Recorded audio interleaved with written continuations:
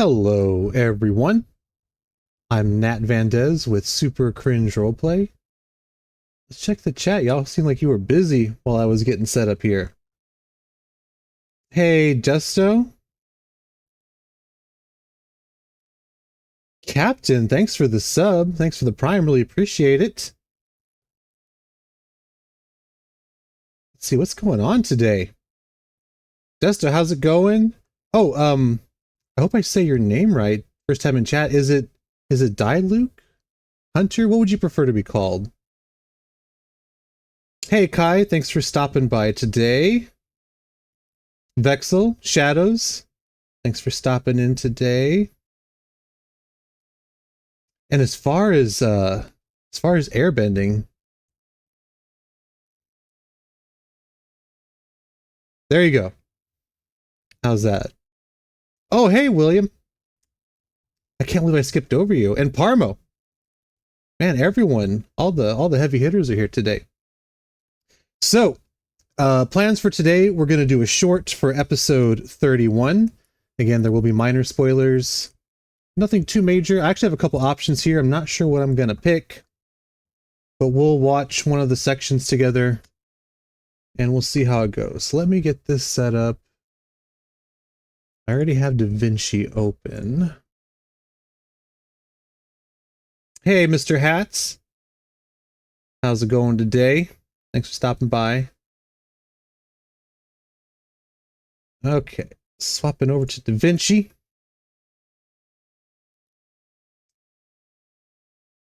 Oh, before I do that, let me copy this real quick. I did forget to do this before the stream started. No big deal. We'll just copy it over right now. That way I don't lose my template. Okay, here is the section. I might skip through it a little bit, but this is the section that we're going to be working from today, probably. Thanks, Vexel. Appreciate it. It definitely is a process. What can we see from where we're at? So where you're at, Doctor can see pretty much what's around him because he's controlling the ship. So he has a kind of like a vision of what's happening around him. So you see Captain Lindell's ship. Thanks, Kai. Appreciate it. Climb above. And yeah, obviously you're welcome to use Captain it. Grayford's ship, and somebody throws these barrels over, just kind of like a little bit at a time, and then they just kind of like fall on one side, and then they start exploding. Okay.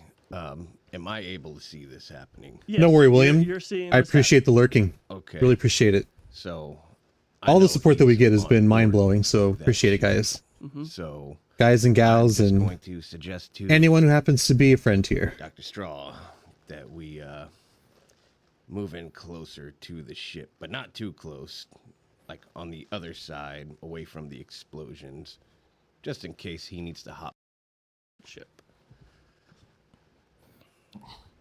Round to the backside. Thanks, Kai. Appreciate it. The explosions. Honestly, it's been pretty wild. I mean, we're really new at this. I mean, I've been making videos since high school, but nothing at this level. But as far as like us getting together to make content, definitely a new thing for us, and it's been really exciting. I don't know. Yeah, because it's port on starboard. That's why. I think there's enough context here. I looked at it ahead of time. We might just skip to the editing process here. So the general gist of this is we're in an airship having air combat, and Jokester and I are fighting in the cockpit. So I'm just going to clip this here. Chris also had a suggestion for today, although I think I'm going to use his for next time. So let me just paste this over here. Okay, so I need to get a little bit of context as far as that we're in the cockpit of a ship. Live sessions, I don't know, Kai. Our group may not be catered for live sessions.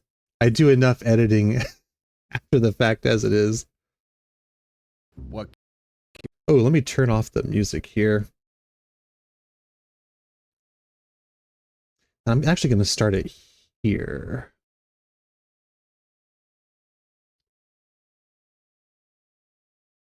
I'm gonna actually, this isn't the right AI voice. I'm just gonna pull it over for the time being to give myself a general idea of where this is gonna start.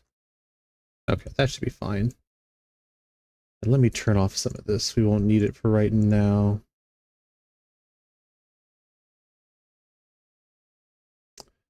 Hey, Omega Lava, how's it going today?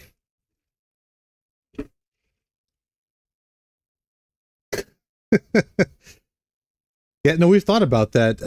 Avoiding getting canceled, especially when we're just getting started.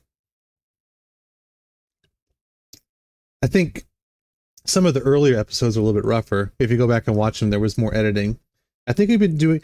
See, we want the content to be accessible, but not be for children. Like, we want adult humor, but we still want it to be accessible without going too far. Honestly, I think we've been doing pretty good with that over the last few episodes. There's definitely things that I'm thinking, though, and I'm like, probably shouldn't say that. It happens from time to time. If you ask the other guys, I'm sure they would say the same thing. Stuck at work. That sucks. Well, hopefully your day wraps up quickly, and then you can enjoy some leisure time. What can we see from where we're at? So where you're at, Doctor can see pretty much what's around him because he's controlling the ship. So he has a kind of like a vision of what's happening around him. So you see Captain Lindell's ship climb above Captain around him. He pretty much what's around him. Okay, so I think the line where the Doctor is controlling the ship here. Can see pretty much what's around where you're at. Doctor can see pretty much where you're at. Doctor. Okay, so we'll just trim this. Doctor. And this is the rough cut, so I'm not going to worry too much about it. I just need a general flow, general story for right now, and then we can clean it up later. Doctor can see pretty much what's around him because he's controlling the ship. Doctor can see pretty much what's around him because he's controlling the ship. Okay, so this might be a little rough, but I can always come back and add stuff in if I need to. Doctor is controlling the ship. Okay, so we'll keep that. He has a kind of like a vision of what's happening around him. So you see Captain Lindell's ship climb above Captain Grayford's ship, and somebody throws these barrels over. I don't know how much of this I'm gonna need. So what we're gonna do is just grab some of this for right now, and then I can just edit it or delete it later. Captain Lindell. So you see Captain Lindell's ship happening around him. Okay, we might hang on to this since they're kind of talking over each other, which is fine. It happens during the games. Doctor is controlling the ship. So you see Captain Lindell's ship climb above Captain Grayford's ship, and somebody throws these barrels over. Okay. So obviously I'm going to clean this up, but I think this is a good start for opening context. Just kind of like a little bit at a time, and then they just kind of like fall on one side, and then they start exploding. Oh, and we'll include the exploding line. And then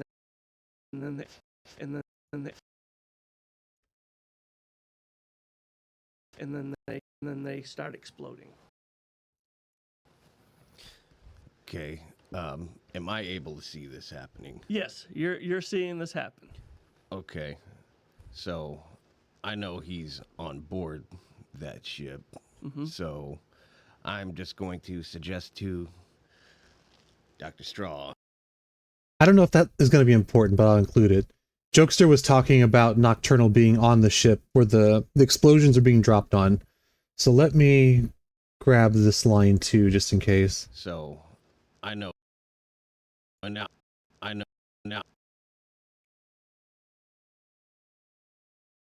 It's got a 43-inch flat screen for $10 for my gaming table.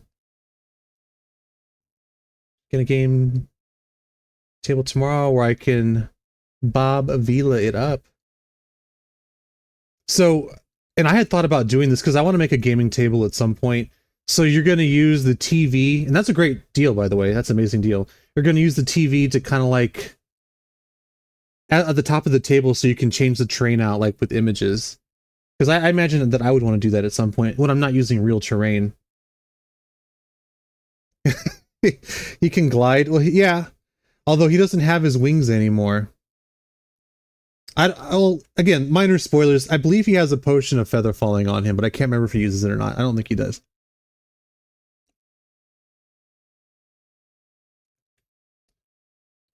I think so. I think using a TV and a gaming table. Honestly, I think that all gaming tables should have access to like a screen on top, even if you decide to use regular, like actual terrain. Having that option, I think, is a good idea. Officially part of Fetal. Exactly, Shadows. No, I really like that idea. I know. And it's something that I want to do at some point, even if it's just like a personal gaming table. I know he's on board that ship. Mm-hmm. So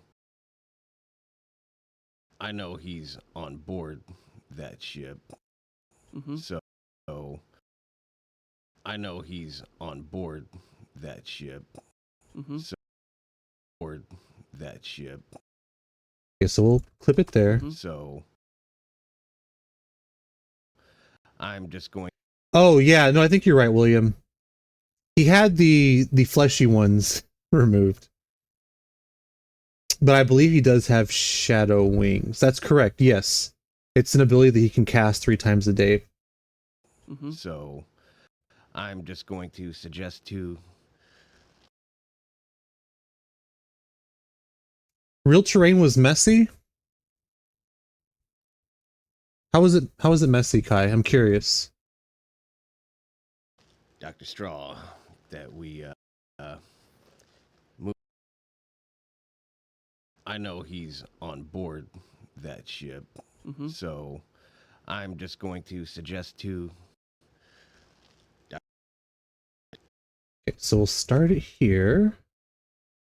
Dr. Straw that we move in closer to the ship, but not too close, like on the other side, away from the explosions, just in case he needs to hop back on. No, on. Okay, I don't know how much of this I'm gonna use here. See, he made stuff himself, like, oh, styrofoam. Yeah, I could see how styrofoam would get messy. For some reason, my head went straight to glitter. I'm like, I don't know why I was thinking of glitter. That'd be super weird. I guess you could use it for certain things.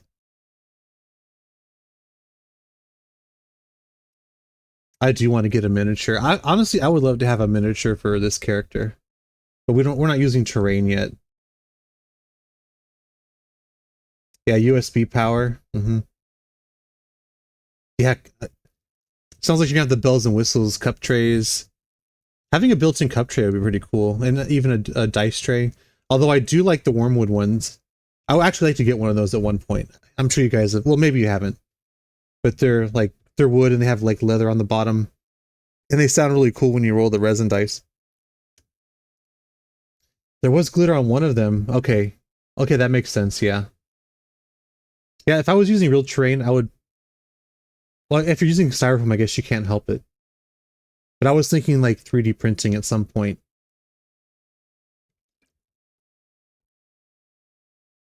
Dr. Straw. Moving. Dialuke Hunter, thanks for the sub. Really appreciate it. Closer to the ship, but not too, Thanks for hanging out today. like on the other side. Also, I don't know if you responded. If you don't respond, it's not a big deal. I was just wondering what you prefer to be called. Dialuke or Hunter, or a combination of the two. Had to jump onto my PC to do that. Hey, I appreciate the effort. Really do. Thank you. Dialuke, gotcha. Am I saying it right? Dialuke? Away from the explosions. Big Daddy in case Hunter. he needs to hop back on. Okay. Eternal. Needs to hop back on. Absolutely, Mr. Jokester. Backseat driver. I'm gonna go. I'll go ahead. I'll go ahead and bring the ship around. Okay. Okay, so I'm gonna clean this up. Obviously, not sure how much of this I'm gonna use. First try, good, because I am terrible with names, so I'm glad that worked out.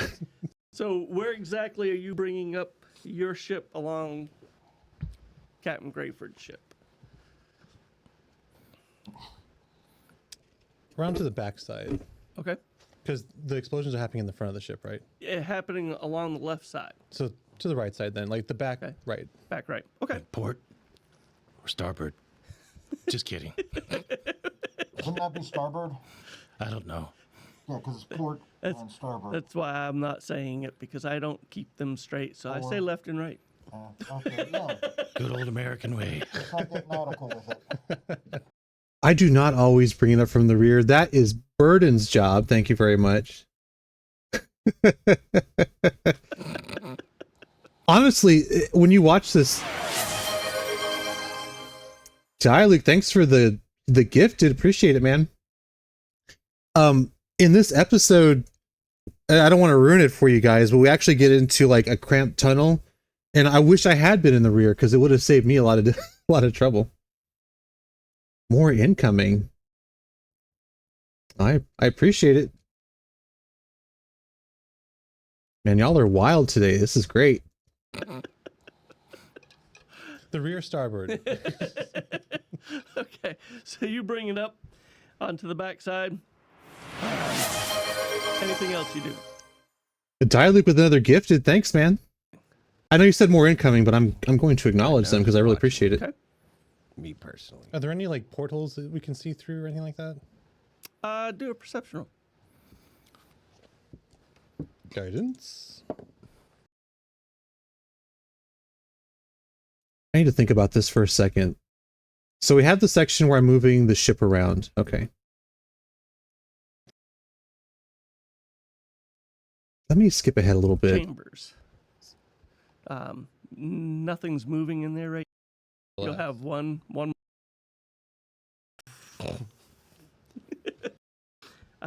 Fire is getting pretty intense up here. See, there's a couple sections of this that I know I want to include, which is why I'm having trouble thinking this through right now.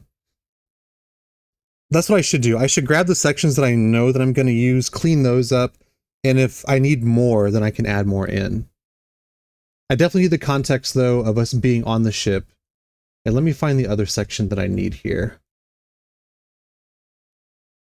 Captain says, I would have subbed sooner, but I didn't notice the Twitch icon until the last episode. No worries, Captain. Thanks for hanging out today.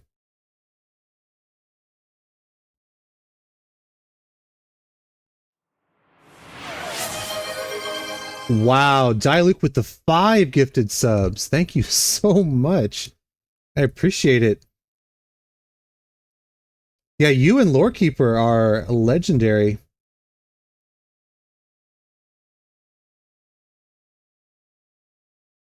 Thank you so much. Really appreciate it. You're going to be throwing me off today.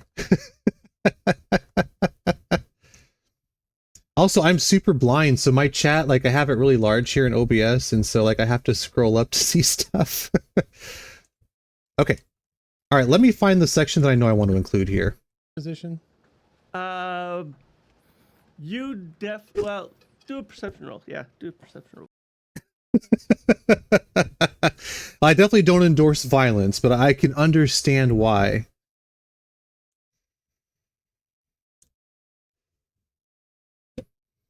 Yeah, Kai feels the pain too. You know what I need to do, Kai, is I need to get like another monitor. Omega Lava with the gifted sub. Thank you so much. We got a hype train. You guys are crazy. You guys are insane today. I appreciate it. Yeah, what I need to do is I need to get another monitor just for chat. I've seen other streamers do that. It seems like the right thing to do. Dear Lord.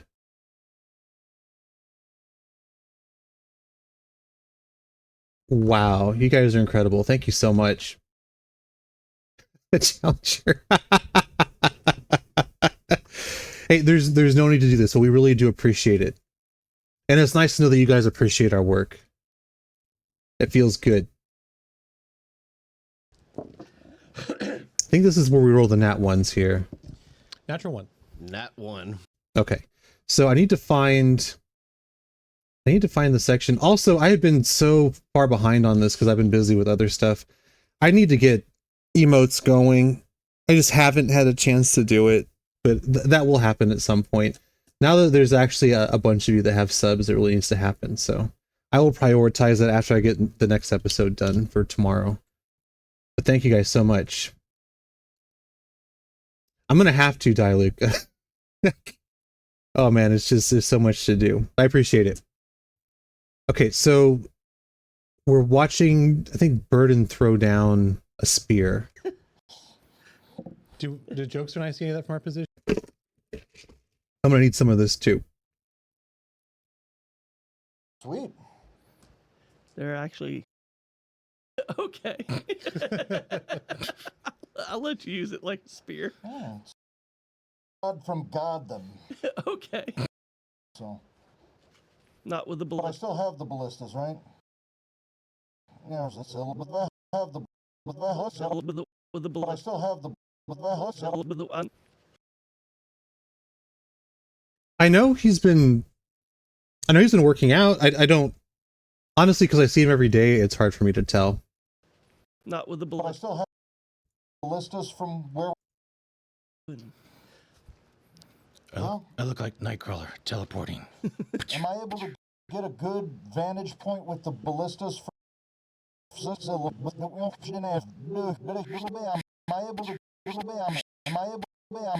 Okay, I think this is the section I'm going to want here. Oh yeah, that's true. That's true, Kai. Although I think he might be my 240 now.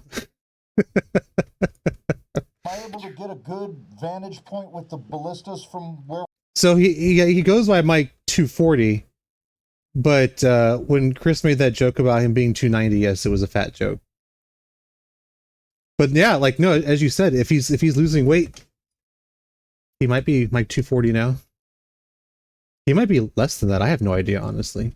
Am I able to get a good vantage point with the ballistas from where we're at? No, they don't aim down Yeah, enough. I don't think so. Not with the But I bullet. still have the ballistas, right? Okay, I'm gonna have to break this up a little bit more. Okay, so this section is the ballistas and the nat 1 and the fighting stuff. So to transition into that, let me just watch it and see what I have already. Doctor is control. I honestly, like I said, I don't know. But I'll let him know that you guys think that he's looking slim and fit. The ship. Little So you bird's eye see view. Captain Lindell's ship climb above Captain Grayford's ship, and somebody throws these barrels over, and then they start exploding. I know he's on board that ship, Dr. Straw, that we move in closer to the ship, but not too close, like on the other side, away from the explosions, just in case he needs to hop back on. Nocturnal needs to hop back on. Absolutely, Mr. Jokester. Backseat driver. I'm gonna go.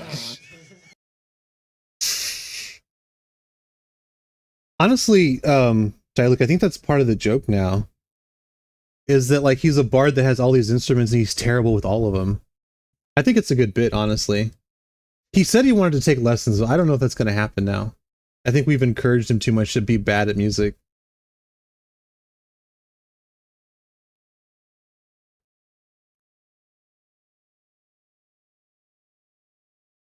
Okay, here.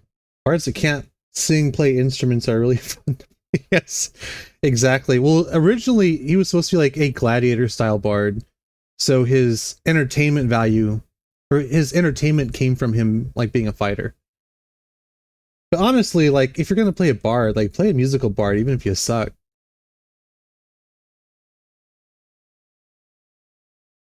Yeah, exactly. Although his charisma, I think he got up to 20 finally. Doctor is controlling the ship. Little So you bird's eye see view. Captain Lindell's ship. Okay, I think what I'm going to do is, because there's a lot to work with here, I'm going to clean this section up and then we'll move on to the next section. Doctor is controlling the ship. Little So you bird's eye see view. Captain Lindell's ship climb above Captain Grayford's ship, and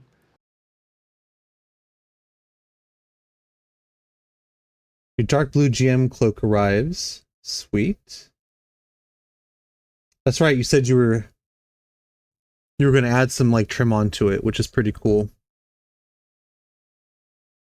Doctor is I'm going to zoom in here so we can clean this up. Doctor is Should hide the video while I do this. Doctor is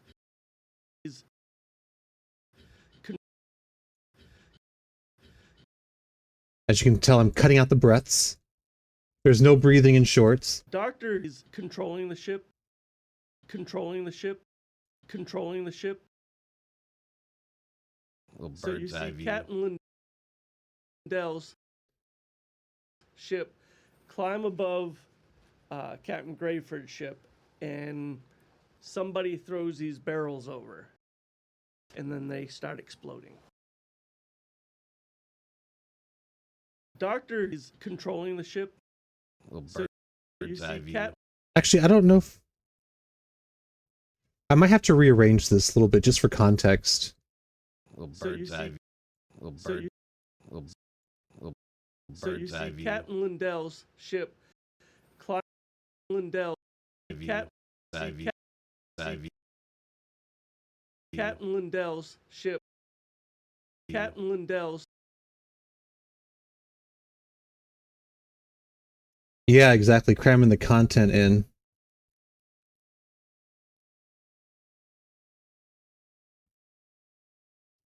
What kind of character is Lorekeeper making, Diluc? I'm curious now. Captain Lindell's ship. Okay. Captain Lindell's.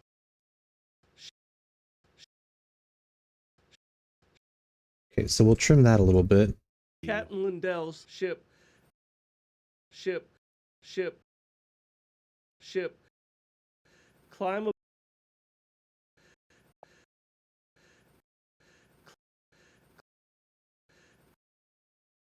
Okay, so Captain Lindell's ship climb above Captain Grayford's ship, and somebody throws these barrels over. Climb above. and this is such a weird section. Doctor is You know, it's weird is like when you're playing the game and you're in the moment and like and you're aware of all the context that's going on, you take a lot of stuff for granted because you've been talking about it for 5 or 10 minutes already, so you know everything that's happening. But to really boil it down to like a couple seconds so that people know what's happening is difficult to do. This is one of those situations where I might have to do something in the intro, like with the AI voice, which will also give it context, but we'll see. An Owlin Artificer. Mason Cod. Yeah, we're spamming ship now. I like Dex Fighters. I actually played one. It was a Bard. This was before Baldur's Gate 3 came out. It was a Bard fighter combination, and it was a lot of fun to play. So yeah, it was obviously Dex based because I used I think it was hand crossbow. Yeah, I think it was. I only had one though. I wasn't dueling them because the rules in tabletop D&D are a little bit different than Baldur's Gate. Doctor is controlling the ship. Little So you bird's eye see view.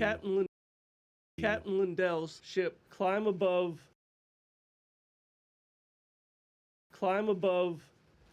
Captain Grayford's ship, and somebody throws these barrels over. Captain Lindell's ship climb above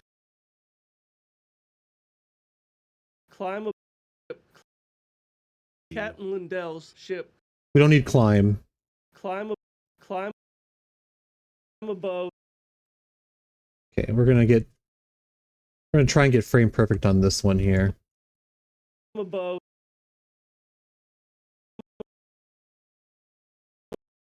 Above. Okay, I think we got it. Captain Lindell's ship above.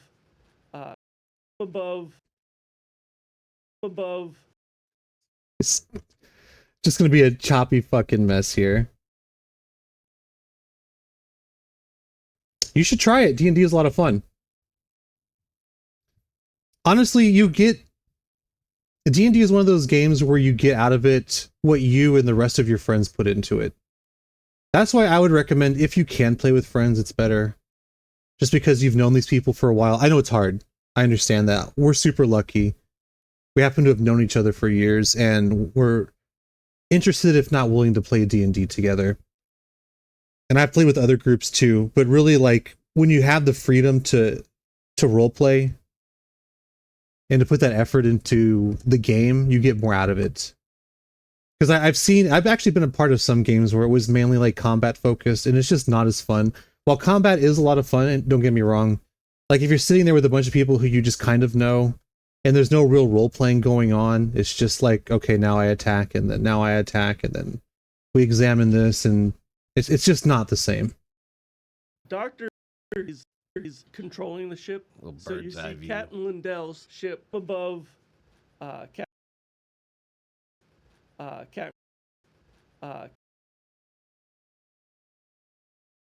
Ship above.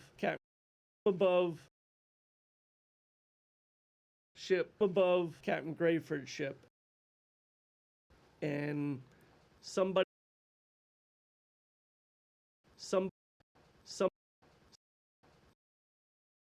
Okay, so I think we've trimmed this down to what it needs to be. Ship above Captain Grayford's ship. Somebody throws these barrels over. Somebody throws these barrels. Somebody throws these barrels. Somebody throws these barrels. By the way, if this is your first time in the stream when I do video editing, I do apologize. It gets repetitive because I have to listen to things over and over again just to make sure that I'm getting what I need from the clips. It's just the nature of the beast. Doctor is controlling the ship. So you see Captain Lindell's ship above Captain Grayford's ship. Somebody throws these barrels and then they start exploding. Okay. So I think we've gotten that part. I know he's on board that ship.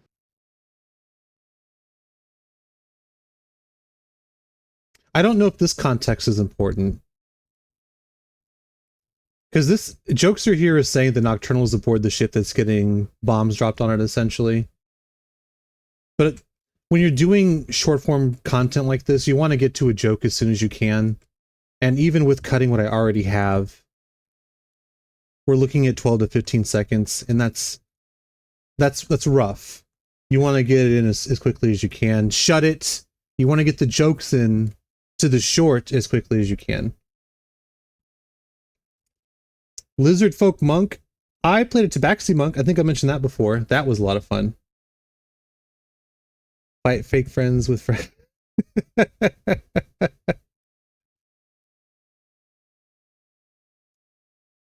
Hey, thanks for stopping by, Captain. I really appreciate it.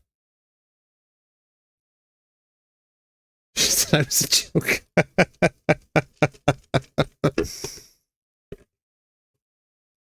That's too funny. Doctor is controlling the ship. Okay, so I think I'm gonna move this for right now.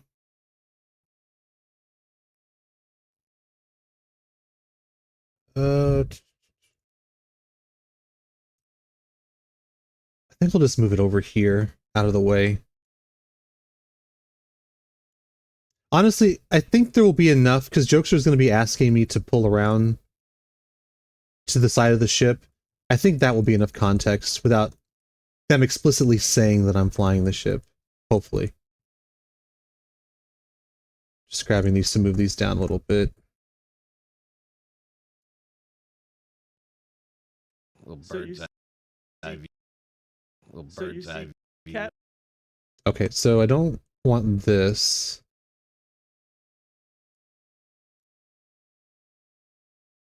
Little So bird's you eye see view. Captain Lindell's ship. What? There we go. Captain Lindell's. Okay. I don't know what that was. That was weird. I've noticed that there are some glitches in DaVinci, and I don't know if it's just my video card dying or if there's actual, like, documented bugs that are happening. I have no clue. But with the free version, I'm not going to argue, so it's good enough to get the job done. Although, honestly, I wish that subtitles came with the free version. That would be nice. A bard's epic war cry. Captain Lindell's ship. Captain Lindell's ship above Captain Grayford's ship.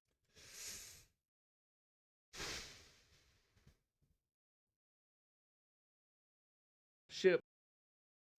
I'm thinking if I want to include like a UC, as in like the GM is telling Jokester, you see this? I don't know. Burden's crabs just get everywhere. It's understandable. Hey, Burden claims to be very clean and STI free. So I have no idea. Let me move this down. Lizard Folk Monk has a lot of fun shenanigans. I would have to try something like that. I've actually never played Lizard Folk. Okay, let me add some of this in. Has a kind of like a vision of what's happening around him. Little So you bird's eye. see. Little So- bird. God, I really wish Clint wasn't talking here. Little So bird. you- Little so you bird's eye see. view. Little So you bird's eye. I don't know how to fix this. And sometimes this just happens. I mean, it's not really his fault. Like, stuff just happens, but like, this is kind of essential dialogue to cutting things down into a short. I'm gonna have to really think about what I'm doing here.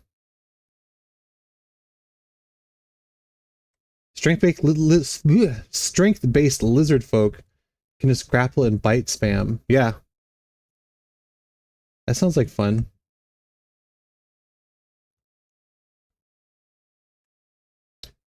And to be truthful, Omega Lava, like, we don't know if the captain had anything. Canonically, we don't know. And the GM hasn't said anything to us.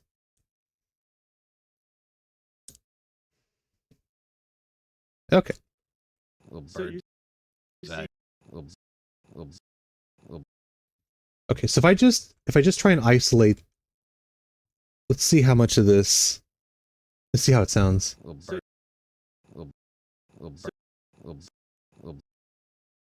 So you bird's eye. see. So you Bird's see. eye. Captain Lindell. This might work. I think with the subtitles on there, it'll help kind of drown out the overlaid vocals. We'll see here. So you Bird's eye see view. Captain Lindell's ship above Captain Grayford's ship. Somebody throws these barrels and then they start exploding. Okay, I think that is as good as it's going to get. And I don't want to stay too long on a section. So we will move on. Honestly, Kai, I have no idea.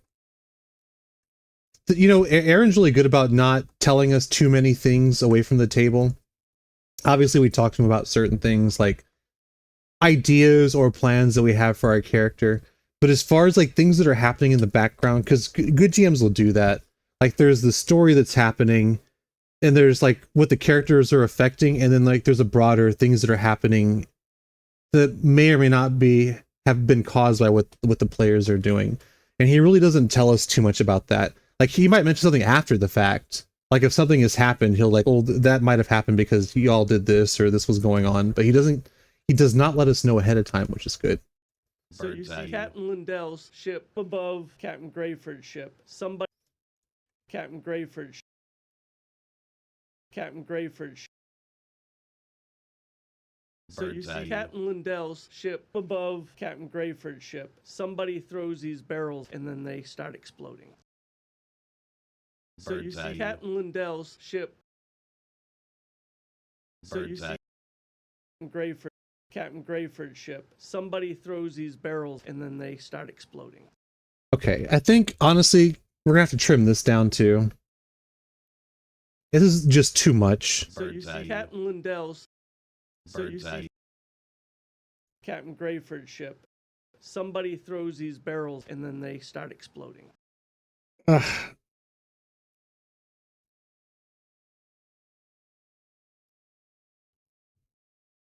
I don't think the barrels are important the more that I think about it.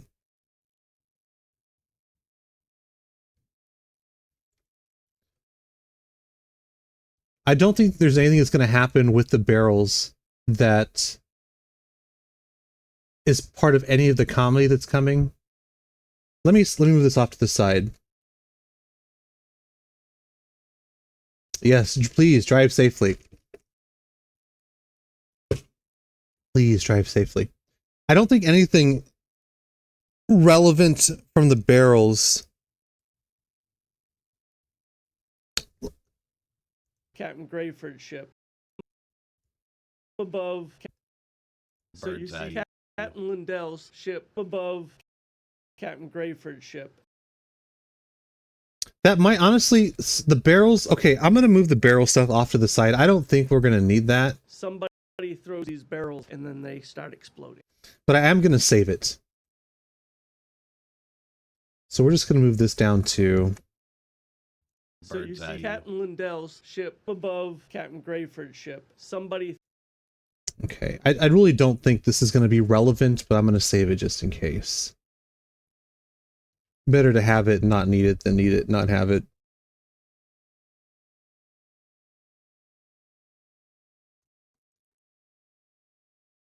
Captain Lindell's ship above Captain Grayford's ship. I know he's on board. I know he's on board. I know he's on board. I know he's on board. I know he's on board. Okay. That ship. Yeah, we don't need all of this. Dr. Straw. Dr. Straw. Dr. Straw. Dr. Straw. That we moving closer to the moving boom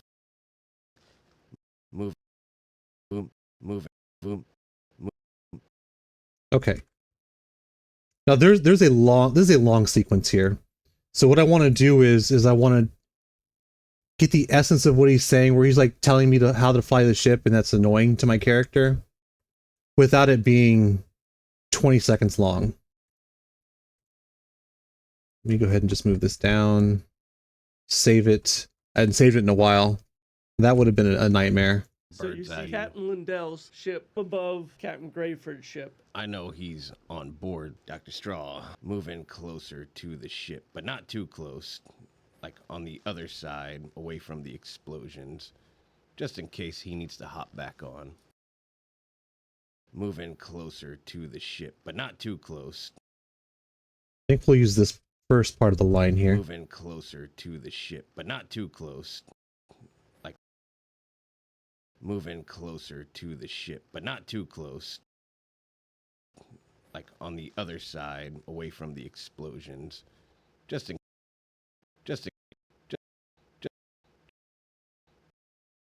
think that'll be good. Moving closer to the ship, but not too close, just in case he needs to hop back on. Nocturnal needs to hop back on. Just in case he.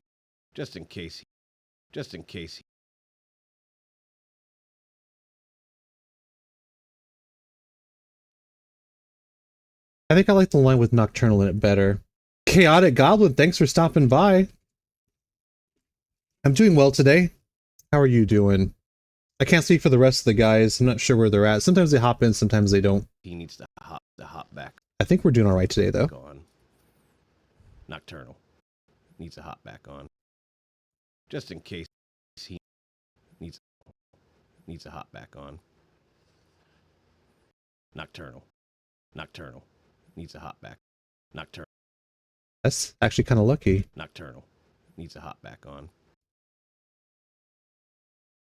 Just in case. Okay, so we'll cut this. Okay. So you see Captain Lindell's ship above Captain Grayford's ship. Just got home from work. Well, I hope you have a restful rest of your day. I know he's on board, Dr. Straw. Moving closer to the ship, but not too close, just in case Nocturnal needs a hop back on. Just in case Nocturnal needs a hop back on. That's a good question. You know, here, because I'm in South Texas, we were supposed to get a lot of rain because of that. And we haven't been. Actually, that's a good reminder. Let me check the weather. What is the weather for the next 12 hours?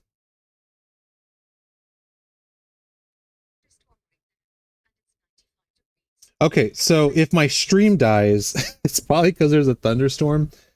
It's supposed to be raining for the next 3 to 4 hours here, but actually not as much time as I was expecting. But I guess we'll find out. So I'm going to keep saving in case I do lose power.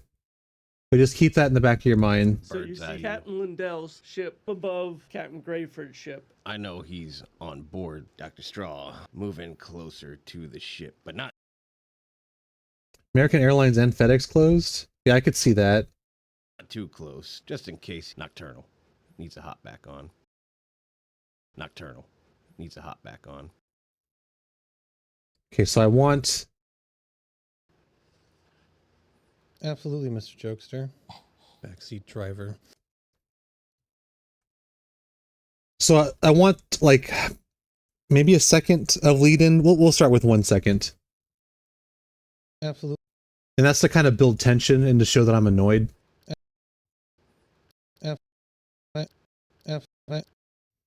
Okay, so that's where the line starts, give or take. And I'll just copy this so that I can use it as a measuring stick. And we're going to set it for 1 second. Excuse me.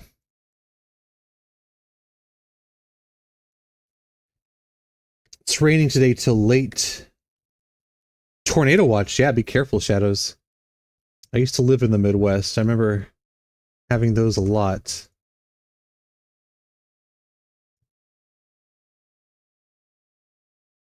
When the sky turns those weird colors. Or just, it's got that weird eerie look to it when there's tornadoes about. So you see Captain Lindell's ship above Captain Grayford's ship. I know he's on board, Dr. Straw. Okay, I don't think we need this line because we have the Nocturnal line here. So I'll save it, but I don't think we're going to need it.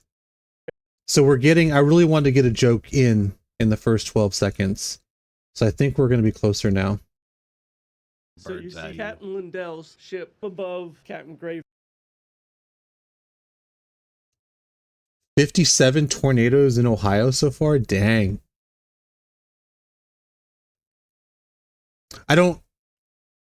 So maybe this is a dumb question.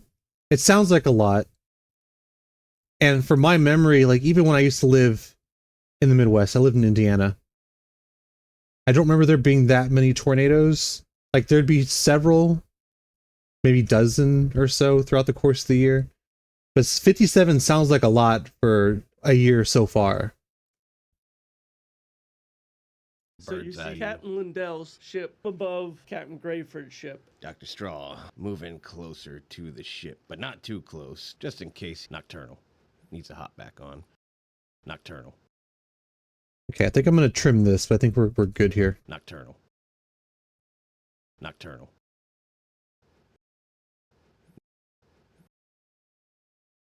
This irrelevant pause. Just in case Nocturnal needs a hop back on. Needs a hop back on. Absolutely, Mr. Jokester. Backseat driver. Okay, so that is not bad. The record is 63 in 1 year. So if it's 57 so far and 63 in a year it sounds like you're on pace to maybe break a record. West Virginia had some tornadoes this year.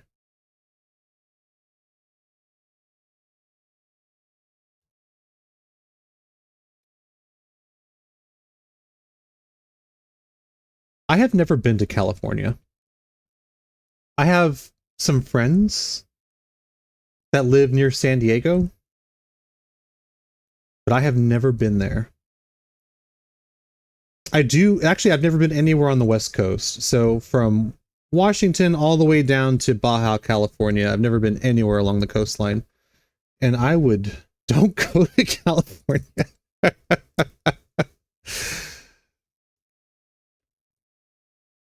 I want to see it at some point before I die. Is it really not worth going to California? Parts of it have got to be pretty, right? San Francisco. I do want to see San Francisco. I want to see San Diego, San Francisco. I don't know if I want to see LA. LA just sounds like a big nightmare. It's like, I mean, I'm here in Texas. I've been to Houston. Like, I don't like going to Houston.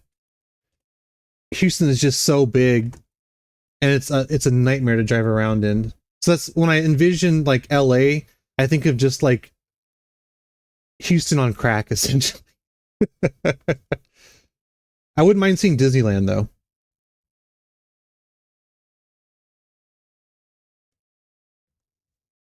Okay, we are gonna get this sorted. I think this is good though. So you see Captain Lindell's ship above Captain Grayford's ship. Dr. Straw, moving closer to the ship, but not too close, just in case Nocturnal needs a hop back on. Absolutely, Mr. Jokester. Backseat driver. I'm gonna go. I'll go ahead and bring the.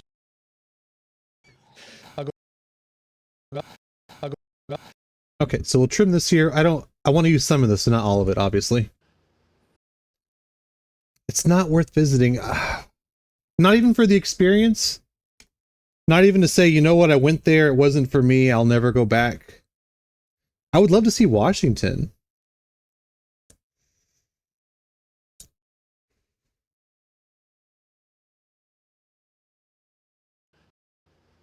Absolutely, Mr. Jokester.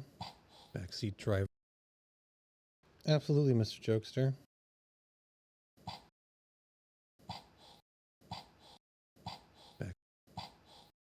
Okay, I can trim this too, because we won't need that. Absolutely, Mr. Jokester. Backseat driver. Backseat driver. I'm gonna go. Okay, so I'm gonna just set this to 2 seconds. So if I do this a lot, if I'm not sure how much of the clip I'm gonna use as far as like a reaction, I usually set it to between 2 and 3 seconds. Driver. And then I'll just trim it here, and I can always come back in and add it later. But at least this way, I can keep moving forward. Washington is awesome.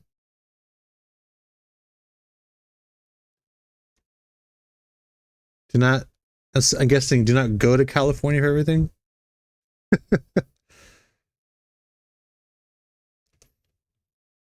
So if you could visit anywhere, Diluc, where would you go? US or let's say anywhere. Europe, Australia, Asia. Where would you like to visit? Went to McDonald's in California on your cell phone, in your back pocket.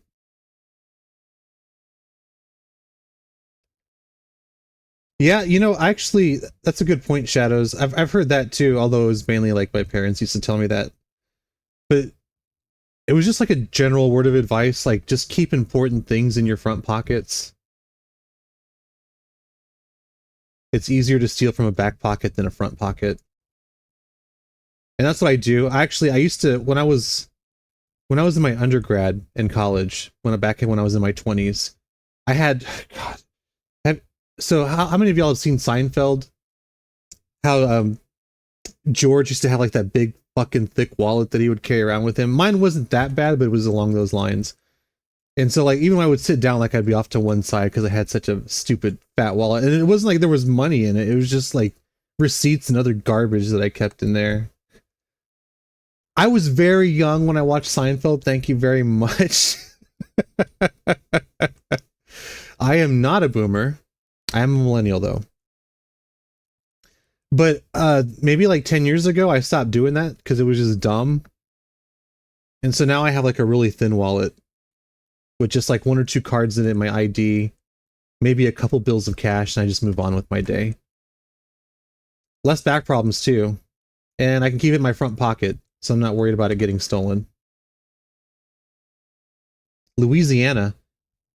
You know what's wild is that being here in Texas, like it's right next to Louisiana. I have never been to Louisiana. I have friends that have been there, but I have never been there. A Bart's epic war cry. So you Bird's eye see view. Captain Lindell's ship above Captain Grayford's ship. Dr. Straw, moving closer to the ship, but not too close, just in case Nocturnal needs to hop back on. Absolutely, Mr. Jokester. Backseat driver. I'm gonna go. I'll go ahead and bring the ship around. Okay. I'll go ahead and bring the ship around. I'll go ahead and bring the ship around. Okay. I think we're good with that. Okay, now I need to get to a part, because the next important thing that happens that is going to tie to the end of the short is where Mike is throwing the spears down. A bunch of horny vampires. I mean, I would love to visit Louisiana, or at least parts of Louisiana. I would say the closest that I've ever been to Louisiana was Left 4 Dead 2. For those of you who know what that means. Which is a fun game, by the way. Am I able to get a good vantage point with the ballistas? Okay, so I need some speech here. Or some dialogue where we're talking about Burden getting ready to throw the ballistas. I need to listen through some of this though so I can see what's going on, because there might be other stuff that I want to include here. But as far as like getting to the first joke relatively quickly, I think we're doing okay. So where? Yeah, I got it on Steam too, but that's not where I first started playing it, Shadows. I actually had it on Xbox. Was it 360? So this is back when LAN parties were a thing. I would go over to my friend's house, and we had, I think, just 2 Xboxes, because you could do, you know, couch co-op. And so we'd have like one Xbox in the living room, and we have another Xbox like in, I think it was in one of the bedrooms. Obviously there were 2 TVs. And it was like we'd do 2v2. And that was a lot of fun. A lot of good memories doing that. So oh, that's where True Blood is. Actually, I've seen only parts of it, but I liked... Actually, I should go back and watch True Blood. So where exactly are you bringing up your LAN. And those weren't even the first LAN parties that I went to. I went to LAN parties back in the day where you would take your whole computer, and there would be like 5 or 6 of us, and we would play... What did we used to play? Like Unreal Tournament? Quake 2? Fuck, I can't, like, something like that. Yeah, I'm older. So where? Unreal Tournament was the shit, though. That was a lot of fun. So where exactly are you bringing up your ship along Captain Grayford's ship? Like Call of Duty before it was Modern Warfare. I'm talking like Call of Duty 2, probably. Around to the backside. Okay. Because the explosions are happening in the front of the ship, right? Yeah. So, Omega Lava, in my personal life, I swear a lot. I have a potty mouth. Not swearing is part of my character. As far as like being Dr. Straw. Actually, I would say between me and Chris and Mike and Clint and Aaron, I probably swear. So I do swear less than they do, I would say, even in my personal life. Out of character. Aaron swears the least. Even as the GM, he swears less than the rest of us. But it's not like I don't swear a lot. I just swear less than them. So it's relative. So where exactly are you bringing up your ship along Captain Grayford's ship? Around to the backside. Okay. Because the explosions are happening in the front of the ship, right? I don't think the port starboard stuff is funny. Shadows, I don't know if you would know this. I'm just throwing this out there. Do you know port and starboard? Is that something that you would have been taught?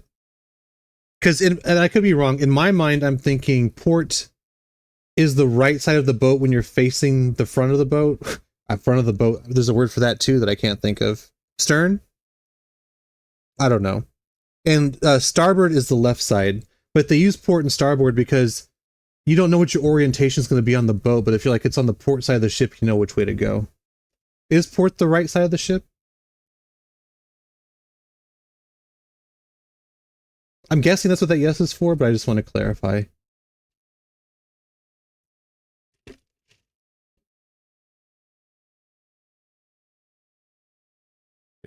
Happening along the left side. So to the right side then, like the back Okay. right. Back right. Okay. Port or starboard? Just kidding. Wouldn't that be starboard? I don't know. Yeah, because it's port and starboard. That's why I'm not saying it, because I don't keep them straight. So I say left and right. Okay, yeah. Good old American way. Let's not get nautical with it. The rear starboard. Okay. So you bring it up onto the back side. Anything else you're doing?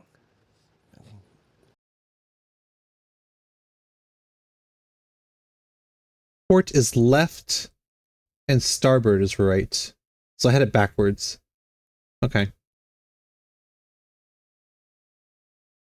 Now just I'm trying to think of something in my head to remember that. watch it It's a good place to be, Kai. personally. Are there any like portholes that we can see through or anything like that? Okay, so I'm not a huge fan of the port starboard commentary. I'm not a huge fan. Well, I mean, I think it's funny in game, but as far as like further short, I'm not a huge fan of me shooting into or attempting to shoot into the captain's quarters. In one, it's Port has 4 letters like left. Okay. I think I remember that. into what appears to be Captain Grayford's chambers. Okay. Yes. Fire.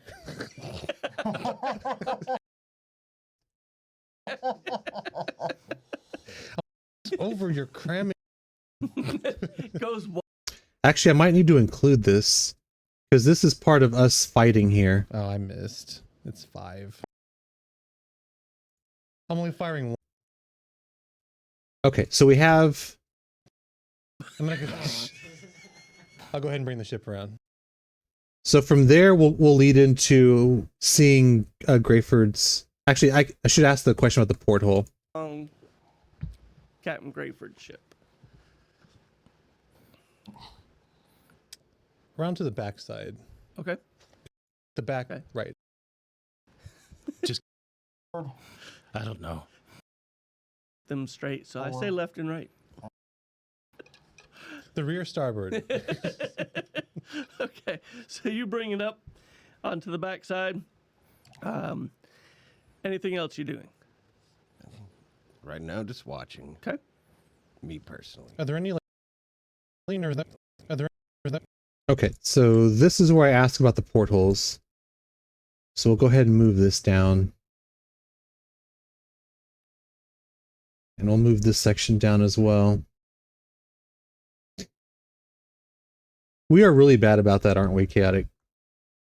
We are very, very bad. So you Bird's eye see view. Captain Lindell's ship above Captain Grayford's ship. Dr. Straw, moving closer to the ship, but not too close, just in case Nocturnal needs a hop back on. Absolutely, Mr. Jokester. Backseat driver. I'm gonna go. I'll go ahead and bring the ship around. Are there any like portholes that we can see through or anything? Are there any like portholes that we can see through or anything like that? Okay, I'll rough cut this for right now. Are there any like portholes that we can see through or anything like that? Do a perception roll. We're going to cut out this roll. I don't think it's Guidance. relevant to the flow here. God, I needed it. 7. 11. Just enough. Yeah, you can see in one. It's into what appears to be Captain Grayford's.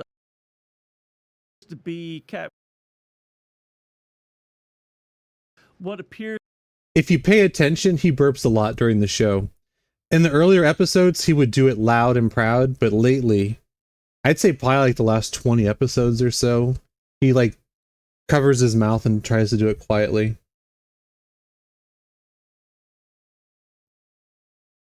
Appears to be Captain Grayford's chambers. Do a percent. It's into see just enough. Yeah, you. Yeah, yeah. Okay, so. Okay, so I can delete all of this. Yeah, you can. Are there any like portals that we can see through or anything like that? Yeah, you can see in one. It's into what appears to be Captain Grayford's chambers. Nothing's moving in there right now. Captain Grayford's chambers, you say? Yes. Fire. Yes. Fire. Yes. Yes. Okay. I think this will look. We This, can see through. this might sound good here. Yeah, you can see in one. I'm going to clean it up, obviously. It's into what appears to be Captain Grayford's chambers. Fire. Fire. So I'm going to keep some of this laughter.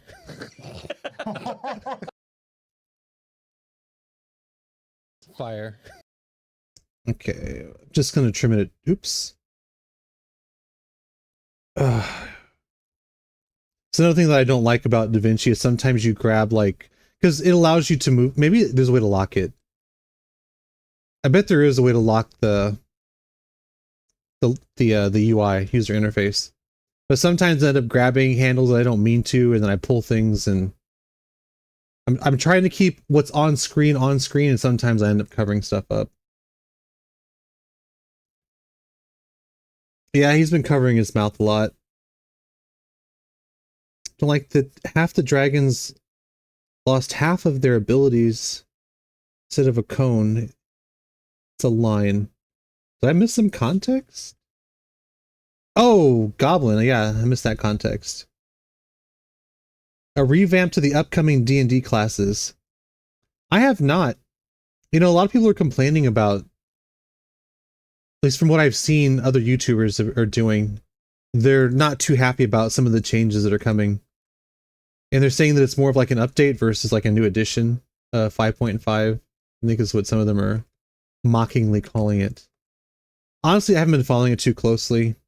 I figured there's enough with 5th edition that if you don't like some of the rules, you can just change them. For example, I'm not a huge fan of the potions rule where it takes an action to drink a potion. So I prefer bonus actions for that. Actually, what Dungeon Dudes do also, they actually give you the option when it comes to health potions specifically, where if you drink it as a bonus action, you roll the dice. But if you take the time to drink it as an action, then you just get max healing from it, which I think is a pretty good compromise. And plus, that gives you more options as a player. And giving the player more options is always good because they get to think through things and make decisions based on what will be appropriate for that situation. I like 5th edition. I really do. And to be fair, it's probably a bias because it's the first D&D that I played was 5th edition. If I had started with an older edition, I might like it more. I do like 5th edition. I think there's enough there to work with where you can change it if things are bothering you. Or they don't fit like the flavor of the game that you're going for. Yeah, you can see in one. Yeah, you can see. You can see in one. It's into what appears to be Captain Grayford's. What? Yeah. Are there any like portals that we can see through or anything like that? Are there any like portals? Are there any? Man, the rain is starting to come down outside now. I can hear it. a fan of 2.5 and 3.5. I never tried those. The only tabletop systems that I've played in have been 5th edition D&D. I've done Edge of the Empire, the Star Wars Edge of the Empire system from Fantasy Flight Games. I really enjoy that system. Although your dice pools get ridiculous in late game, and coming up with a bunch of stuff because I used to GM that, and coming up with a bunch of stuff that happens when you have advantages or disadvantages, or they're called threats, I think, if I remember correctly, or triumphs or despairs. Even when you succeed, I mean, they're called narrative dice, so it gives you all these things that you have to like account for, and sometimes that gets a little bit difficult.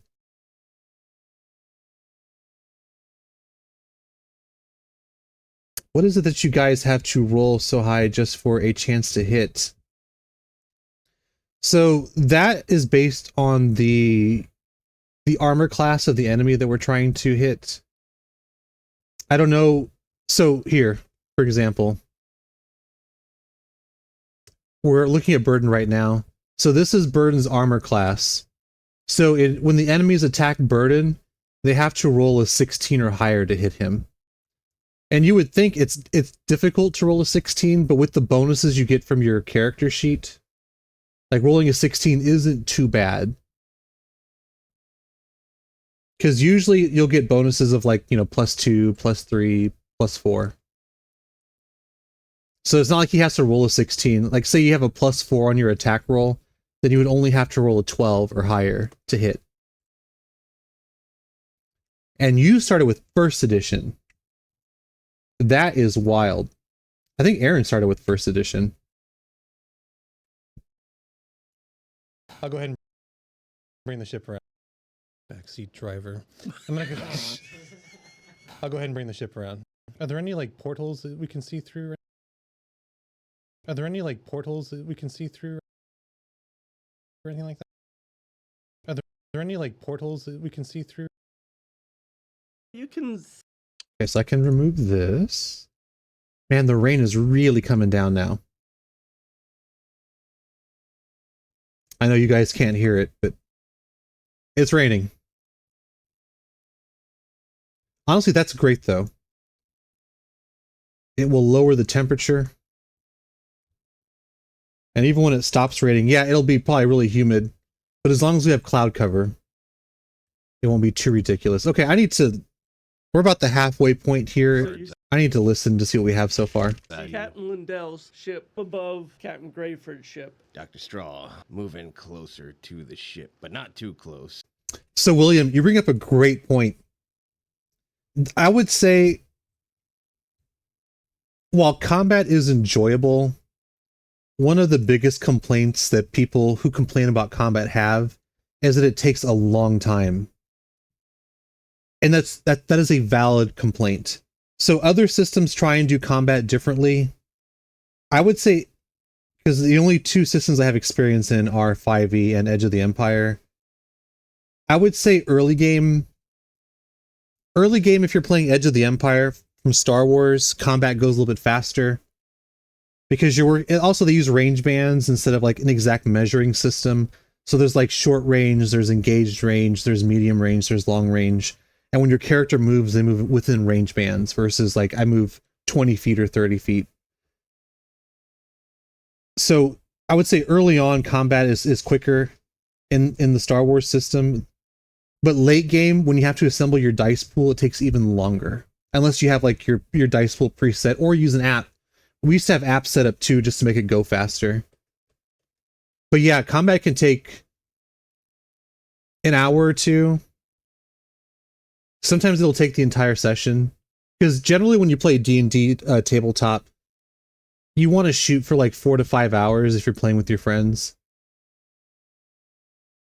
Obviously for a show, we like to keep it at 2 hours. But if you were to just play with somebody, it would probably be like 4 hours or more. And the reason for that is it's just so hard to get people together. And it's hard to do anything in just 2 hours. But you are right. Combat takes forever. And it's really hard to get around that. So you Bird's eye see view. Captain Lindell's ship above Captain Grayford's ship. Dr. Straw, moving closer to the ship, but not too close, just in case Nocturnal needs to hop back on.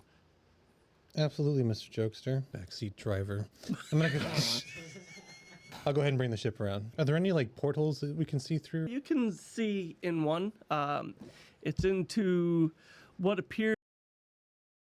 You can see in one. Appears to be what appears. What you can see. Okay, so you can see what appears to be. What Okay, I think that is where I want to chop it. you can see in. You can see what appears to be Captain Grayford's chain. What appears to be Captain Grayford's.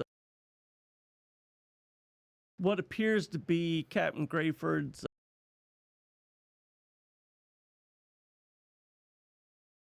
You learned to read from first and second edition? Hey, that's great though. Plus all the pictures from the old, I imagine the DM guide and the monster manual. I haven't seen them, but I imagine it's pretty iconic. But the art was pretty good. Episode 26 through 30. Yeah, that's the other thing too. And that also slows combat down, which is why that's why you have initiative order, first of all, so you know when your turn is going to be. And I'm guilty of this too, so I'm not trying to call anyone out because I make this mistake a lot. But because you know what the initiative order is, you should be thinking about what you're going to do on your turn while the other players are having their turn. That way, when it gets to be your turn, it's not like, oh shit, what do I do? It's like, okay, I'm going to do this. Now, obviously, when the party does something that could change what you were going to do, but it's at least good to be thinking about, I could do this or I could do that. And that does speed up combat a little bit. But again, I make that mistake too. Like sometimes I'm really getting into the story of what's happening and I'm like, oh shit, my turn's coming up. And I'm like, oh, I'm going to Toll the Dead. Like I've done that before. So What appears to be Captain Grayford's. Fire.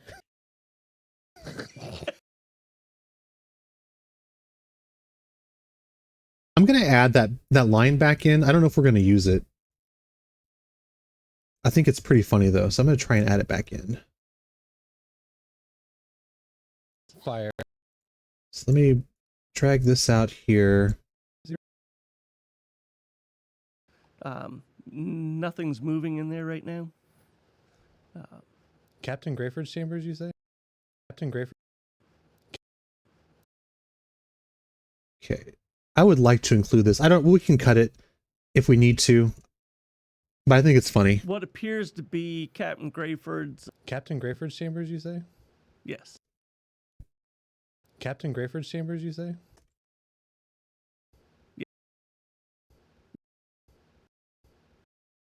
Just getting out the ridiculous pauses here. Captain Grayford's chambers, you say? Yes. Fire. Okay, so we may edit that back out, but we'll keep that for right now.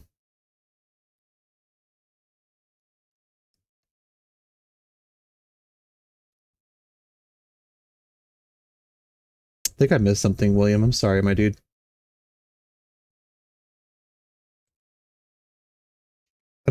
It's because I'm trying to focus on that and this. I don't know what you're referencing. I'm sorry about that.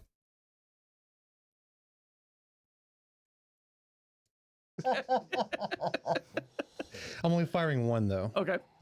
Because I can tell how many shots I have Yes. left, right? Yeah. Okay. We We'll Yeah, save you'll one have- shot for You'll last. have one more after this. I'm creating an exit for you. got the giant dice.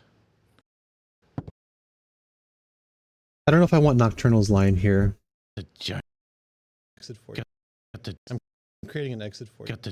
I'm creating an exit for you. I'm creating an exit for you. I'm creating an exit for you. Okay. I think we'll cut this like so. Got the giant dice. Got the giant dice. Okay, and I want to show the roll. I've talked about this before. showing the roll builds tension. You really only want to do it, at least in my opinion, when you're making short form content. You only want to show the roll if it's really, really good or really, really bad. Otherwise, just show the story elements.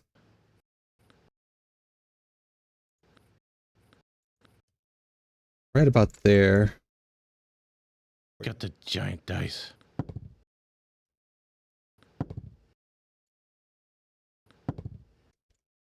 Okay, so we have the dice roll.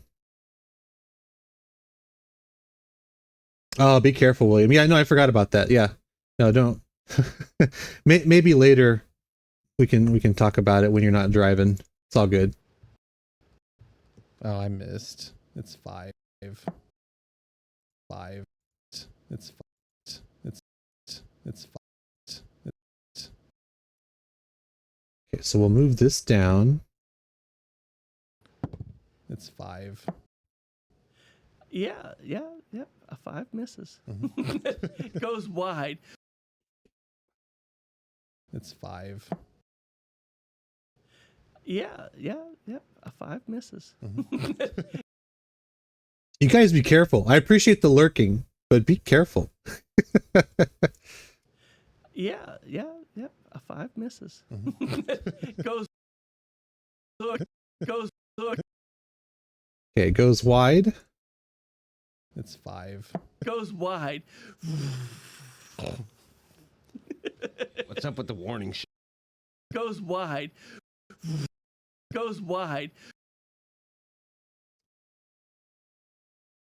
Well, yeah, we're not going to include Aaron's sound effects here. It's not necessary. Goes wide. Goes wide. Goes wide.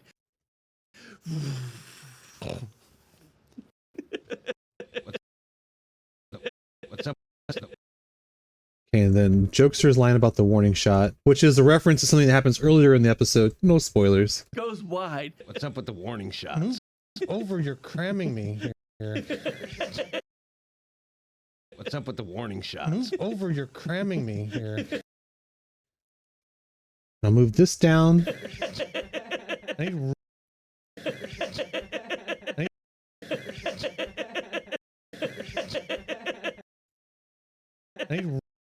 I need room to make these shots. Okay, we won't include that. We're getting close to the end here, though. I have maybe, what, 20 seconds left?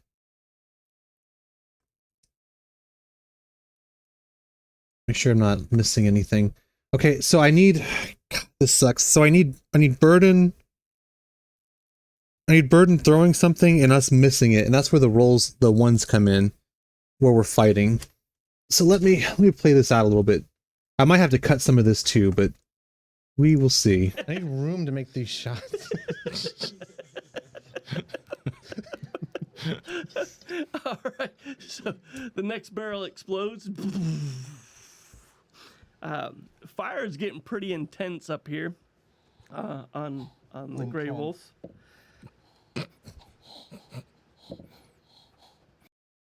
On the Grey Wolf. Obviously, I missed something here. Tense up here on the Grey Wolf. Oh.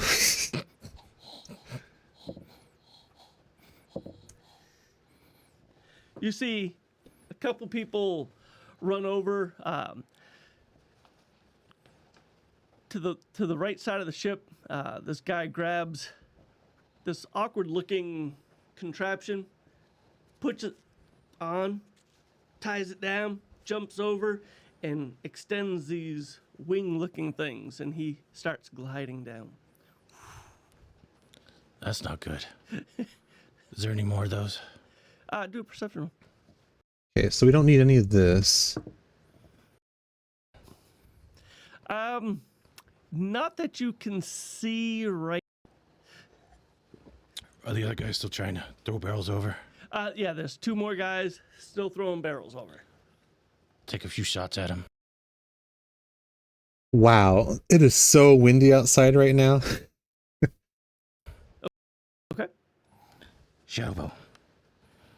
Do I need to stealth It first? reminded me to save, so I didn't lose anything. Yeah, you didn't stealth. You didn't say you stealthed the last time after you fired, so. 28. Okay. You are very well hidden.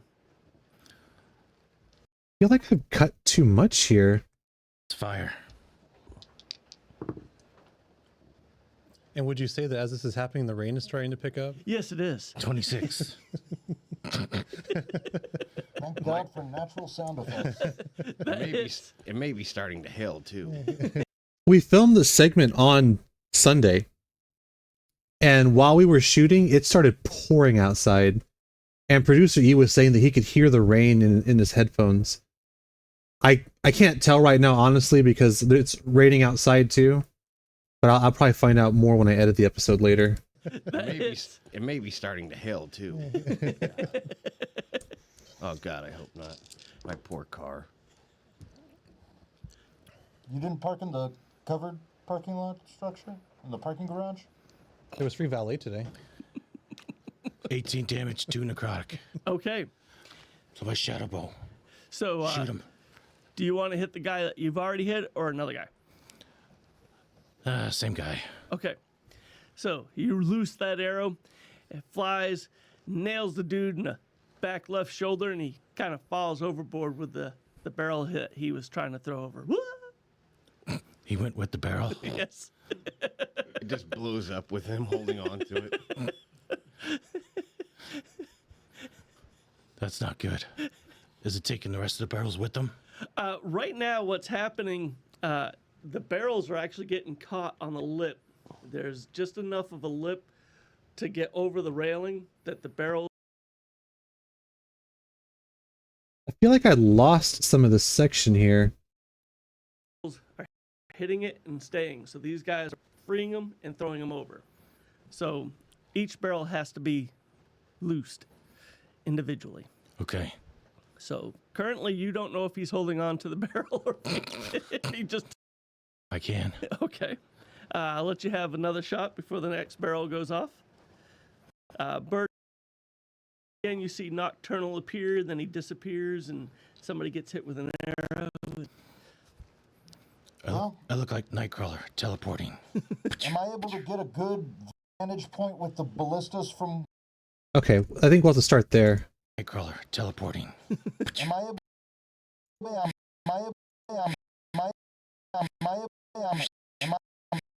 Right there? able to get a good vantage... Okay, so yes. So let me delete this out. I don't know what I did. I must have deleted this section. That happens sometimes. Sometimes I accidentally delete stuff, which is why I have the full video over here. That way, if I screw something up, I can always come back to the full video if I need to. But I'm like, we're getting to the end of this clip and I'm not hearing what I want to be hearing. So I knew I had deleted something there. Am I able to get a good vantage point with the ballistas from where we're at? Am I able to get a good vantage point with the ballistas from where we're at? No, they don't aim down Yeah, enough. I don't think so. Not with the But I ballistas. still have the ballistas, right? You do still have The ballistas? bolts? Yes. I'm gonna start tossing them over and just try to, like, rod from God them. Am I able to get a good vantage point with the ballistas from where we're at? No, they don't aim down Yeah, enough. I don't think so. Not with the But I ballistas. still have the ballistas, right? You do still have The ballistas? bolts? I have the ballistas. Not with the But I ballistas. still have... Not with the ballistas. But I still have... Am I able to get a good... This is interesting. This is another one of those sections where there's just trimming this down to the context of him throwing a ballista bolt is going to be a bit of a challenge here. Am I able to get a good vantage point with the ballistas from where we're at? No, they don't aim down Yeah, enough. I don't think so. Not with the But I ballistas. still have the ballistas, right? You do still have The ballistas? bolts? Yes. Am I able to get a good vantage point with the ballistas from... Try to, like, start tossing them... Yes. Ballistas, right? You do still have The ballistas? bolt... Okay, so I think we'll just cut right into this. Am I able to get a good vantage point with the ballistas? The bolts? Am I able to get a good vantage point with the ballistas, the bolts? Yes. The bolts? Yes. Okay, that's good. Even though technically Aaron was saying no, he doesn't have a good vantage point from firing the ballista. He's about to say that he's going to throw the bolts down. So even though it's not what he was talking about, it still makes sense in this context. Yeah, I do stuff like that occasionally, William. That's a good point, though. Am I able to get a good vantage point with the ballistas, the bolts? Yes. I'm gonna start tossing them over and just try to like rod from God them. Try to like. All right, Dilute, take it easy. I'm gonna start tossing. I think I might lose connection here. It is pouring outside. Try to like rod from God them. The bolts? Yes. I'm gonna start tossing them over and just try to like just them over, and I'm gonna start tossing them over and just Okay, I don't know how much of this I'm going to be able to use. So I'm just going to grab sections here that I can work with. the bolts. Yes. I'm gonna start tossing them over and just I'm gonna start tossing them over and I'm gonna start tossing them over. I'm gonna start tossing them over and just try to like rod.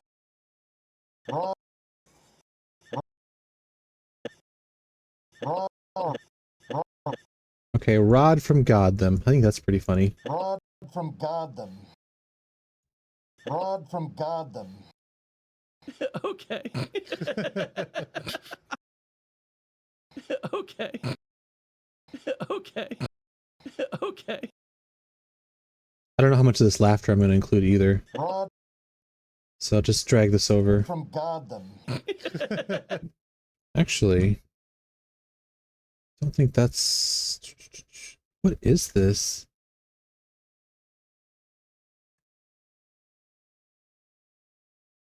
Yeah, it's whatever. That's 5 seconds. That's not what I was using. We'll just set this to 2. That's why I normally call this measure. For some reason, I didn't do it this time around.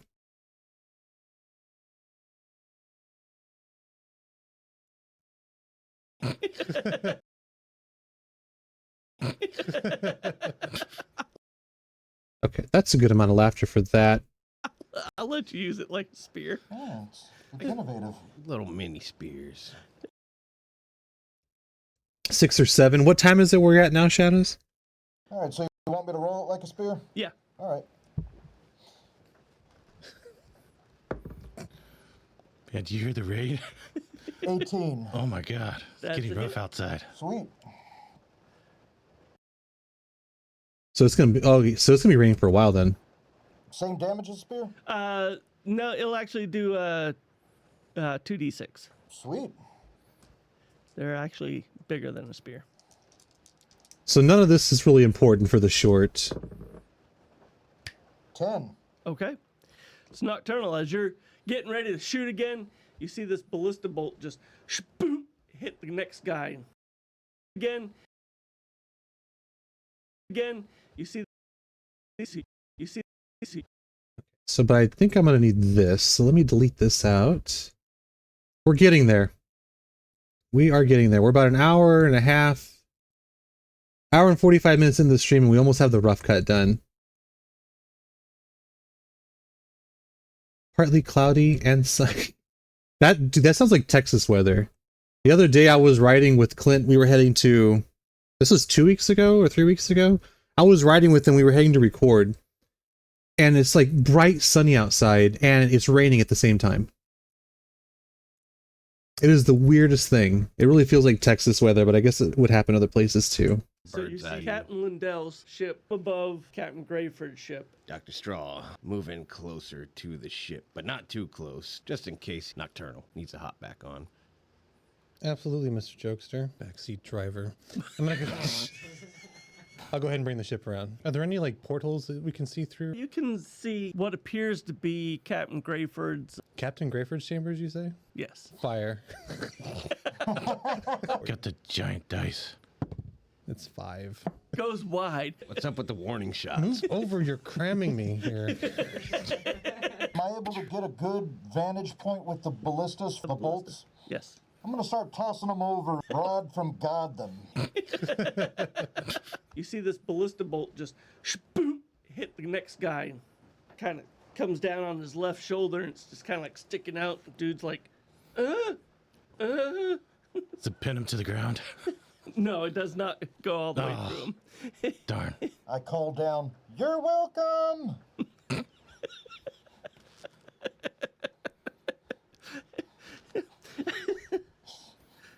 Do jokes when I see any of that from our position? Do jokes when I see any of that from our position? Well, do a perception roll. Yeah, do a perception roll. Both of you. This is gonna be tough. Natural 1. Not one. Whoa. So no, you guys are still bickering about space. Give me some more room, damn it. Jesus Christ. They're the Wonder Twins. The Wonder Twins. So Bird, You see the ship just listing. The Wonder Twins. The Wonder Twins. Drive from Fort Wayne, Indiana to Salem, Ohio. Fort Wayne. I actually know that area.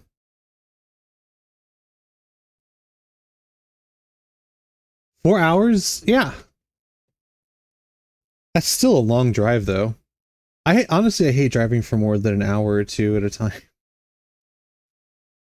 I've done a lot of traveling across the country by car, and it has to be done. I'm not a huge fan, though. I lived in Indiana when I was younger, so it's been a long time, but I've been in the Fort Wayne area before. I've been in the South Bend area. I've been to, and granted this is Illinois, but I've been to Chicago.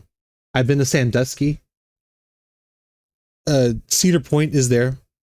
My dad used to take me there when I was younger, and I loved the roller coasters, so we'd go to Cedar Point. you see this ballista bolt just. And getting to Ohio, like getting to Cedar Point from where we're at, that was about 4 to 5 hour drive, if I remember correctly. Yeah, no, I know the Fort Wayne area, but it's been a while. So if you were to ask me like what's your favorite area in Fort Wayne, I couldn't tell you because it was when I was little. So I know that I've been in that area, but it's been a long time. I have never been to Busch Gardens, although I've had family that have been there. You see this ballista bolt just. Boom. You see this ballista bolt just. Okay, we can cut some of this out here. Just. Boom. So I can cut this. Move this down. You see this. Beyond Cedar Point, no, not that I can think of. I've never been to Cleveland that I think I flew through Cleveland once. Cleveland has an airport, right? Does Cleveland have an airport? Ballista bolt. Plastered drunk and made out with her. Yeah, that sounds like a thing that would happen at Cedar Point.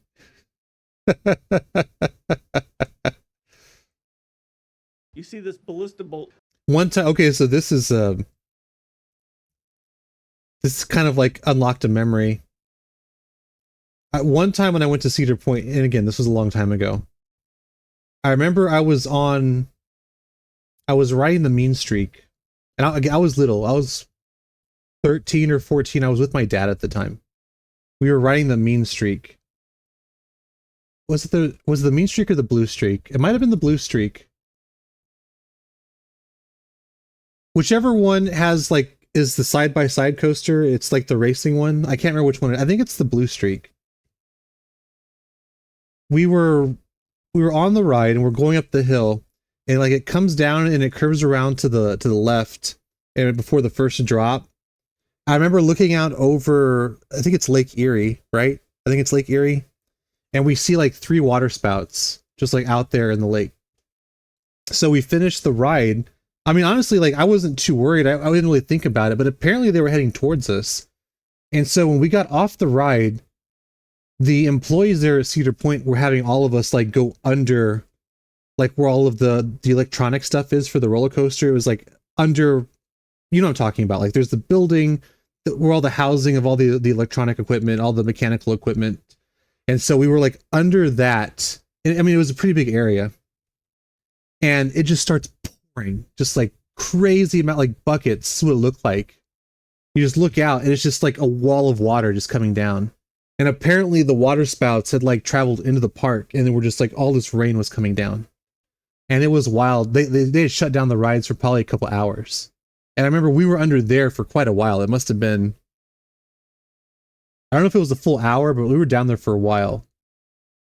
And yeah, like it poured for a long time, and the rides were shut down for a long time.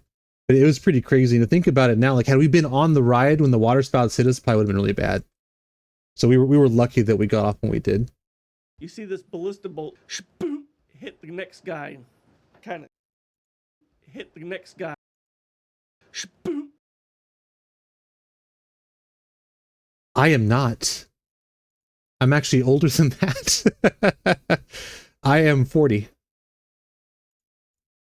Boom, hit the next guy, kind of comes down on his left shoulder, and it's just kind of like sticking out. Comes down, boom, hit the next guy,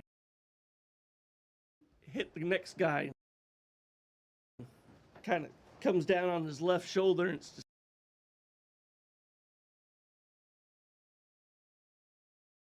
Maybe it's a common thing that happens, Kai. I would imagine that water spouts aren't too uncommon there, because they had it. Again, I was little, but it felt like there was a protocol in place. Like if the weather gets weird over Lake Erie, like have all the passengers get off the roller coaster, go under, you know, where the mechanical stuff is. And they were down there with us for a while and they chatted with us. I'm guessing it happens enough where they would have a plan in place for that.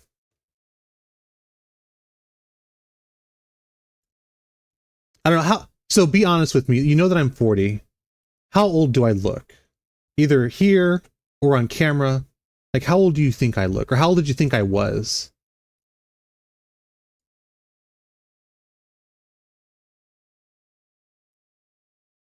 That's fair. Yeah.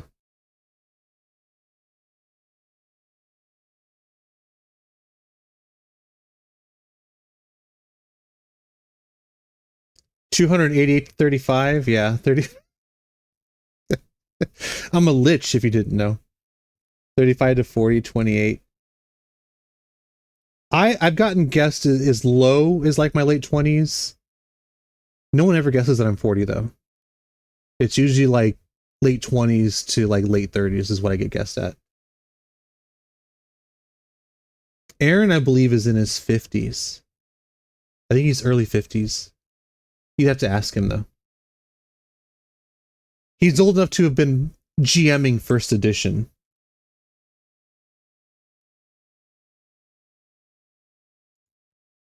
boom. 21, and I can sniff out the mid and late 20s.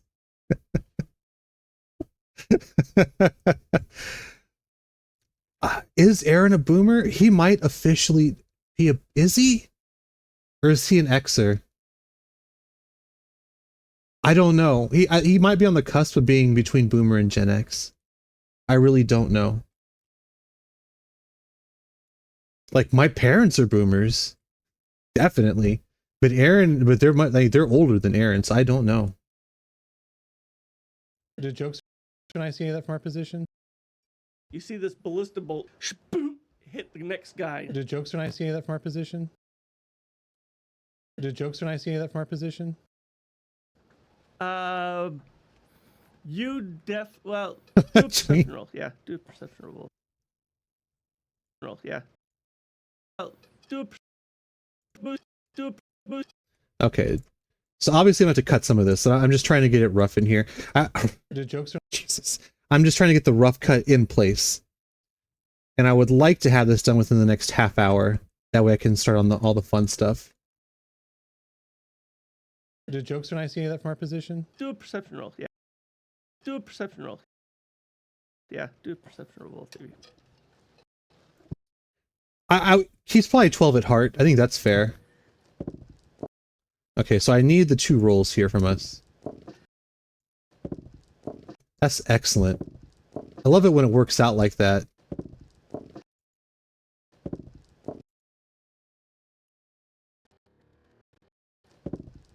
It's like one cut of us rolling the dice.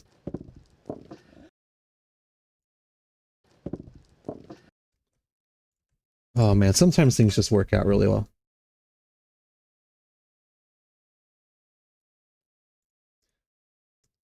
I don't know if y'all experience this too, but like once you get to like your mid-30s, maybe it's just me, I don't know. Like you just don't really worry about your age anymore. It's like, it's just not, because you honestly, and I've heard this from like my parents, where you don't really start feeling it until like your 50s. And so like from your late 20s all the way into like your early 40s, and granted, like in your 20s, your late 20s, obviously you're still a lot younger and stronger and faster or whatever, but like the general, unless like you have medical issues or something, you don't really feel that different, or it's such a gradual decline over that time period where you don't really notice it. It doesn't really hit you until like you're in your late 40s into your 50s is when you really start feeling it. So honestly, like I don't think about my age all that much. I probably will when I hit 50, but for right now, I really don't think about it. Do a perception roll.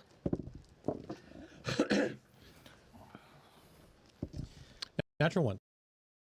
Natural one. So we'll cut this here as well. But there's definitely a decline. Like I'm not going to deny that. Like I am not the same person I was when I was 20.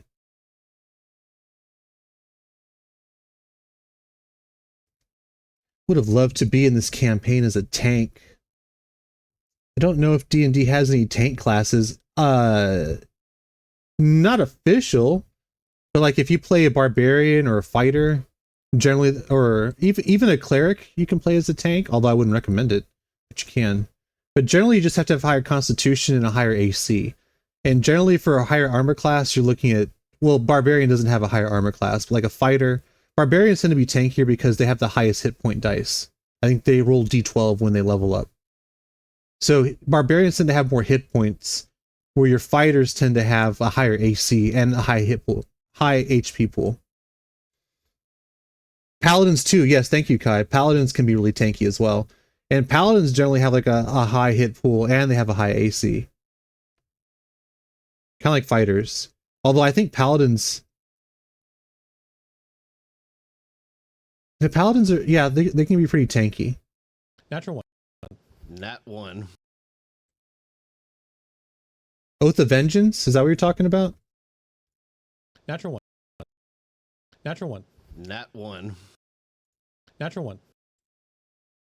Nat.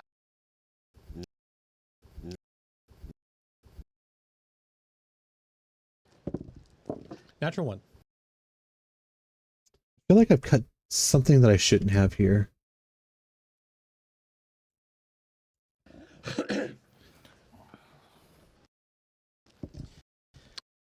Natural one. No, the roll is good enough. I felt like there wasn't enough time to transition here, but I think it's okay. Oath of Vengeance, yes!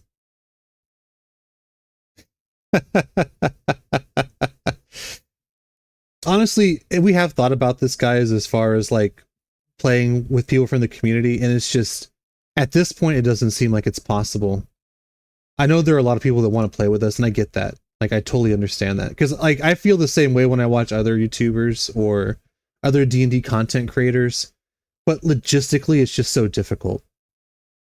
It's like for one person to be a part of one game or two games, like it would have to, for us, for our setup, it would have to be face to face. And no offense, guys, I don't feel comfortable giving out like our addresses so that you would know where we live. And doing it on camera, it just, I'm sure you guys have seen Critical Role. Like in some of the older episodes, like when Liam was gone or like away, and Ashley maybe, like sometimes they would be on Zoom and there'd be like a TV in the studio, and it just, the audio was always garbage. I love Critical Role, but the audio was garbage in those episodes. And the interaction just wasn't there because half of the people were in studio and half of, like Liam would be on camera. And so it just, that type of thing doesn't work. Now, maybe at some point, once we start adding higher Patreon tiers, that might be something we consider. Like, and granted, and not that we're trying to rob you guys, but just if it was only like a $5 thing, like everyone would want to do it. And there's no way that we could play with everybody. So like at a higher tier, maybe like once a month or once every other month, we do a one shot with people from Patreon. Like that might be possible, but we're still trying to work out the logistics of that. It's something that we would like to do. It's just, how do we do it? How do we make it fair? How do we make it fun? And how do we have it not impact the show in a negative way, if that makes sense? Natural one. Natural one. Nat 1. Natural one. Nat 1. Whoa. So Actually, let me see if I can include some of this. Whoa. no, you guys are still bickering about space. Give me some more room, damn it. Jesus Christ. They're the Wonder Twins. The Wonder Twins. I missed that joke before.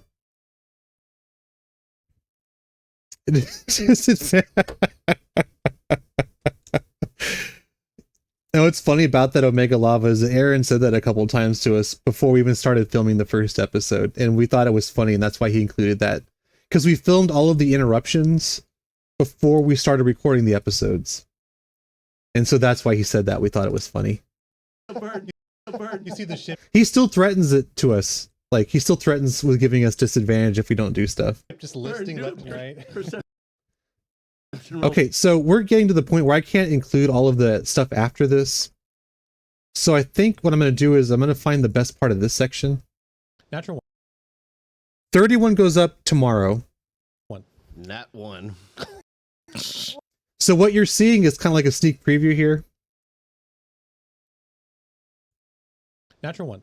Nat 1. Whoa. So no, you guys are still bickering about space. Give me some more room, damn it. Jesus Christ. They're the Wonder Twins. The Wonder Twins. You see the ship just lit. The Wonder Twins. I think that'll be the closing joke. The Wonder Twins. Okay. As much as I would like to include the other stuff here, we have to cut it somewhere. We're already over. So we're just going to have to cut what's good from here and include it.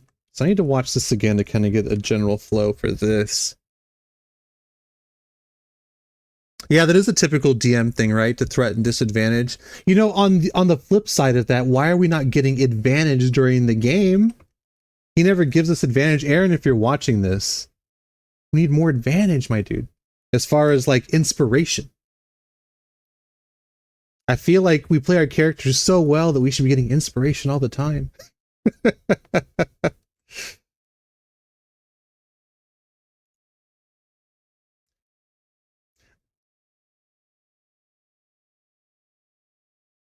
See, so for this Omega Lava, we're trying to keep it in under a minute so that we can include it as a YouTube short.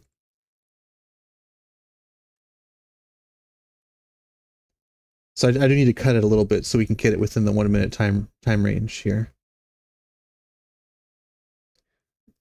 So bards do bardic inspiration. A bard I'm talking about the mechanic inspiration, where if you do something, so there's different ways to give out inspiration, but generally if you're playing your character, like you're following your character's motivations or their bonds, like when you create your character, there's like motivations and bonds and other traits. And so if you're following your traits in a good way, like sometimes the GM will give you inspiration, which is essentially advantage when you want it. But they can give it to you for other things too. GMs have given it to me for just doing random crazy things before.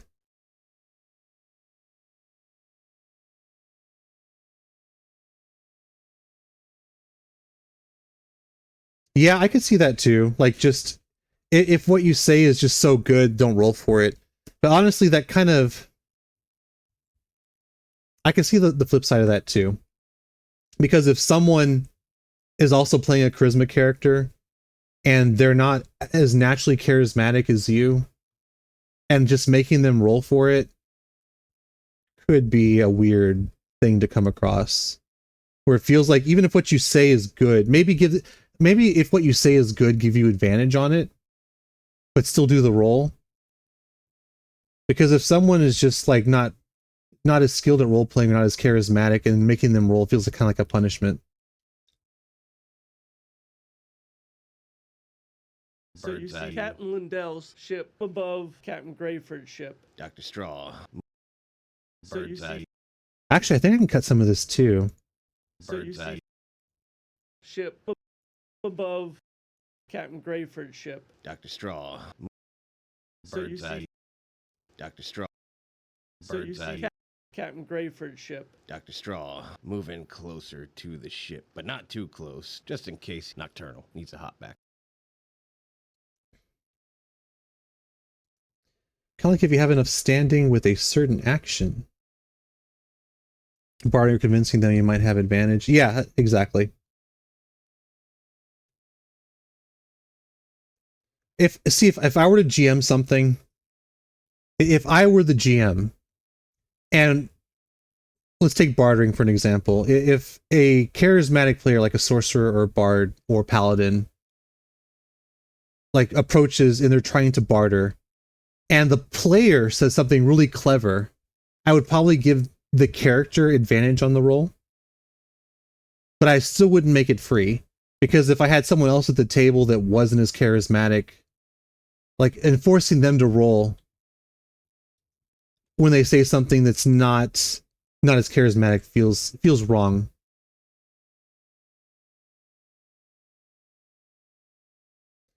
Who on earth wouldn't be intimidated by that thing? Just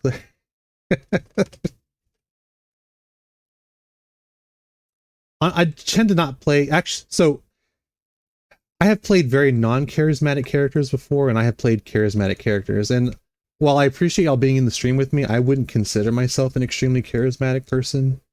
Maybe to some extent. Where was I going with this story? Oh, but like when I play non-charismatic characters, I purposely say like dumb things, or I do really awkward things to demonstrate that the character has no charisma. And then when it comes to being charismatic, I just rely on my dice. I think I'm a funny person, so that's kind of like the extent of where my charisma is. So I tend to say funny things, but as far as like saying something clever or something really intelligent that would make someone do something, I as a player, I don't tend to do that, I don't think. And I would rely on my dice for that one. All right, we need to get this sorted. So let's... I needed, if I can cut the line, some of this lines here. Ship above Captain Grayford's ship. Dr. Straw. Move in closer to the ship, but not too close, just in case Nocturnal needs a hop back on. Absolutely, Mr. Jokester. Backseat driver. I'm gonna go...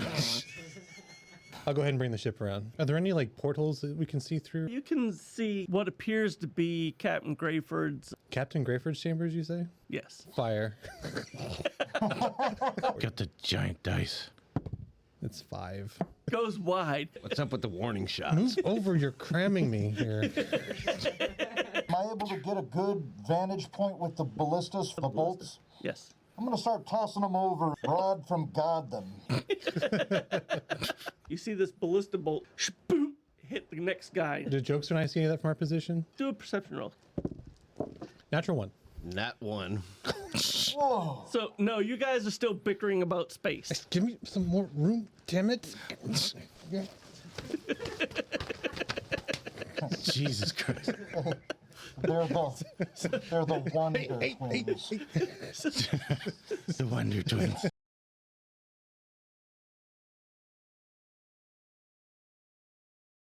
The physical comedy. Clint was talking to me the other day. The slap fight. Yeah, no, Clint was telling me that the other day that he likes the physical comedy. So you Bird's eye see view. Captain Lindell's ship above Captain Grayford's ship. Dr. Okay, this... I don't feel like this is adding anything here. So you Bird's eye see view. above.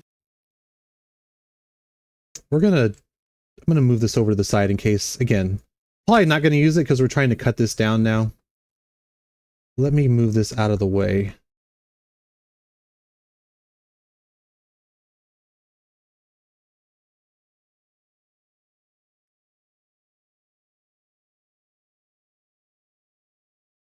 Okay, so you see...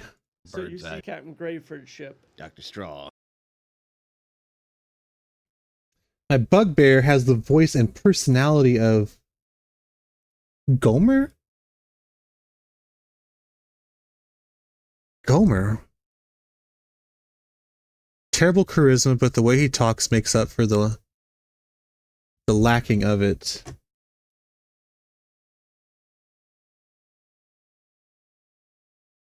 And the wolf was a beast, manable, undead, pack tactics, and runner. Monstrous.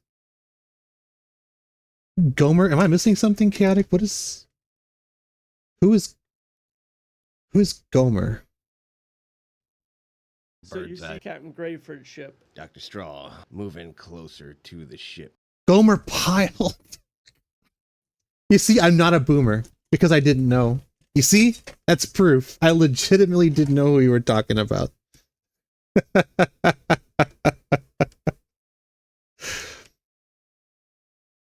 Yep. Not a boomer confirmed. Captain Grayford's ship. Dr. Straw. Moving closer to the ship, but not too close, just in case Nocturnal needs a... Exactly. And it's on, someone clip that so that we can prove that it's not, I'm not a boomer. No, I'm just kidding. You don't have to do that. But now that you say that, I know exactly who you're talking about, but I never watched it. I was super young. And it was already old then, I think. Grayford's ship. Dr. Straw. Moving closer to the ship, but not too close, just in case Nocturnal needs to hop back on. Absolutely, Mr. Jokester. Backseat driver. Okay, so that cutting that gets us into the first joke in the 12 to 15 second range. So that's good.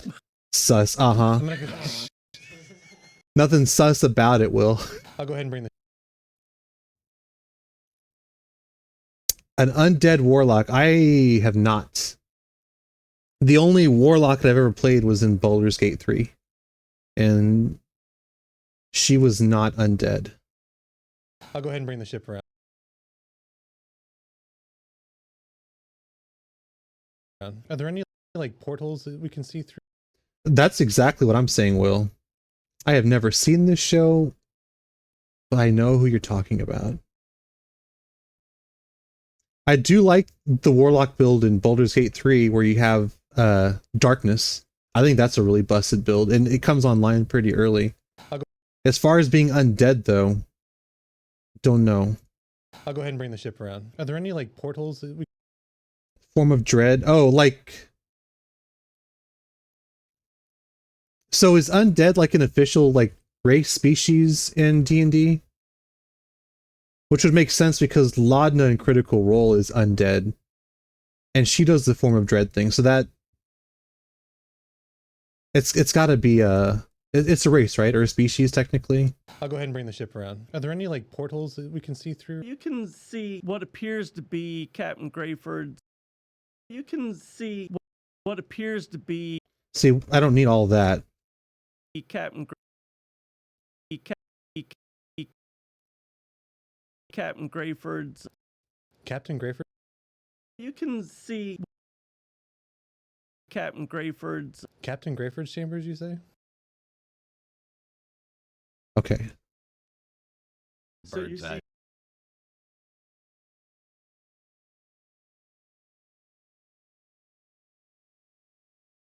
There's a living human. Let me die. That's kind of cool. Yeah, so it's like a character arc where you start as a normal human and then that changes.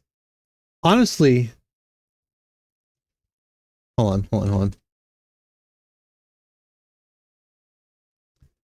So I am not shitting on Critical Role. I love Critical Role. Not a huge fan of Campaign 3, but I really like it. But I think you're right.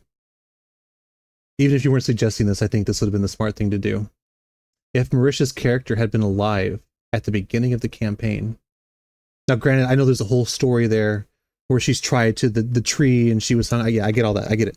But setting that aside, not doing the tie-ins to that part of the universe, had her character been alive and then died halfway or 20, 30 episodes in, and then came back as an undead character, I think it would have felt better than some of the things that they've done this campaign. That's very smart. You know, if I ever do an undead character, I think I'm going to do it that way. Because I really like what you're cooking there. I like it. See, Shadows. My group has heavily requested of me to have their job similar to the outer space shipping company like Futurama. That would be fun. That would be a lot of fun, like on a Spelljammer ship. I could see that.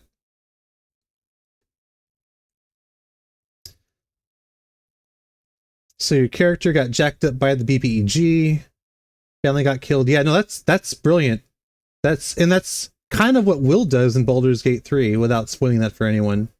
Like, shit happens to his family and he takes the pact to make things better.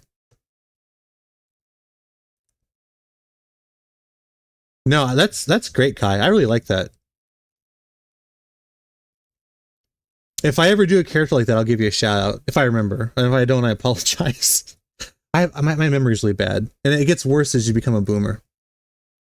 I haven't been one. Lich, yeah. Yeah, I could see that wanting to resurrect your family. Honestly, that would be great character motivation. Like, you're super pissed at the BBEG, you want to kill them, and you want to bring your family back, and then you have to dip into necromancy to do it. Like, I think that's a really good character. Strong character arc. And yeah, if you go evil, go for it. It makes sense for that. I think playing an evil character is difficult if you're new to the game. Because when people think evil characters, they think, like, fucking over the party, which is not what you want to do. Which is that was one of my concerns. So without spoiling too much, like, our party's not good. Like, we're playing super villains except for Nocturnal, and I don't want to get into his backstory, because if he wants to talk about it, he will. But we're playing super villains. Burden thinks he's good. But he's Bane, right? He's not good. Like, I'm Scarecrow, I'm not good. Joker's not good. And having a party full of evil characters is difficult to do correctly without making the game worse for the other players.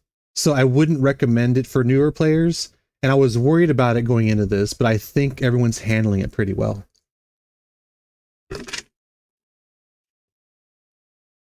It sounds like a lot of fun. That sounds like a really good character.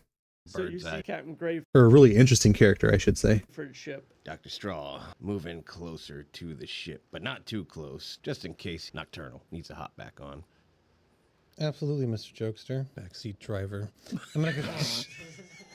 I'll go ahead and bring the ship around. Are there any, like, portals that we can see through? You can see what appears to So I cut this. Move this down. Oops.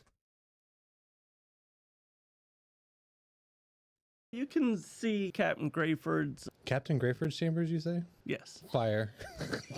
Got the giant dice. It's 5. Goes wide. What's up with the warning shot? I think that's a good story element too. When necromancy is really frowned upon and even illegal. That's one of the things I liked about the Dragon Age series, at least the earlier games. I'm not a huge fan. Okay, so I've played 1, 2, and 3. I wasn't a huge fan of 3. I probably won't play the new one when it comes out. I really have no desire to play Codename Dreadwolf. I don't know what they're calling it now. I know that the trailer came out, but I can't remember what they're calling it. But what I liked about the lore in Dragon Age, just in general, is that magic is kind of like only certain people are allowed to do it, and certain types of magic are illegal, like blood magic, necromancy, that kind of thing. And I think, and that makes sense, right? Like if there was magic in the real world, like bringing back corpses that are walking around that are like shambling and, you know, like bits and pieces are falling off of them, like you would make that illegal. Like no one would want to see that. That'd be terrifying for people. And blood magic, like sacrificing people to power your magical abilities, like you would imagine that those things would be illegal. And so the fact that that was done that way, and I'm not saying that BioWare, I'm not saying that BioWare was the first ones to come up with that, but I really like how they handled that in Dragon Age.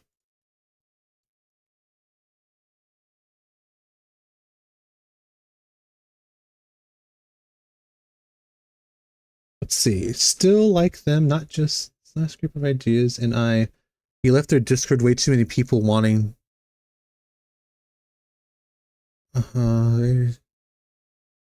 Demanding requests. Yeah.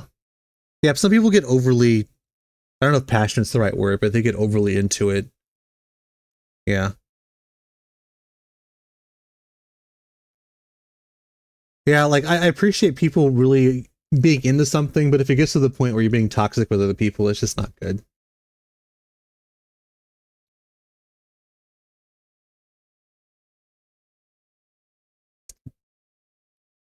And I that whole concept of using blood magic, that really appeals to me. Obviously, it's not real.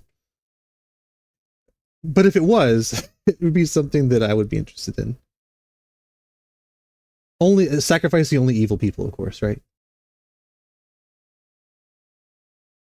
Yeah, it has a great flavor. I would always make Morgan in Dragon Age. I would make Morgan into a blood mage, and I played several camp like playthroughs where my character was. That was one of the things they spec'd into, was being a blood mage. Plus, being a blood mage in Dragon Age was pretty OP at higher levels. Like the crowd control on it was great. It was like I can't remember the name of the ability, but like you would CC a huge area and then you would do damage on top of that. It was really good. Captain Greyford's. You can see Captain Greyford's. Captain Greyford's chambers, you say? Yes. Fire. Got the giant dice. It's 5. Goes wide. What's up with the warning shots? Move over, you're cramming me here. Am I able to get a good vantage point with the ballistas for the bolts? Am I able to get a good vantage point with the bolts? Yes. Okay. That was a good cut there, I think.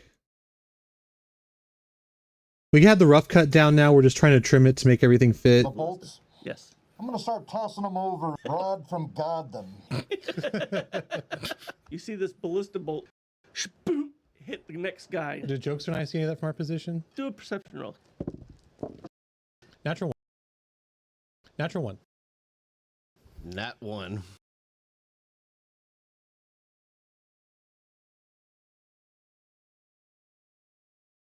World of Darkness? What is World of Darkness? Is it a game or is it like a book series? Natural 1. Not Or TV show? one. Or all the above? Natural 1. Not one. Whoa. Natural 1. Not one. Natural 1.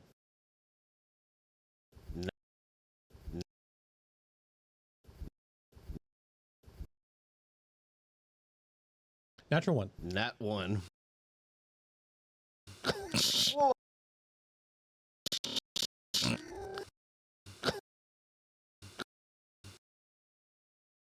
Okay, so we'll cut some of that there. Let's play a game where this class I was playing as had disability called Salted Earth that would set up an area on the ground where it would something and deal consistent damage per second. Had an ability, I'm guessing you mean? Salted Earth sounds pretty interesting. Huh. That sounds like a... Yeah. My friend used to joke about salting the earth. So I knew what you were talking about. That sounds pretty cool though, but yeah, I have no idea. what that is. It was the Dark Knight tank class from Final Fantasy XIV. And so here's another big reveal. I haven't played... Okay, this is not entirely true. I haven't played Final Fantasy. I've played some of Final Fantasy VI, which was 3 here in the US. But I played it on an emulator. I've played a little bit of 1, like the original Final Fantasy, again on emulator. I've never played 7. Actually, I've never played anything after 6. So anything beyond that I have not played. The only thing that came close to me playing Final Fantasy was playing Chrono Trigger. And again, that was on emulator, and that game is phenomenal. I don't know if I could play it now, but it is a really, really good game. I played Secret of Mana too, but I didn't play it for very long. Not one. Whoa. Whoa. Whoa. Whoa. Whoa. So no, you guys are still bickering. So no, you guys are. Okay. We're really close to the edge here, so I need to find out what I can include. World of Darkness is Vampire... Oh! Yeah, I've heard of that. Vampire the Masquerade. So this was a long time ago when I played Edge of the Empire. I played Edge of the Empire with Chris, Nocturnal, and also some of our other friends who are not on the show. And we talked about what we wanted to play at that time. We ended up doing Edge of the Empire, because we all love Star Wars. But Vampire the Masquerade was one of the ones that came up as an option. And D&D. You guys are still bickering about space. You guys are still bickering about space. You guys are still bickering about space. You guys are still bickering about space. Give me some more room, damn it.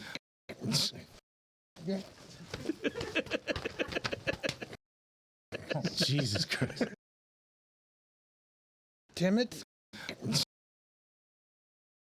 Not sure how I'm going to cut this, but we'll figure it out. You guys are still bickering about space. You guys are still bickering about space. Give me some more room, damn it. Give me some more room, damn it. I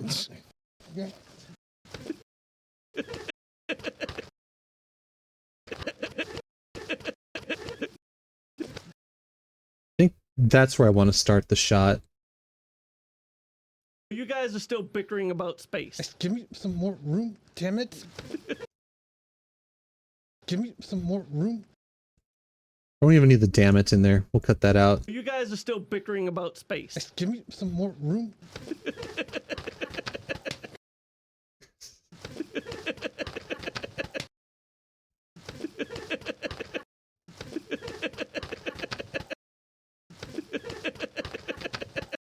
I think that's good. Jesus Hey, Diluke, welcome back. Christ. Hopefully you had some safe journeys.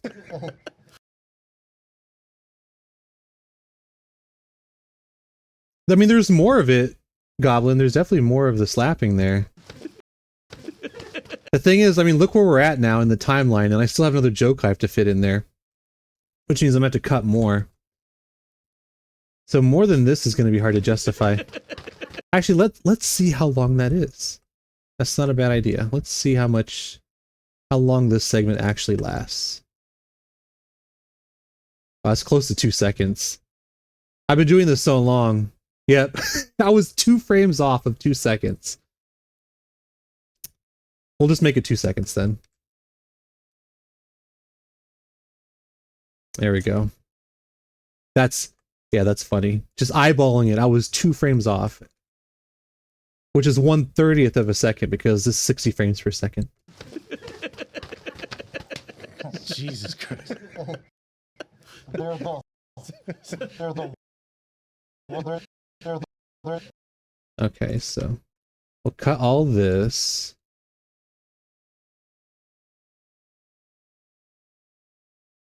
they're the Wonder Twins. The Wonder Twins.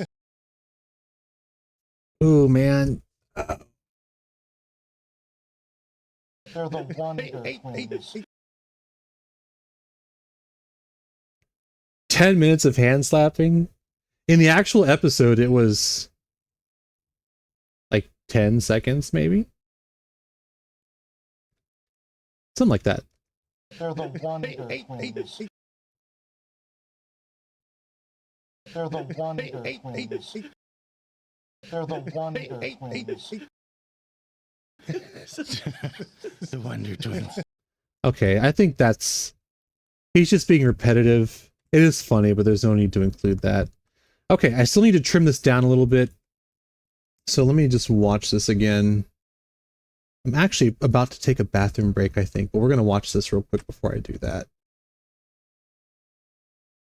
A bard's epic war cry. So you Bird's see eye. Captain Greyford's ship. Dr. Straw, move in closer to the ship, but not too close. Just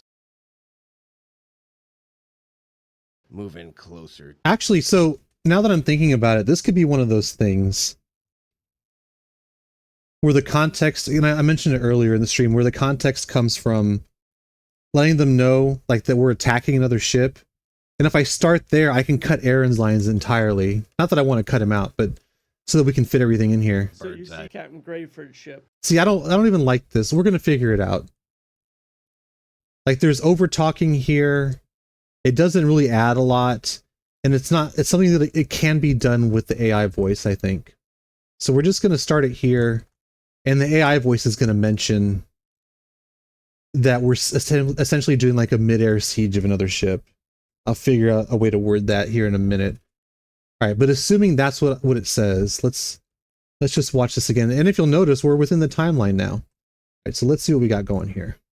Dr. Straw, move in closer to the ship, but not too close, just in case Nocturnal needs to hop back on. Absolutely, Mr. Jokester. Backseat driver. I'm gonna go.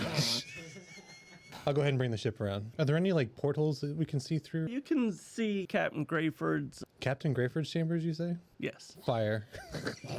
Got the giant dice. It's 5. Goes wide. What's up with the warning shots? Move over, you're cramming me here. Am I able to get a good vantage point with the bolts? Yes. I'm gonna start tossing them over. Rod from God them. You see And again, this will also make sense too, in the context that we're sieging another ship. this ballista bolt. Boom, hit the next guy. Did Jokester and I see that from our position? Do a perception roll.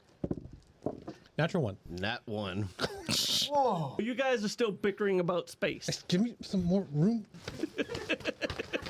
They're the Wonder Twins.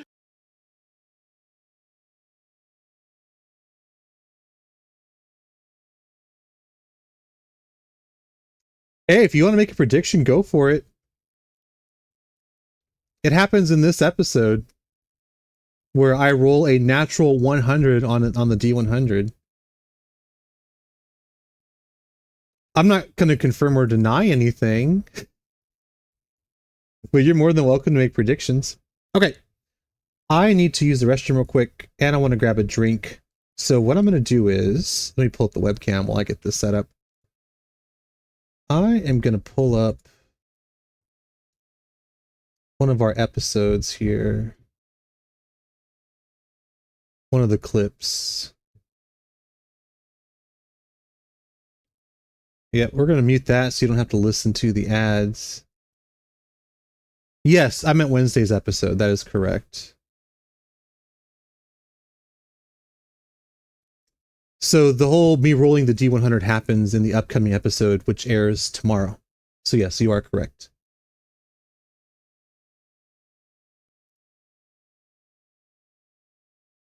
Okay, that looks fine. Okay, so let's come over to this. And we'll turn on the BRB. All right. I apologize if we get mid-roll ads. It might happen.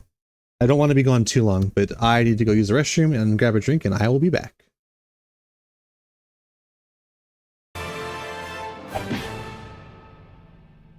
Nocturnal. What would you like to do? You've done your short rest. What app are you talking about, Will? The D&D app? No, I'm here. The D&D app, or are you talking about what I'm using to edit. Because we use D&D Beyond, and I'm editing in DaVinci.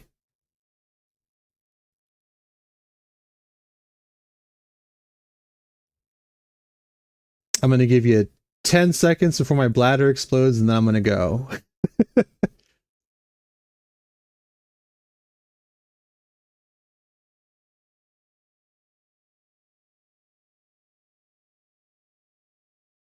Okay, well, I hope I answered your question.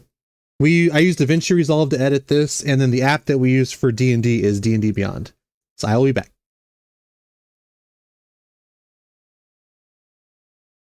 Oh, you say no ads, but I'm playing this video from YouTube. I'll be back. Everyone asleep? Everyone's asleep. Correct me if I'm wrong, but the demon said he could teleport me to the boar man. He can. Gonna grab my rope, grab my stuff. I'm gonna go see Mr. Demon. Okay. You get down to the tower. The door opens up automatically. And he says, "Come in, Nocturnal. Come in." Let's go. You enter in. Door closes. He goes, "I did not expect you so soon. You are different than the other Nocturnals." I'm a go-getter. He says, "You're wishing to go now? I am.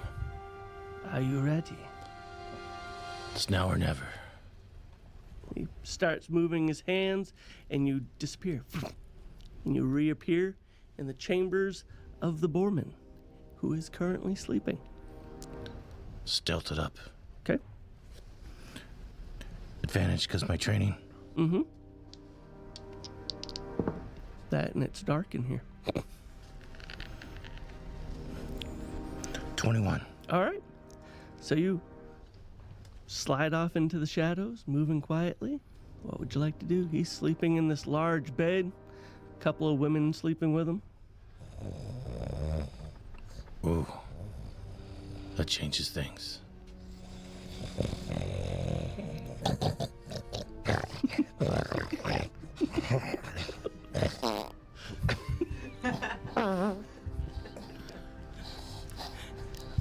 Can't wait to fuck up one of y'all's scenes.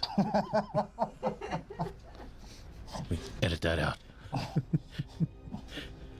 I'm gonna go try to lift that necklace off of him. Okay. I was gonna do the poison if he was alone. Actually, if he wakes up choking on it, it's gonna wake up everyone, right? I know how this poison's gonna react. I know how you think. Gotta anticipate all outcomes. I can't risk it.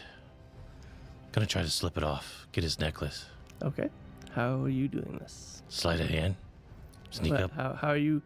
So you get this large king-size bed. He's in the middle of it, and there's a woman on each side. So how are you approaching the bed, and how are you positioning yourself to get to the necklace? Is the head of the bed against the wall? Is the head of the bed against the wall? It is. You're screwed. I'm gonna have to try to reach over one of the girls. Okay. Do a sleight of hand at disadvantage.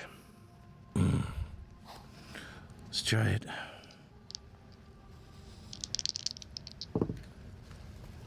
Ooh. 17. The other one was a nat 20. Nice. Ugh. Okay. So you reach over, slide it off his neck, and it is in your hands, and no one is awake. Excellent.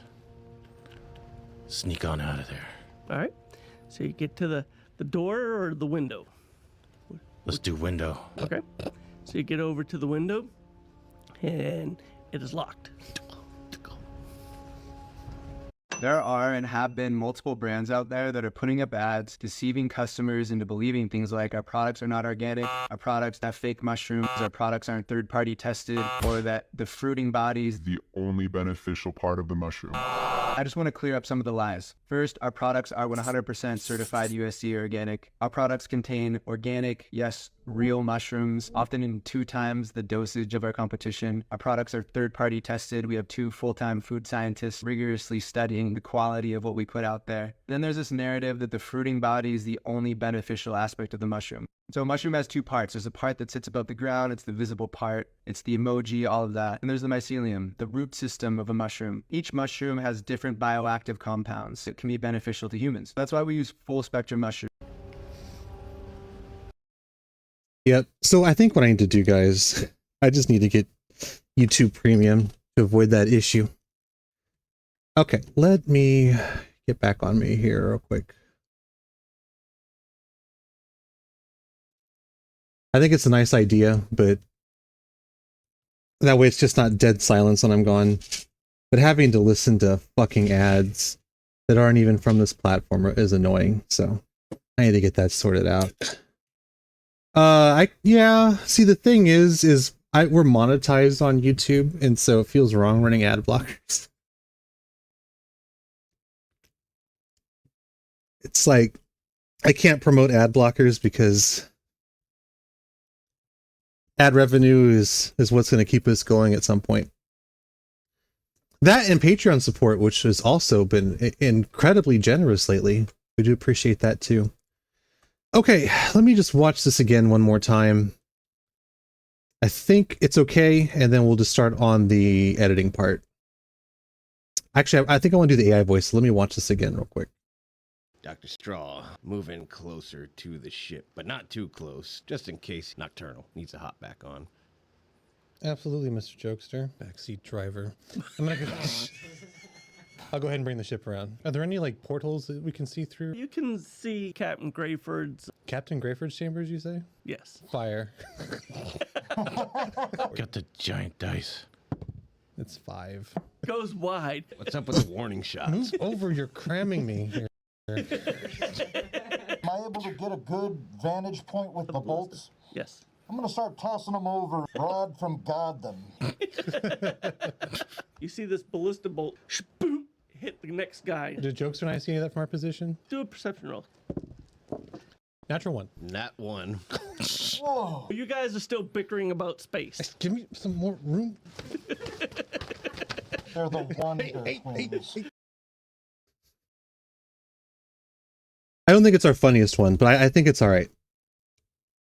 This one was suggested by Mike and Clint, which I think it's good. I think it's good. I need to get moving on it though. The other one, actually, I don't know if Chris is, if he's lurking or not. I'm going to talk to him about it later. He suggested quite a few good timestamps. It's just I'm not sure exactly what flow he was looking for the short that he had in mind. And so I was going to talk to him about that later and then do that one on Thursday. So if he's lurking, that is my plan. If not, I'll just talk to him about it later. And Aaron laugh track, yeah, that would be good. And don't feel guilty about using, you don't, but like don't feel guilty about using ad blockers. Like I'm not inherently opposed to them. I hate ads too. But if you want to do certain things, at least in certain ways, you have to make some concessions. Honestly, if we could just go non-monetized and just being completely 100% supported by the community, that would be great. I don't know if we'll get there, and if we did, I don't know how long it would take to get there. That's probably a down the line intense conversation at some point with the rest of the group. A Bart's epic. Okay, we need an AI voice here. Okay, I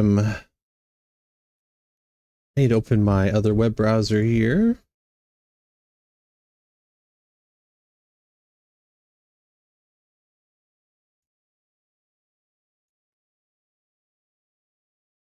And I need to start thinking of ideas for the AI voice, something that's interesting that also gives context.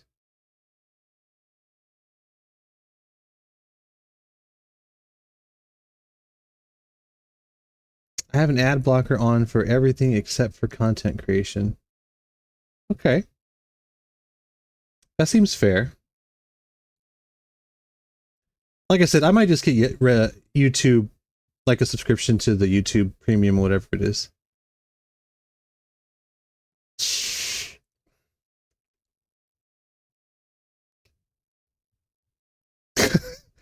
Aaron laughing to the Kirby theme song, that'd be kind of funny.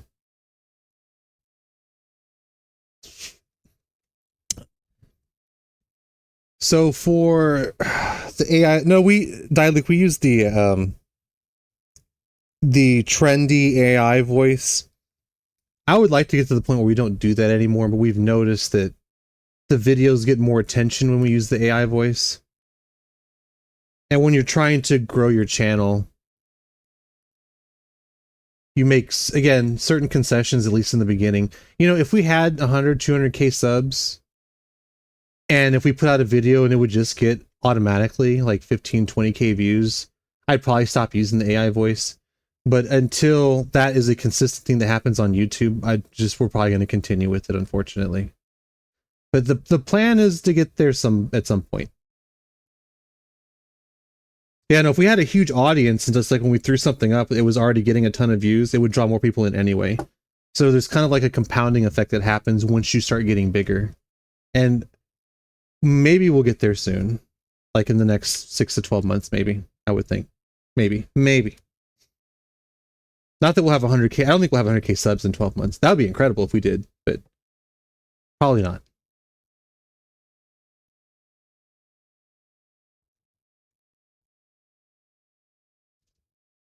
So something ship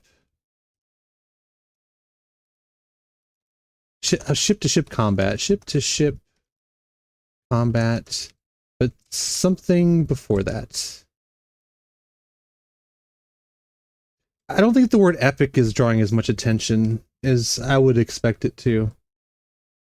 I guess if I put myself in the viewer's perspective, if I'm scrolling TikTok or something and the first word that I hear is epic, I'd probably skip it.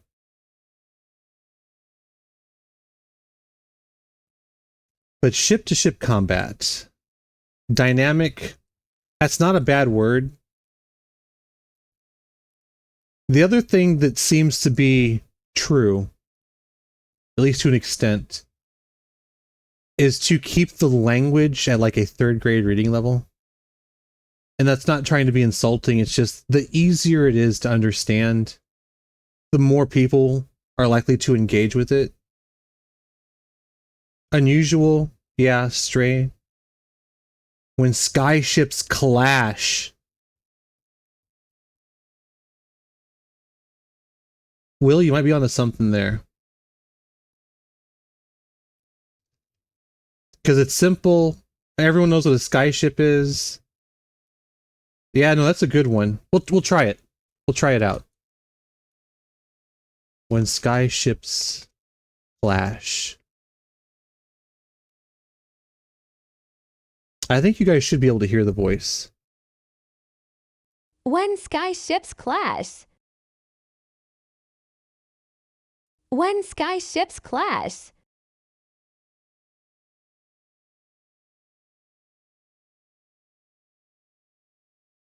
You guys can hear that, right? When skyships clash. We'll try it. We'll definitely give it a try. All right, so I'm going to download this. All right, now I need to pull up all my folders. That was a good suggestion, Will. I think we're going to go with this. And if not, it'll be something similar, but I need to try something out here. All right, where is my AI voice folder? There we go. My downloads folder. Need to refresh this. Okay, so we're going to call this one short Skyship. And the name of the AI voice file doesn't matter.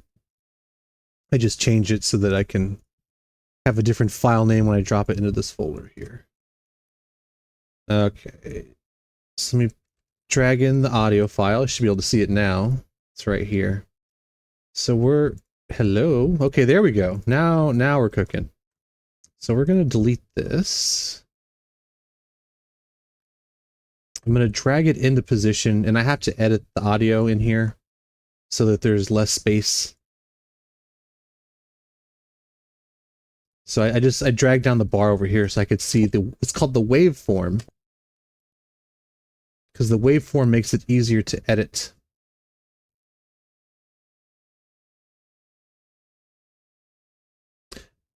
Yeah, collide would have been like a crash, but clash sounds good. Also, I don't know if you ever played Smite, the MOBA, but Clash was, I don't think it's in the game anymore, but Clash was one of the, that sounds like a MOBA game mode, right? Clash. Sounds very MOBA-esque. But it was a lot of fun. You love Smite. And I feel like I'm with my people. I used to play a lot of Smite. Not so much recently. But I do like it. When sky ships clash. Okay. And we're like really close in position here. Me and a buddy of mine, not a buddy from the channel, but one of my IRL friends. Actually, a couple of my IRL friends, but one in particular, we used to play all the time. Like I was a roommate with him for a while, and we played probably 2-3 days a week, hours at a time. He was a solo laner, and I was a jungler. I already bought Smite 2. I already got it. I just haven't. Well, obviously it's not out yet. It's an alpha. I haven't tried the alpha weekends. I don't plan on it because I don't think I'm good enough to play with all the people that would be playing during the alpha. I might try it during the open beta, or maybe even the closed beta. I might start playing, but I don't want to just go in and then just people being toxic nonstop to me when I'm playing. Lorekeeper used to be a League of Legends player. We have other people. I think Desto might be lurking, or he might be gone now, but I think Desto plays League too. I tried League. I couldn't get into it. I tried. And it really is the camera thing for me. Okay. Smite is at least behind the character, and it feels more natural.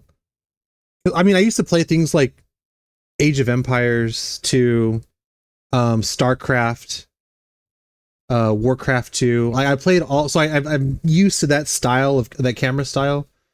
But like as an older person, no, I wasn't that old. I was probably, when did I try League? I was probably still in my 20s when I tried League. League's pretty old, right? Maybe early 30s. By that point, the camera angle just it wasn't doing it for me.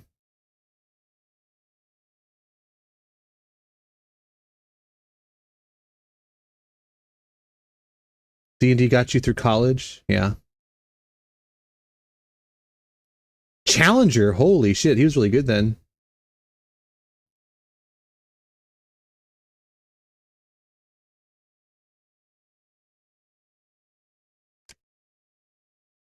No, I love having a group of friends to play with.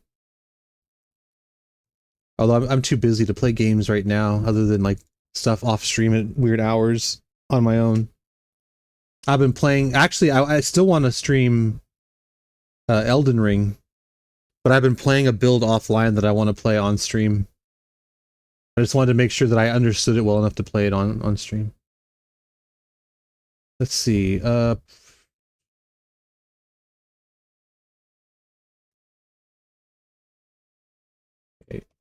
air.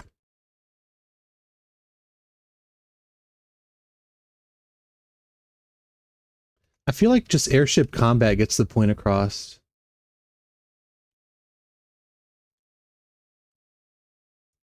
When sky ships clash. Or skyship.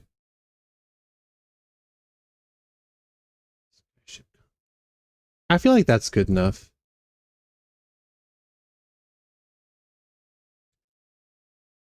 Like to stream Darkest Dungeon too. That sounds familiar, but I'm not quite sure what it is. Let me delete this. I don't need this anymore. When sky ships clash. Actually, I might just put sky ships clash.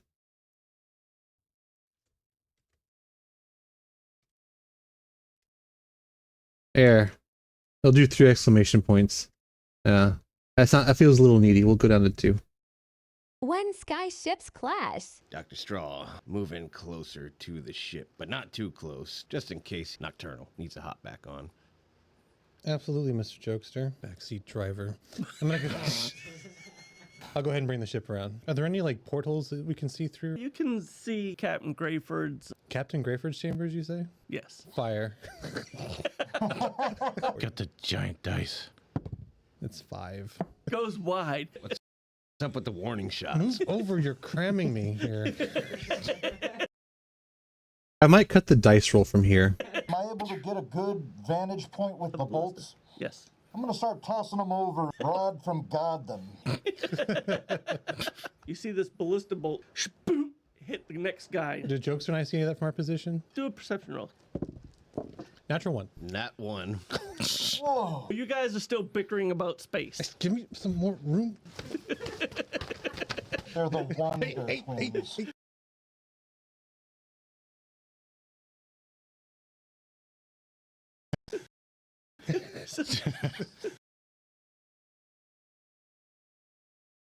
They're the Actually, I might put it back in. Okay. I need to start doing the editing, though. If you're in the Discord, you're welcome to do it. I know Desto has streamed some of his games before in the Discord. People pop in from time to time. Dr. Straw, move. I don't think Clint has been on a title card in a while. So we'll put him on this one. I'm going to zoom in a little bit more.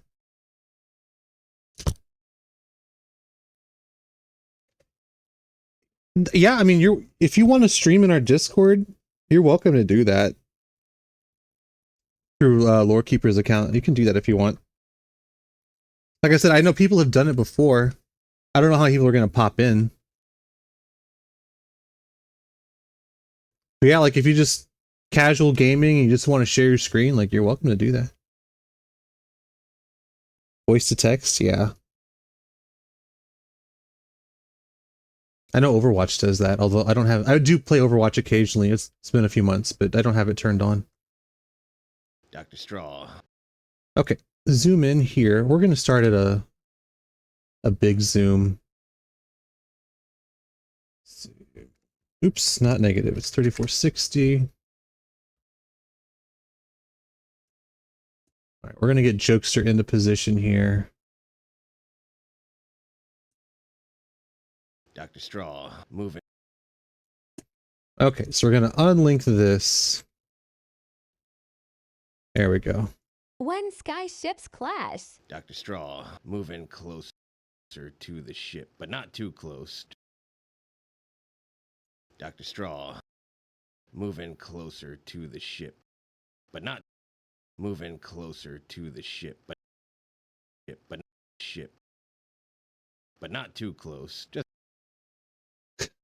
Okay, so we'll do a split shot here. So let me unlink, because he's talking to me. Or he's talking to my character, Dr. Straw.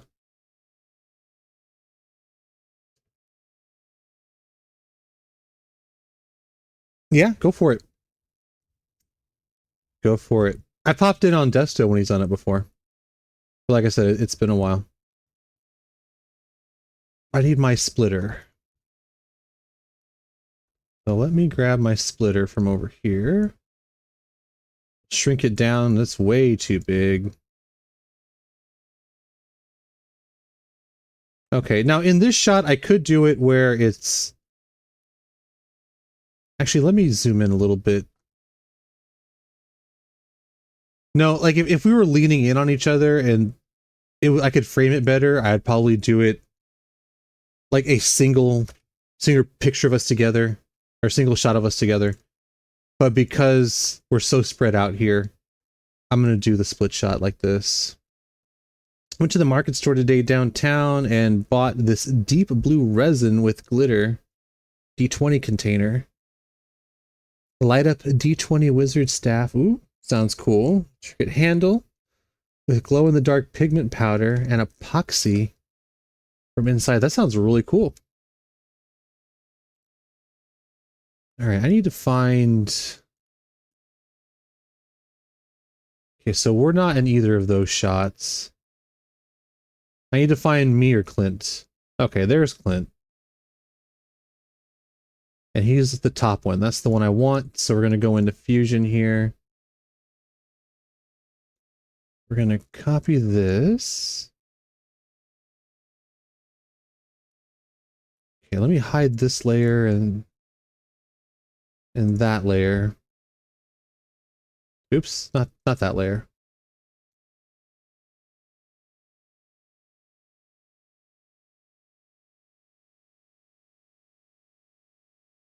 I don't think Shadows is in the Discord. Maybe I'm wrong. I'm sorry if I'm wrong about that.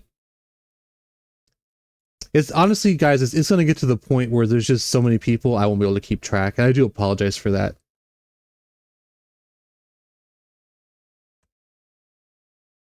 Let me hide that one now. Go into Fusion. Paste the box there. Okay, so Clint is talking, so I want him on top. So he's going to be the bottom frame here. 4, 5. Okay, so let me get him into position. All right, and this will... Oops. He'll be up here. He's really leaning towards me. Honestly, I should probably blow that up a little bit more. Just 4.5 has been... It seems like the right dimension. Okay, get just enough to cover that white. Zoom in here just to make sure there's no black bar on the side there for Clint. I want to give as much framing as I can. Okay, there we go.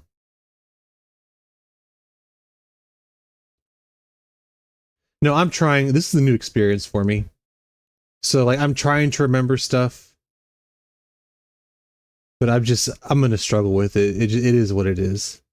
So I just know that it's not personal. I have a shit memory. When sky ships clash. Dr. Straw, move in closer to the ship, but not too close. Okay, we're going to zoom in on Clint for this frame. So 12.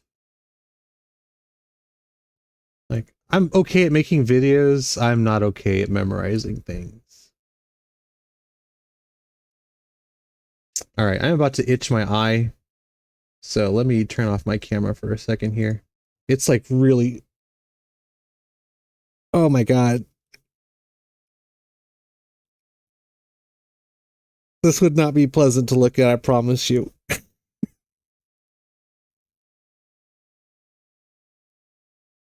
Oh, thank you. All right, we're back.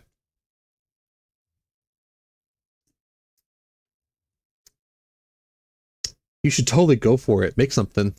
But not honestly, everybody should have something creative that they do, whether it's videos or like what Shadows does, where he makes all kinds of little knickknacks and D&D related stuff. I know Danny D in our Discord, or Daddy, no, not Danny, Daddy D in our Discord. He makes like wooden weapons and stuff. So having something that you do that's creative, where you're creating something either physically or digitally, I think everyone should have that. When sky ships clash. Dr. Straw, move in closer to the ship, but not too close, just in case Nocturnal needs a hop back on. Just in case Nocturnal needs a hop back on. Just in case Nocturnal needs a hop back on. Okay, I don't think this is adding much here. But not too close. Move in closer to the ship, but not too close. Just in case Nocturnal needs a hop back on. I don't think I need any of this here. And that might free up some space to add more on a funnier section. Like, I get that the joke here is that he's being nitpicky about my piloting skills. But honestly, I think this is enough. For short form, I think this is enough. So let me move everything down here.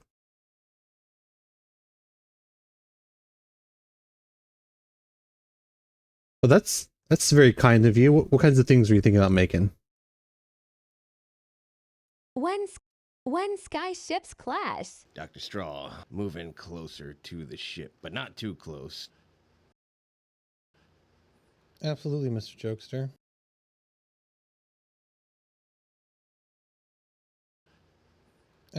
Absolutely, Mr. Jokester. Backseat driver. So I think I'll do a split here as well.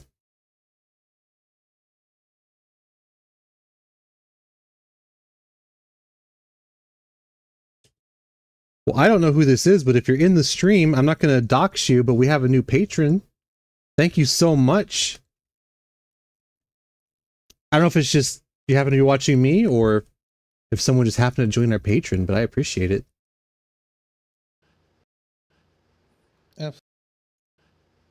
Absolutely, Mr. Jokester.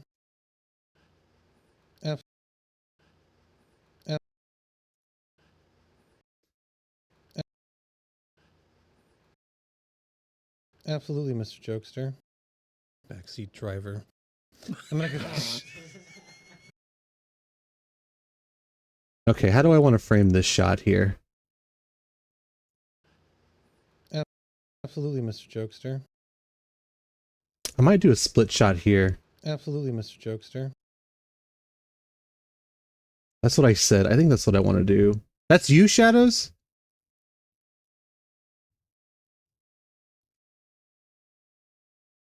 You just joined our Patreon?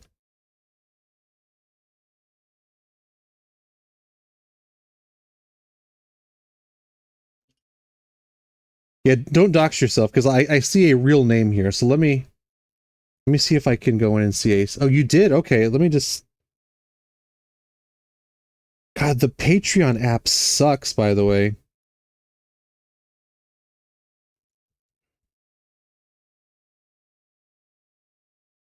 Okay, well, I'm guessing the last name is not a real name, but there's definitely a real first name there. But Shadows, thank you so much. Yeah, you should get an email for the Discord. And if you're having trouble getting on our Discord, we posted a troubleshooting article like maybe a month or two ago. And I know that's helped most people get into the Discord. But yeah, like if you get on our Discord, like you're more than welcome to post pictures of the stuff that you've made. I know Chris especially, I mean, I like to see it also, but Chris especially, he's really into that stuff. And I think he would love to see some of your artwork.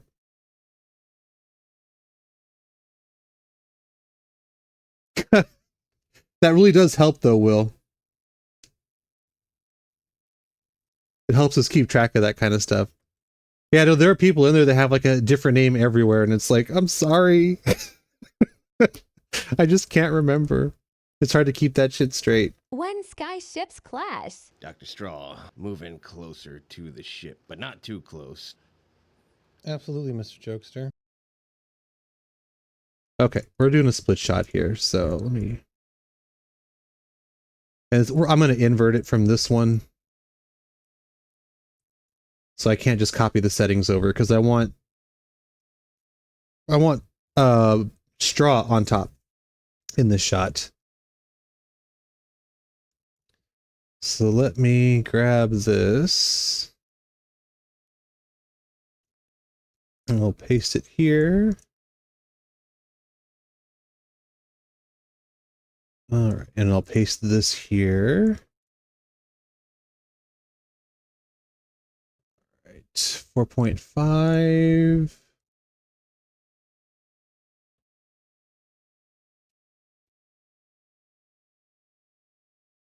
Yeah, Shadows, I saw your name. I really appreciate it, dude. Red versus blue.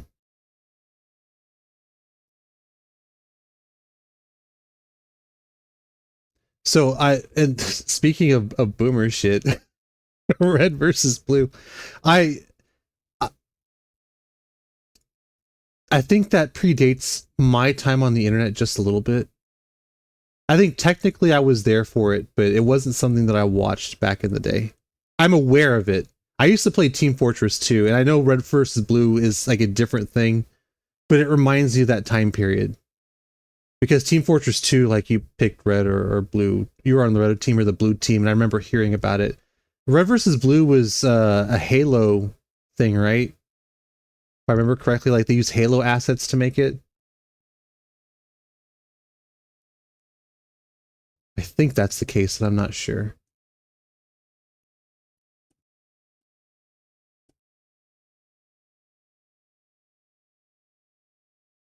Okay, so there's me.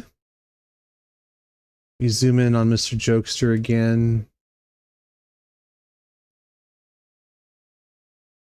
I should stop saying Mr. out of character. I don't do that in real life. I don't call everybody Mr. So-and-so. That's right, Halo Machinima, that's right.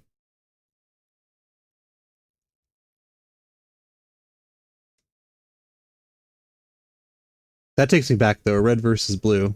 Like I said, I never watched it. I never watched the series. I was aware of its existence.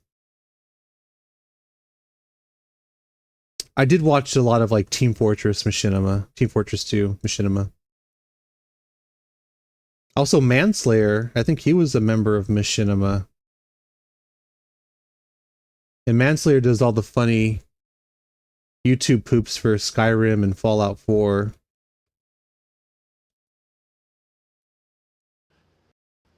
Absolutely, Mr. Jokester. Backseat driver. Backseat driver. Okay, so this will be a close-up shot of me.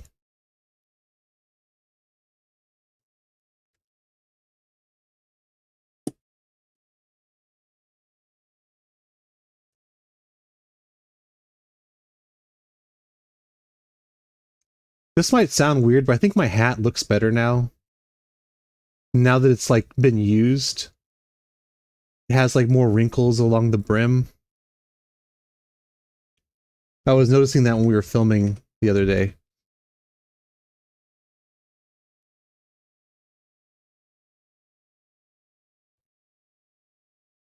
Backseat driver. Backseat driver. Backseat driver. I'm gonna go. Okay, I don't know what I'm gonna do with this shot here. I'm gonna go. I'll go ahead and bring the ship. I'm gonna go. I'm gonna go. I'm gonna go. This might be an Aaron Chris shot here. I'm gonna go. I'm gonna go. Or just an Aaron shot even. I'm gonna go.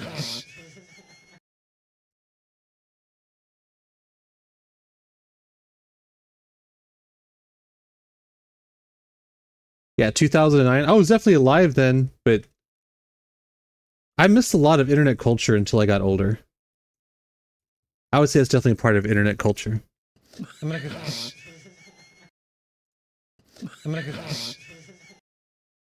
I think I might just do a shot of Aaron here. I'm gonna go.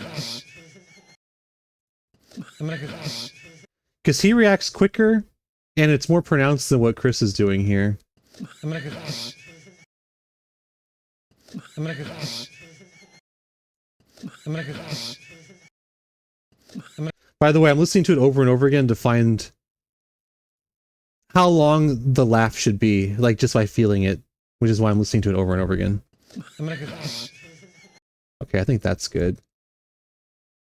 So yeah, we're just gonna have a shot of Aaron here. It'll keep things simple.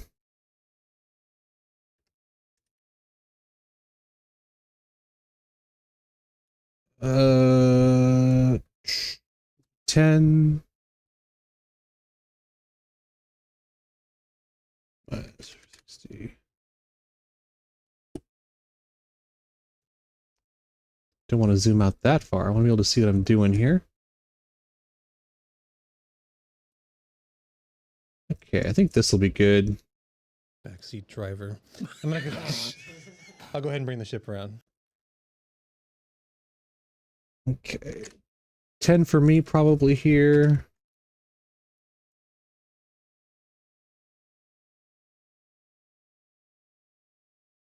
This should be good. Backseat driver. I'll go ahead and bring the ship around. I'm going to try and keep this simple today. I realize there's a lot to edit here. I don't want to do too many complex shots.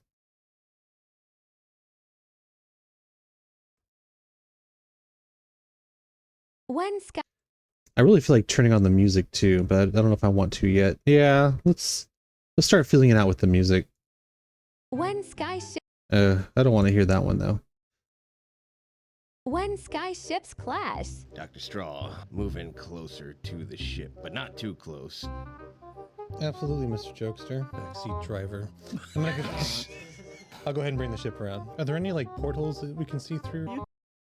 Okay, so this should be a split shot of me and the GM. Because I'm talking to him and I want whoever's watching to instantly know that I'm talking to the GM. Even though it's probably obvious. Like this would be a question you would ask the GM. But just in case, we'll make it a split shot here. Plus split shots are pretty easy and they make it more visually interesting.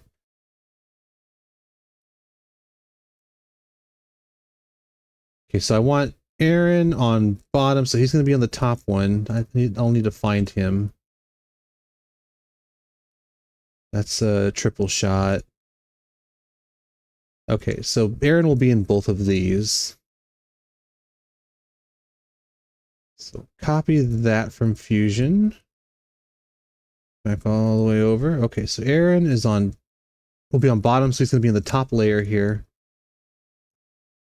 So we'll paste him in, hide this layer, and then we will pull my box from here. Or the box that I'm in, we'll pull from there. Paste this here, like so. All right, and it's the 4.5 zoom, just based on the settings that I use. Also, it's dependent on us recording as well. So Aaron, this will be Aaron's. Let me get Aaron into position here. He's going to be on, oops, that was dumb. I got rid of my splitter for like no reason. I just wasn't thinking about it.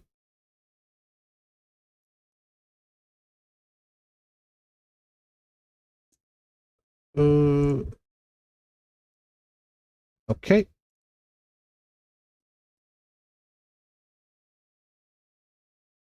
I feel like I screwed this up. Are there any like I don't think I did. It just feels like I screwed it up, but I don't think I did. Okay, that's pretty good framing for me. Let's go ahead and get Aaron hiding the white there on the template or the splitter that I use. Bring me down. That's good. Probably over a little bit like that. Okay, let's see what this looks like. backseat driver. I'll go ahead and That's too long. That's why you got to feel these things out. backseat driver. I'll go ahead and bring the ship around. And how long is this? It's about 1.5 seconds. It's 5 frames within 1.5 seconds, which is, I find anywhere from 1.5 seconds to 2 seconds is good, depending on what the shot is. At least for short form and highly edited videos like this. Are there any like, I'll go ahead and bring the ship around. Are there any like portals that we can see through? You can see Captain Grayford's. Captain Grayford's chambers, you say? Okay, let's see how big of a jump there is here for Aaron. You can see Captain Grayford. You can see Captain Grayford's. Captain Grayford's chambers, you say? You can see Captain Grayford. You can see Captain Grayford. You can see Captain Grayford. I think we'll do it that way. You can see Captain Grayford. Captain Grayford's chambers, you say? Okay. You can see Captain Grayford sounds better than you can see Captain Grayford's.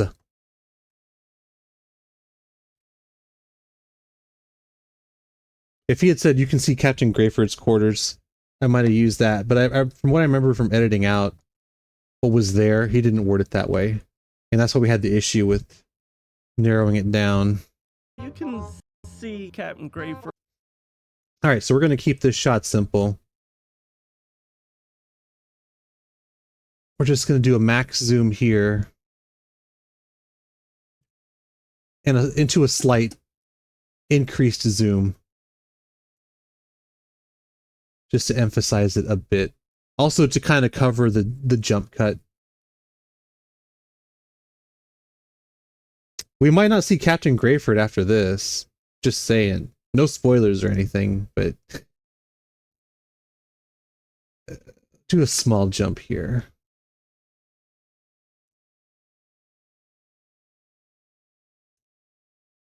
All right, right about there. You can see Captain Grayford. Captain Grayford's chambers, you say? Yes. Fire. Okay, so this will be just me here. We'll do 7.94. Try that out.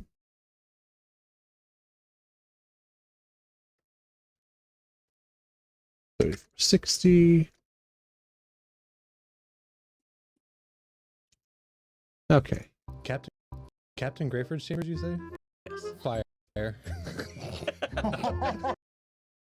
This will probably be another split shot here. Yes. Fire. Yes. Fire.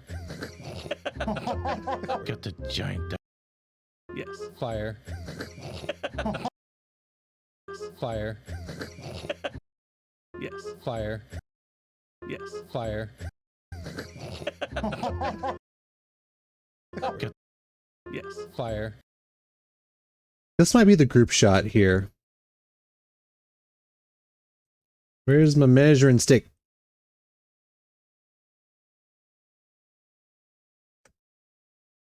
As long as it's about 1.5 seconds, we can use this here. Oh, it's 2 seconds even. Okay, we should be good on that. Yes. Fire. Yes. I might just change this to 2 seconds and then cut some of it.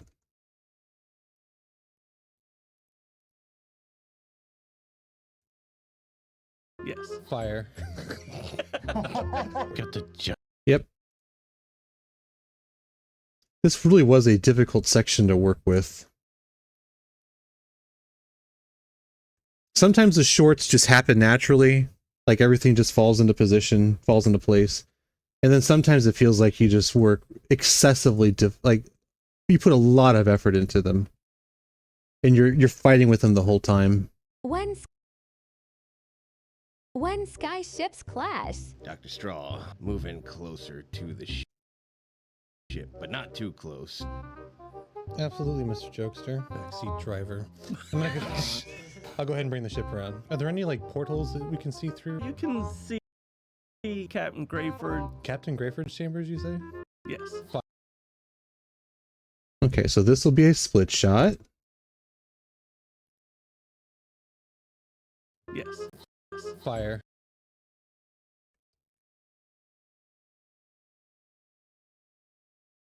And I want to see if I can duplicate. Are there any like portals? I guess not. Okay, I was hoping that I could copy some settings over, but I can't. Not a big deal though. Let me get these into position. So I want Aaron on top, so he's going to be there, so this is going to be me.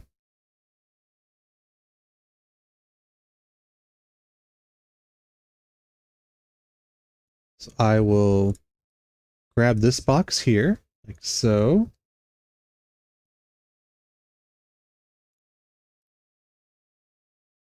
because I'm going to be on bottom. So put this here like that. And then I want, so that's Aaron. So let me grab Aaron from here.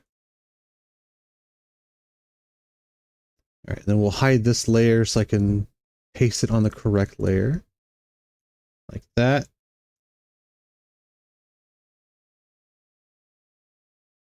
Okay, 4.5. Okay, so this is Aaron.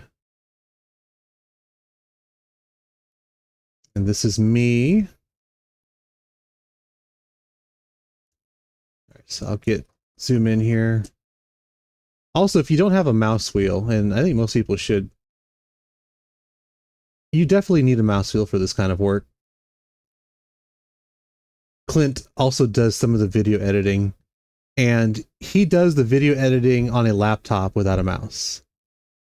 And I'm like, bro, you are out of your minds. I have no idea how he does it, to be honest with you. Like, even just doing this with a mouse is challenging. Not like doing it on a touchpad is gotta be crazy. Learning the Discords. What app is the one that posts get put from the community?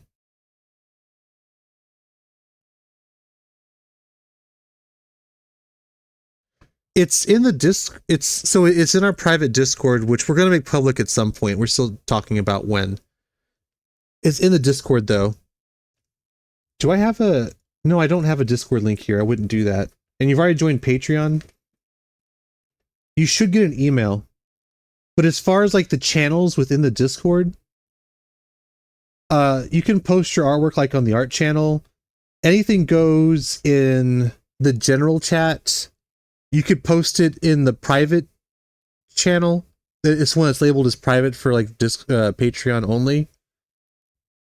And if it's artwork that's like NSFW, but not like really, really offensive, you can post it in the NSFW channel.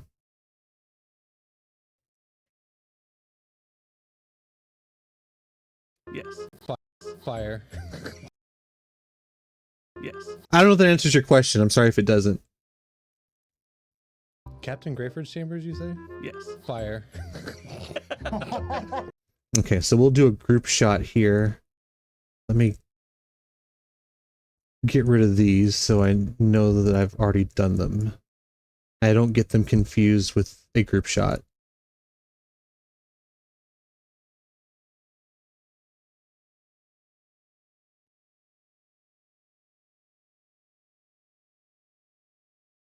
And also, like, if you have any questions about what you can post in the different channels, you can ping one of the mods and just ask, or you can just ping mod and someone will answer you.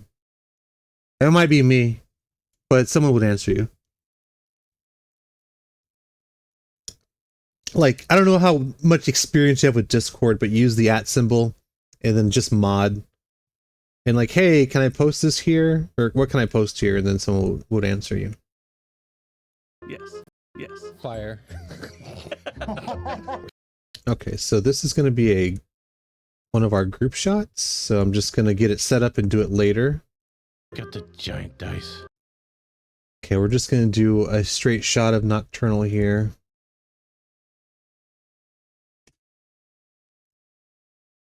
A no frills. Got the giant dice. We're going to do a zoom in here of me rolling the dice. And we're just going to eyeball this one.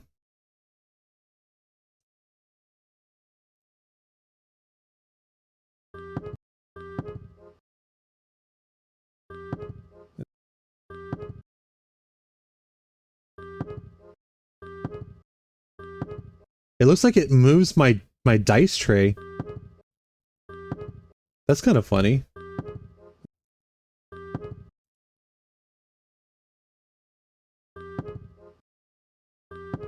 It's 5. Go. It's 5. It's 5. Trim this too. It's 5. Goes wide. Goes wide. Let me move everything else down here. God, there's so much more to edit. I'm gonna be honest, guys. I wasn't really feeling it today, but we're doing our best. I don't mind being on stream. I just don't really feel like making a video today. It's 5.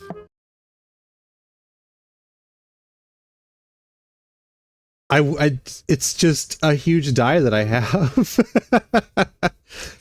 So my initial plan for this was because I was going to GM at some point, was to use this for like a boss or something. But I was like, you know what? I have the die. I want to enjoy. I actually have 3 of these. I have a red one, a blue one, and I have the green one that you see here. But yeah, it's a very large D20. It's a D20. It's just a really big D20. It's 5.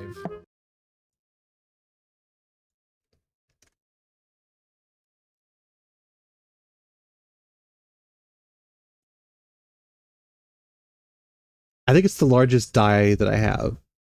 Or those 3 are. I wouldn't mind getting a larger one though at some point. I don't know if you've ever seen those, like the ones where you just like roll them on the ground because they're like the size of a basketball.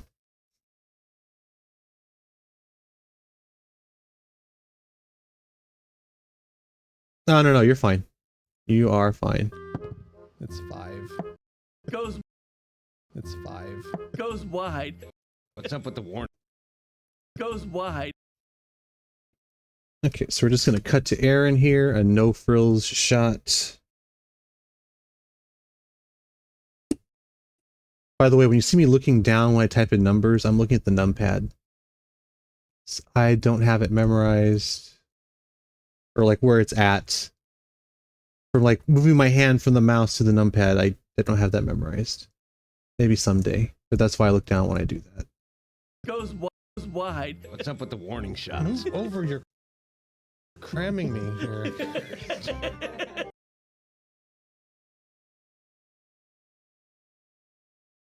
What's up with the warning shots?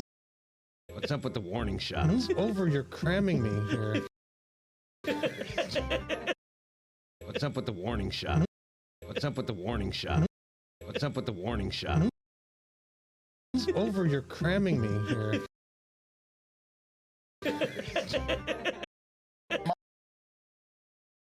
So I think I'm gonna do a shot of Clint, then a shot of me. And for the laugh,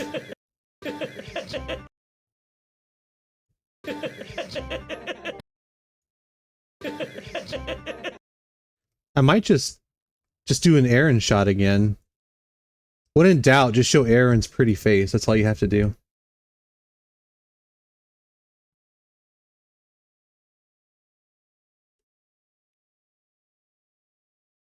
Yep, there's a little raised bump on the 5. Yeah, no, you are correct. Maybe it's just a habit then, just looking down as a habit.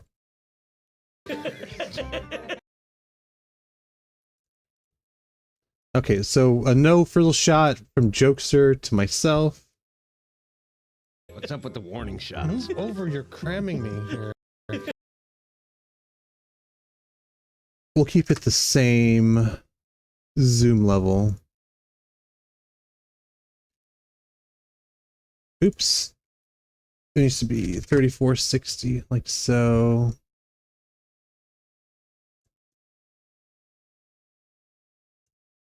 Okay.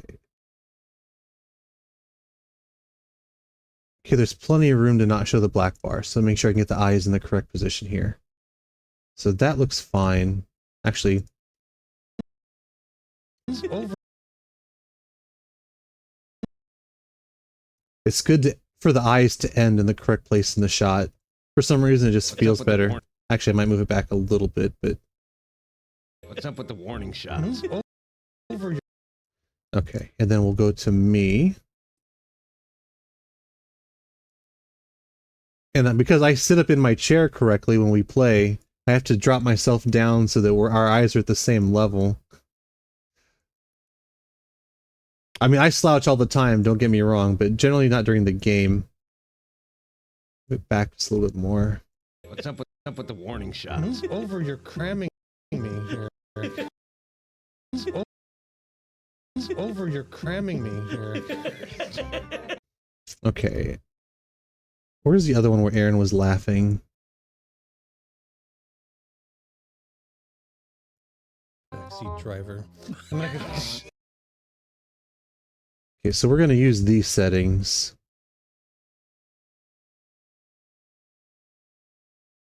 So it's 10.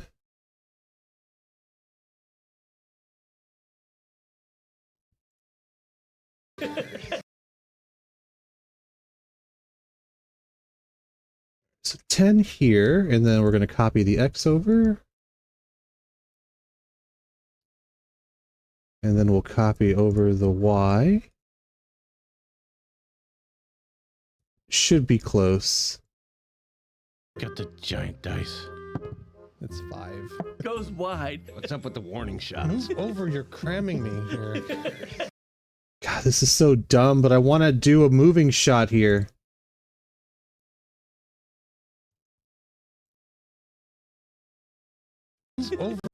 Over, you're cramming me here. Over, you're cramming me here. Yeah, we're going to do it. I'm trying to not overcomplicate things, but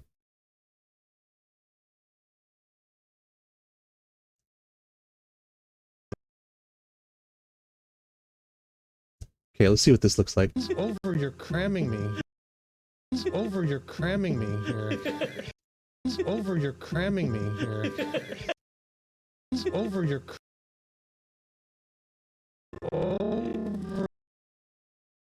I think I want to show a little bit more of the elbowing. So we'll do this. Over, you're cramming me here. Over, you're cramming me here. Okay, that's fine. Over, you're cramming me here. Am I able to get a good vantage point with the bolts? Yes. Am I able to get a good vantage point with the bolts? Point with the bolts? The bolts?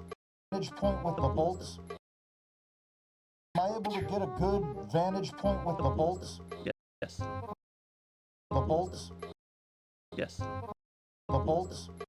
The bolts? Yes. Okay. Gonna do Mike's shot here, so a no frills, max zoom, and then I'll zoom in a little bit when he says the bolts.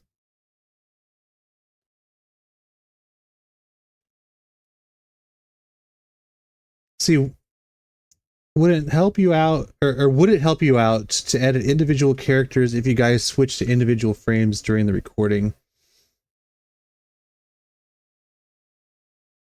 So instead of a group frame, solo frames, yeah.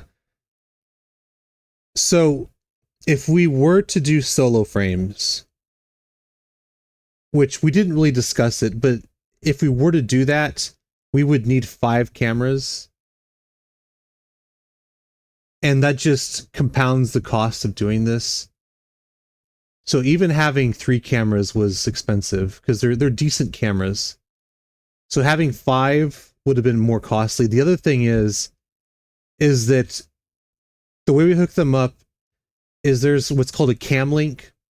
And so the cam link allows you to plug in from video from like an HDMI cable. It translates it into USB. And the USB feed gets fed into OBS. So on top of it being more costly, we'd have to have more USB ports. And we're limited on the number of USB ports that we have, because on top of that, we also have one for the mouse that we use. Also for the audio mixer. And I don't think we would have enough USB ports to run 5 cameras, the mixer, and the mouse. Not even 5, even just 5 cameras and the audio mixer, I don't think that would work. So yeah, so what we've done is we created the layout and we're just running with the 3 camera setup. Which is fine. We'll probably continue to do it this way. But what I would like to do in the future is have just like a larger camera feed in the episodes. But to change it now would be so much work because we do backgrounds too. It's probably going to be like a campaign 2 thing. Am I able to get a good vantage point with the bolts? The bolts? Okay, so we're going to zoom in to 10 here. So just a small jump.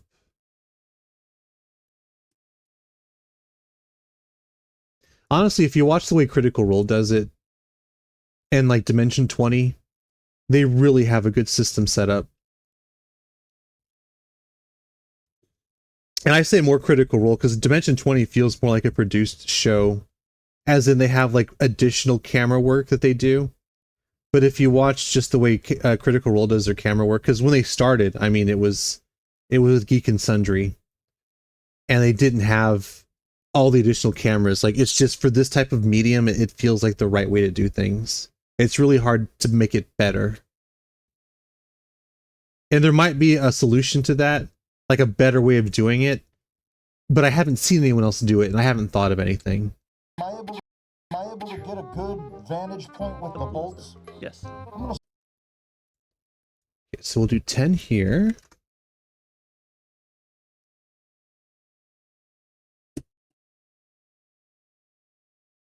Just a quick shot of Aaron saying yes. The bolts? Yes. I'm gonna start tossing them over. Rod from God them. All right, we're gonna do another simple shot here. So we're gonna do a max zoom on Mike into a really sharp zoom in when he says Rod from God them, which is pretty funny.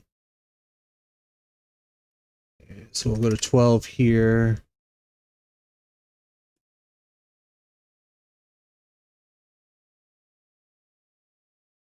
And no, that's a good, honestly, that's a really good thing to do, Will, is to think about how you're doing it. We spent a lot of time thinking about how we were going to lay things out in different ways.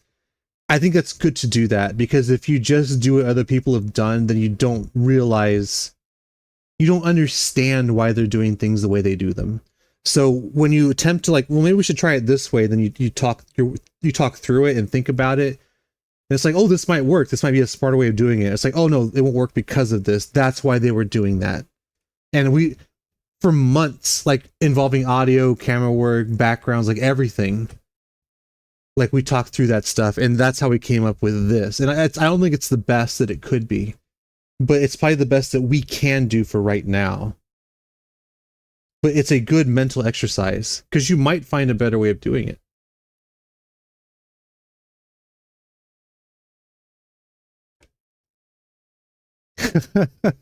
If we blow up and be massive, right? Hopefully, yeah. I mean, that's something else too, is getting in on the ground floor when we're able to have these kinds of discussions. Although I plan on streaming as long as I can while we're a part of this project. But just with the rest of the team, like, yeah.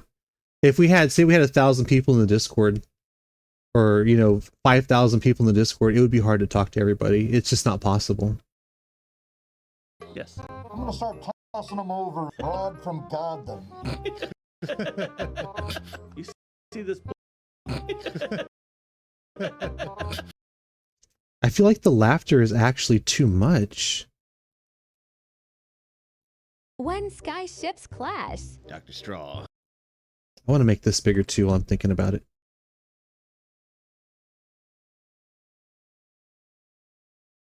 Okay. When sky ships clash. Dr. Straw. Move in closer to the ship, but not too close.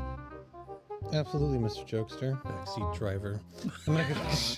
I'll go ahead and bring the ship around. Are there any like portals that we can see through? You can see Captain Grayford. Captain Grayford's chambers, you say? Yes. Fire. Got the giant dice. It's 5. Goes wide. What's up with the warning shots? Move over, you're cramming me here. Am I able to get a good vantage point with the bolts? Yes. I'm gonna start tossing them over. Rod from God them. I'm gonna cut this laugh. Yeah, we're going way off script today. I feel like it's partly my fault, but I also feel like it's partly everyone else's fault. They gave me a lot of great suggestions for with timestamps, But I'm gonna be honest, like it was so much, and I was reading through it, I couldn't comprehend it. So we're just doing the best we can today. You see this ballista bolt. Boop. Rod from God them. You see this ballista bolt. Boop. Hit the next guy. Did Jokester and I see any of that from our position? You see this ballista bolt. Boop. Okay, so we're gonna mimic this here. So this was max zoom into 12, so we'll do the same thing here. Oops. No, you're fine. Honestly, it's great to have people to talk to while I'm doing this. Before we started streaming on Twitch, I would do all of this off stream, and like it was a slog. I enjoyed it. I enjoy making videos, don't get me wrong. Like I really enjoy making videos. But there are some days like today where like I'm not feeling it, and it's harder to do it. But having someone here to talk to makes a difference. I appreciate it. Brain, start working. There we go.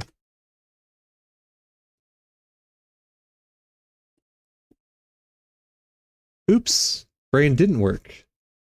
This is an Aaron shot. There we go. You see this ballista bolt. Okay, and this is going to be 12. Like this.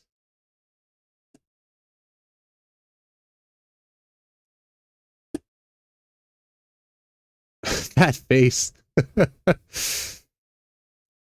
You see this ballista bolt. Boop. You see this ballista bolt. Boop. I would like to see more of the hand if I could. I don't think it's going to be possible. Maybe there's enough implied there. I really don't want to zoom out because I want, like I said, I want to mirror the shot right before it. I'm gonna start tossing them over. Rod from God them. You see this ballista bolt. Boop.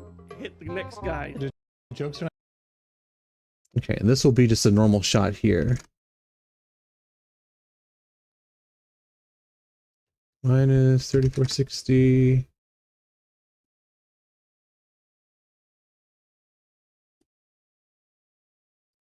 There we go. You see this ballista bolt. Boop. Hit the next guy. Did Jokester and I see any of that from our position? Did Jokester and I see any of that from our position? Do a perception roll. Okay, so we're just going to do a standard shot of me here. I really hope it doesn't rain all day. I was actually wanting to go hang out with Chris later. But if it's raining, I don't want to do the drive. Post it on X. You posted your artwork. Like, did you DM it to us or did you reply to one of our comments? And also, Chris runs the X account. I used to do it, but Next guy. been trying to divvy out some of the social media stuff. Did Jokester and I see any of that from our position?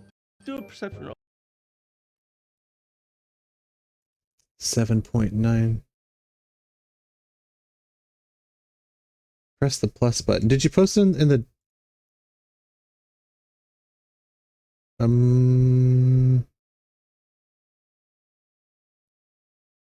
I'm looking in the Discord right now.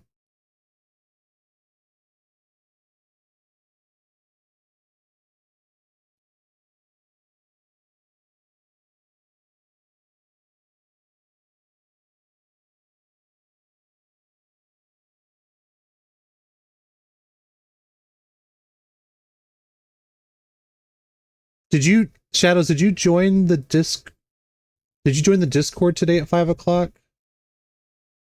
See, when I'm on stream, I don't get any notifications because Discord goes into like a streamer mode. That way I don't dox anybody. But it also mutes notifications. So that's you. Okay.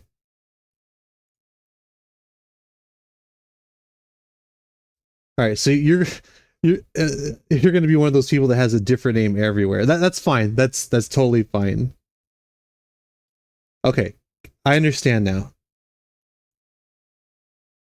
Okay, let me. You said you posted where?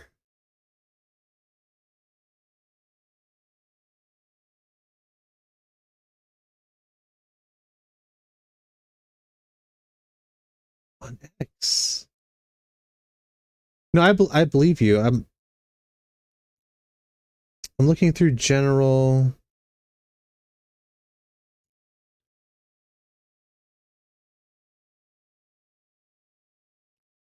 Hmm.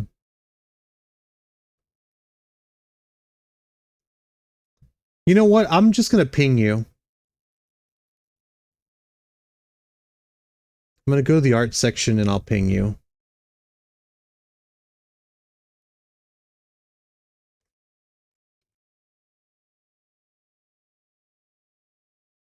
Let's see. Hey.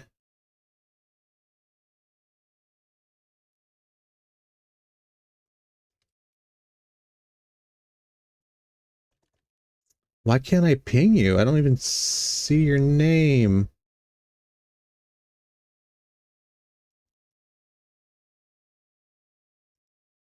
I have that issue sometimes too. Have you done the full onboarding process? That might be it.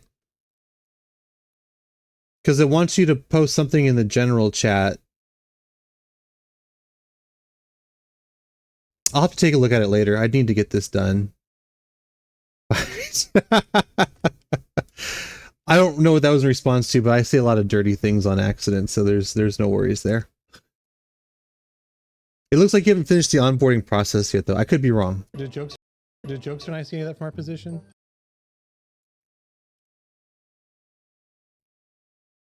Pinging you.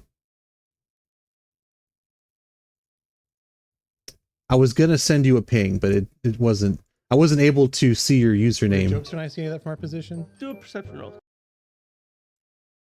Okay. Standard zoom for Aaron here. You know, the onboarding process is set up so that people can't just like come, well, because we haven't, when we open to the public, so they can't just come in and start posting shit everywhere. Like they actually have to go through the onboarding process, and part of that is looking at the rules. I set up a while ago, so I don't remember. But another part of it is like just saying hi in the general chat, I think is the other thing. So if you haven't done that yet, I might not be able to send you a ping. But I'm not an expert on this. I've been using Discord for a long time, but I've never run a server before. All right, let's find Aaron here. Can I see any of that from our position? Do a perception roll.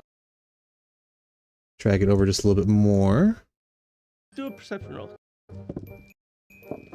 Okay, so this is the shot I was looking forward to actually working on.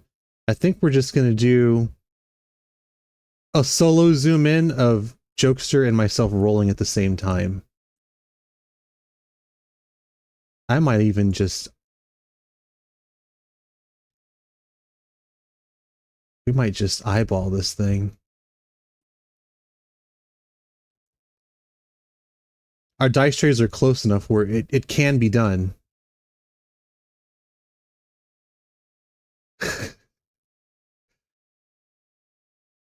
If we ever get a chance to hang out, Shadows, I would definitely buy you dinner before attempting to ping. Alright, let's see if this looks good.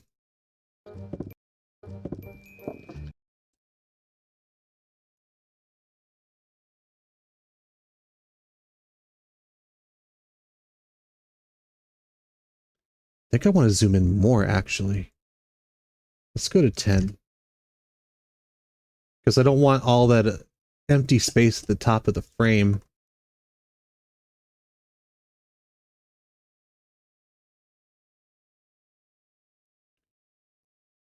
That should be good, though, I think. Headless people rolling dice. No, I need to show more of Clint's hand here.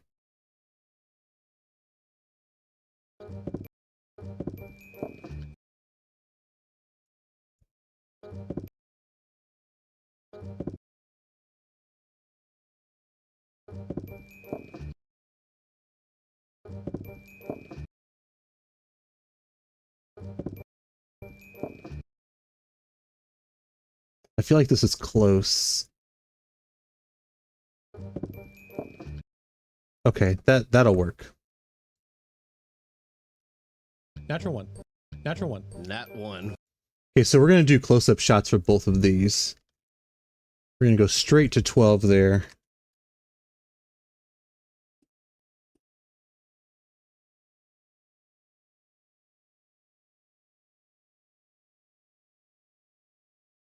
Okay.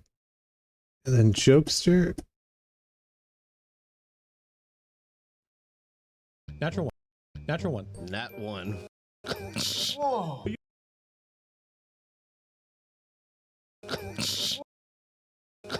Whoa. Whoa.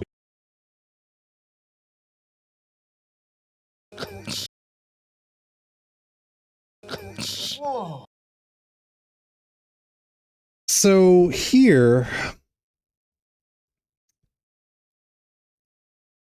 I don't know whose reaction to show. Mine's pretty good. Mike is the one that makes the audible sound. Whoa. You guys are still bickering about space. Actually, we'll make this a group shot. I think this is the easiest way to solve this. Because Aaron has a good expression, I have a good expression, Chris does too. Whoa. Mike has the sound. The only one who's kind of off here is Clint. And it's not a big deal. He just didn't react to it like the rest of us did. But that should be fine. Let me just see how long this segment is before I decide if I'm going to make this a group shot. Let's see, change clip duration. It's 1.25 seconds.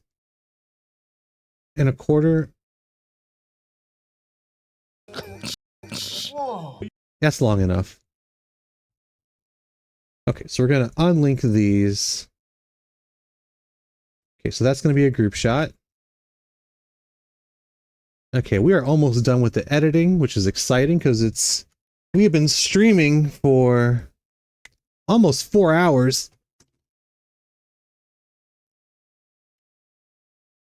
And I feel like something is lacking here. You guys are still bickering about space. You guys are still bickering about space. Give me some more room. They're the one. I think I'm going to add Chris's line back in with the Wonder Twins here also, since I have the room for it. You guys are still. Okay, so we're going to do just a generic shot of Aaron here. Not a generic, a standard shot. There are no generic shots of Aaron. They don't exist. There are standard shots, but nothing is ever generic. You guys are still bickering about space. Give me some more room. Give me some more room. Give me some more room. Jeez. Oh man, that is pretty funny. All right, this is going to be one of those. Damn. This is going to take a minute to set up. Give me some more room.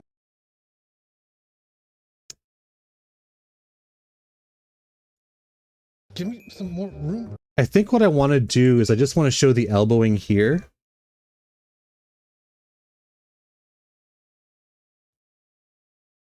Shadows, are you leaving comments on our Patreon? I appreciate it. Aaron has... So I know I've said this before. Aaron is what you call camera pretty. Like when he laughs on camera, he looks incredible. He is camera pretty. You guys are still bickering about space. Give me some. So I think I'm just going to show the elbowing here.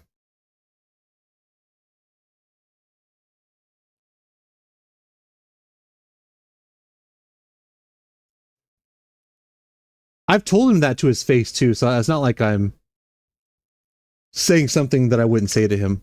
He is very camera pretty.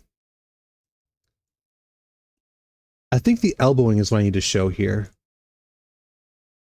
Give me some more room. Give me some more room. And then we're going to do this shot. Now this shot is the one that's going to take a minute to set up. Okay, so the easiest way for me to do this, we're going to go into Fusion.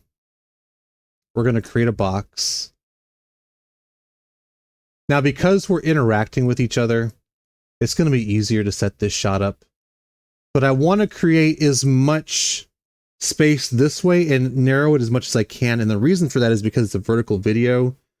I don't want too much black screen at the top or bottom, which I'm probably going to end up making it into like a blurred duplicate of what I'm showing here. Yes, he does look like Kris Kringle, Santa Claus. You know, I should ask him. He's got children, so I don't know if he's ever like done the Santa Claus thing, but he definitely could pull it off for sure. His children are older now, obviously. But like when they were younger, I wonder if he ever did the Santa Claus thing with them. Okay. We're really gonna get in here like this.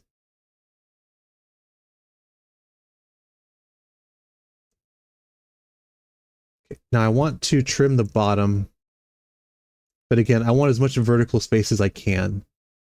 So I'll split the difference like that. Yeah, he could. I don't know his whole family situation, so I don't know if he's got. I think he has grandchildren, but I don't know. Like, you'd have to ask him.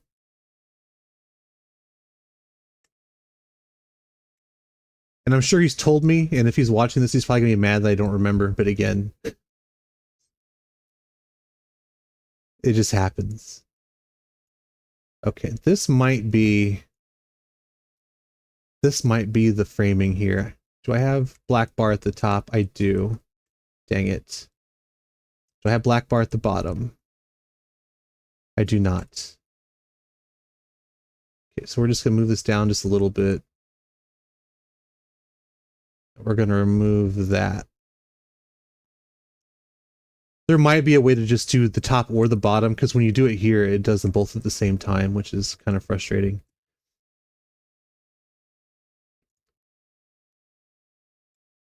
Okay. So what I'm going to do is, I'm just unlinking that so I can move this up and down. I'm going to bring in the splitter so I can see where the middle of the frame is.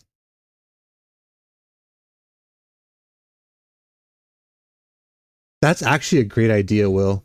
I hadn't thought about that. That would be funny.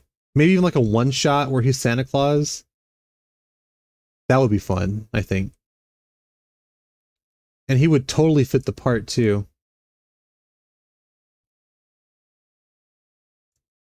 All right, we're just eyeballing this right now. Sometimes that's just how things get done.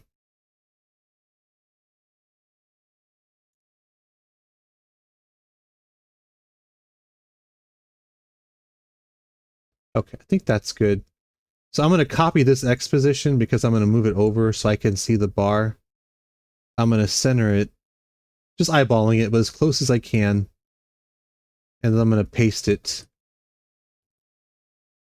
So now we'll remove this.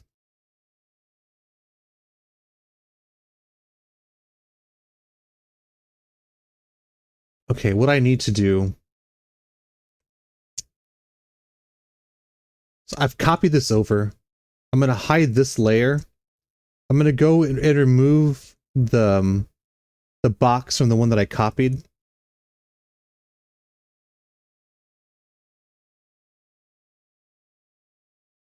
Because I want to see everyone else's reaction. So we're gonna zero out the position here. We've talked about doing one shots. We're actually thinking about doing like a Halloween one shot.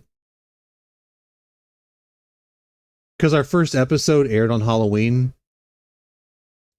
And that kind of made sense to do that for us.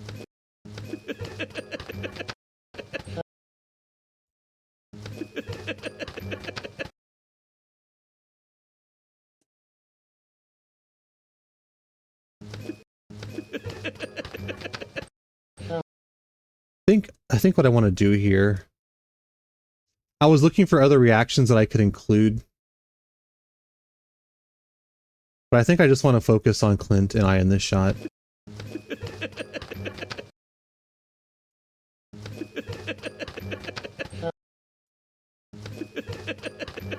Although, honestly, you can't lose with including Aaron in the shot. We'll work it out. We definitely want to do something special for Halloween. We don't know what it is yet, though. We definitely want to do something special. Fuck.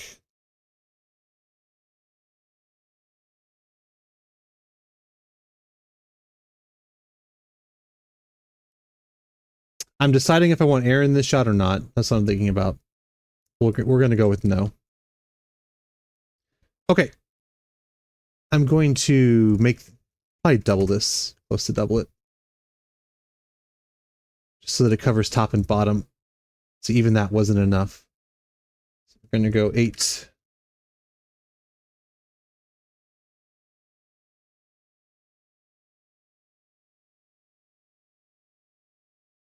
And then we're going to drag in, we're going to drag in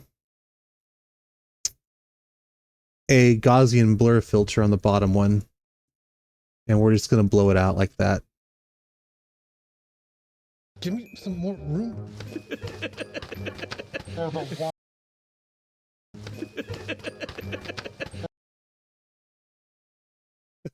That is actually pretty funny.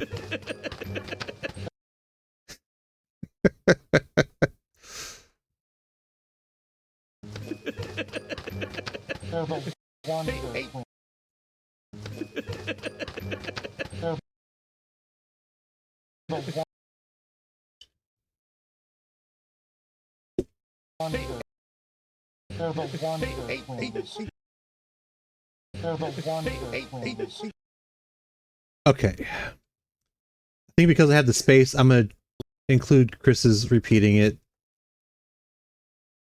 And then we're going to call this a day after I get these 2 shots done. The wonder.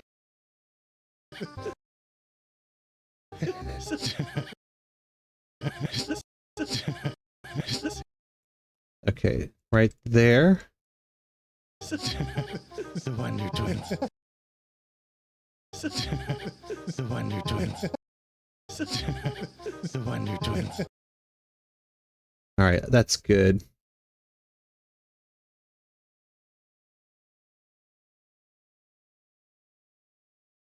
As far as like doing a one shot, Will, is that what you're talking about?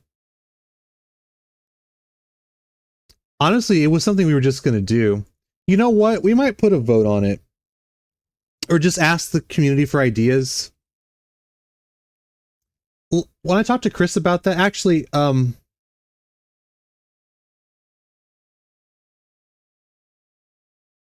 just do it later. I'll remember to do it. But that's what we should do, right? We should ask. We can like propose like we want to do a one shot for Halloween or that time period. We have enough people in the Discord now where we could do that, and just if there's anything they would like to see. But I was thinking just post it on Patreon, that way everyone gets to see it, because not everyone in the Patreon is in the Discord. And then if they have any ideas, then they can include those. I think that would be okay. The Wonder Twins. Okay, so we will delete this. The Wonder Twins. You'll get it, Shadows, no worries.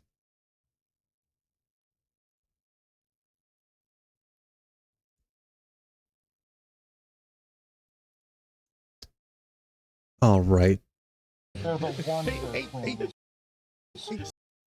Okay, so we're just going to do a simple shot of Mike here. I'll do it at 10. I've said this before, Mike looks really good in 10x.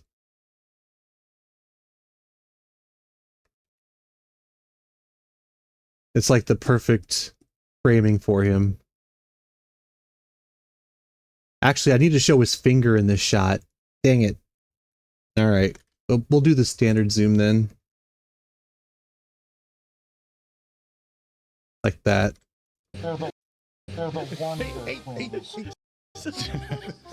The Wonder Twins. Okay, and then this, we're gonna do 2 shots of Chris. The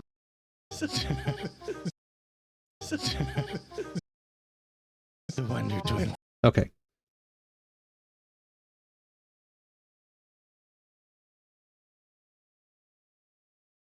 And I'm framing both shots at the same time, and we're gonna zoom in on the second one. Get over a little bit. The Wonder. Okay, so for this one, we'll do a hard jump there.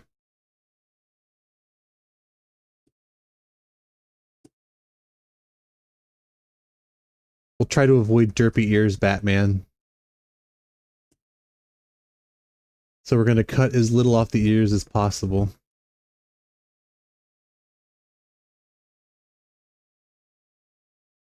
The Wonder Twins. Okay. I'm going to have to... That's quite a bit of movement in frame. The Wonder Twins. Okay. It's the last shot. We'll fucking do it. I'm going to do a tracking shot here. But I'm going to eyeball it more than I normally would. Okay, so that's a good ending spot. So we're going to set the keyframes here. All right, so we're going to the start of the shot. So we're going to keyframe it here. We're going to go to the middle of the shot. That looks pretty good. We're going to go right about there. It's not bad. Okay, that should be tracked pretty well now. The Wonder Twins. The Wonder Twins. The Wonder Twins. Okay, that's good. Hey, welcome back. Okay. It's been tough going. It's 6 o'clock. And I still have to do the subtitles, but we're doing okay here. Let me get this into position so I can render this, and then we will check it out together. All right, and it's almost the max length. It's a little short, but it's whatever. No one's going to begrudge me 20 frames or so.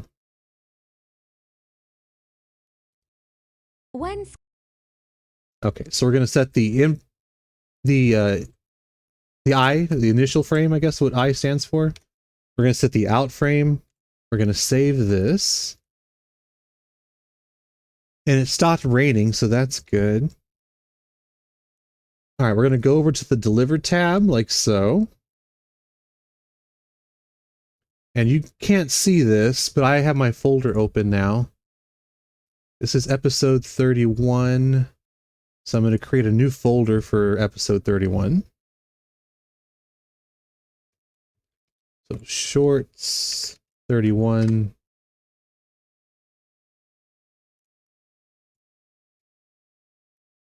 All right. And again, the title of the title of the file name is irrelevant. It doesn't matter. I'm just going to call it Sky Battle.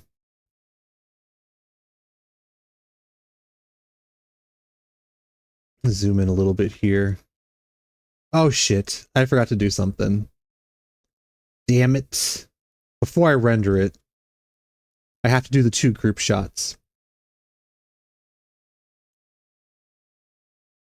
Now, fortunately, it's not too difficult because I'm going to be copying everything over, but it's like the last thing. So we're going to start from the bottom and work our way up here. So we're going to copy this box like so. We're going to go to this shot and paste it in. And then we're going to go over to this shot. And this is why I don't like doing too many group shots. It's just a lot of copying and pasting. And before I used to do it all, I would redo it before I had this figured out. So it was even harder to do before. I think the group shots are enjoyable to watch though. And that's how we've been doing the TikToks. when we do like the long form TikToks of our clips, this is how we do it. Essentially, the settings are slightly different, but this is essentially how we do it. All right, so I'm going to copy that.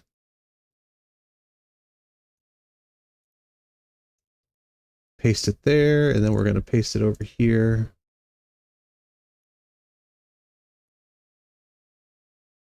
Okay, so this is 3.6. So I'm going to do these at the same time. And this should be 2.25, I think. Yes. Okay, so I'm just going to grab all of these. And we'll do 2.25.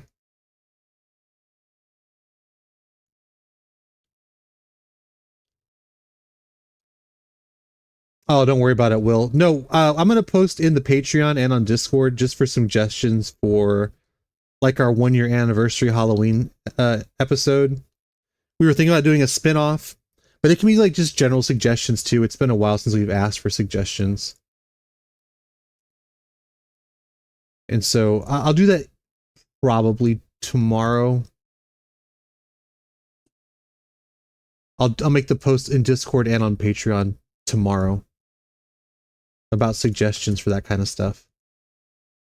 Because honestly, like we know you're here because you enjoy the content that we're already making, but it's nice to hear, you know, what you like about the show, what you don't like about it, or essentially what you would like to see more of, or something different that you might want to see.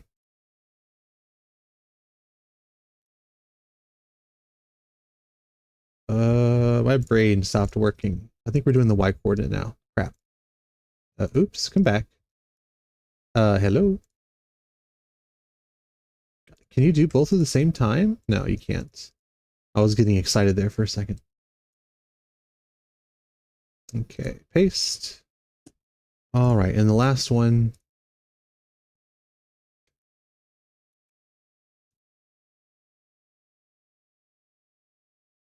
Now, stream has been exciting today. Tons of people, tons of support. I think this is the biggest stream I've had so far. So that's exciting. All right. Let me just make sure that these group shots don't have any black bars on them. They do on the right side though. And on the bottom, what is wrong? Something has happened. My settings have changed. Something has happened. Okay, where are we? Okay, so I'm going to try and fix this.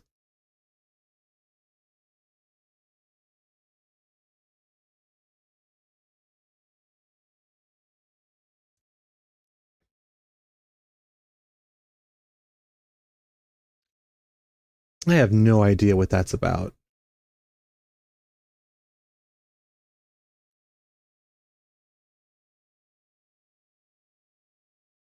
I can just drag Aaron down. I think that'll be okay.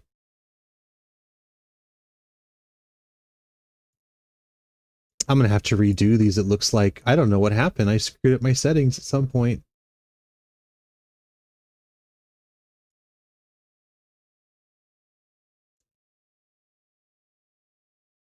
Okay, and then Aaron is the middle. Aaron's the bottom. Aaron's the bottom. Okay. Aaron is a power bottom. Lorekeeper says he is going to make you guys something too, but this is a secret. Well, thank you. Oh, the other thing that we've been talking about, because there are other people that are wanting to do that, is getting a PO box. We just haven't yet, but that's definitely on the list of things to do for us. Okay, I think those are fixed now.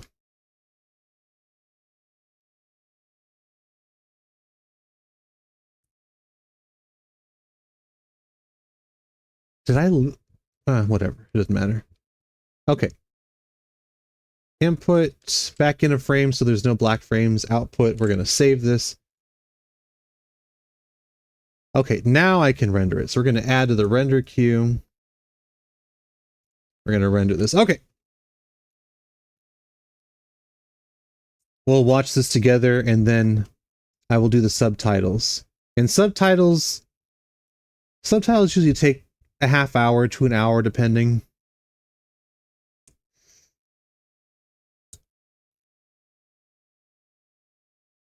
I'm going to check the weather, though. What's the weather for the next 12 hours?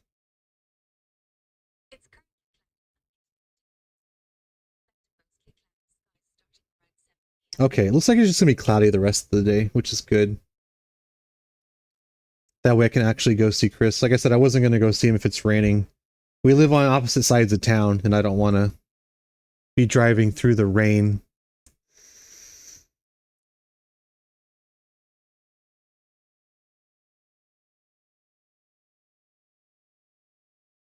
Also, this is the part of the stream where my frame rate dies, because my video card is working on rendering this.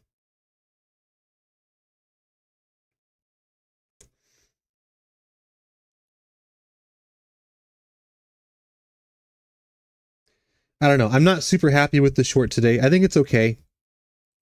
I'm not super happy with it. Now, what's funny is that the first time that we had a short that blew up, it was the D&D Isekai one. I don't know if y'all have seen that one. But the first time that we had a short blow up,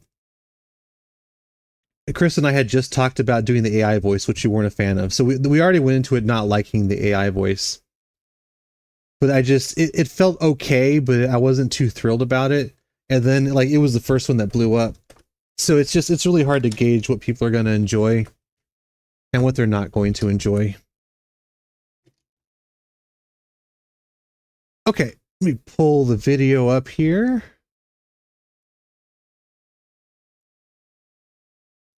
And then we can watch it together. When sky ships clash.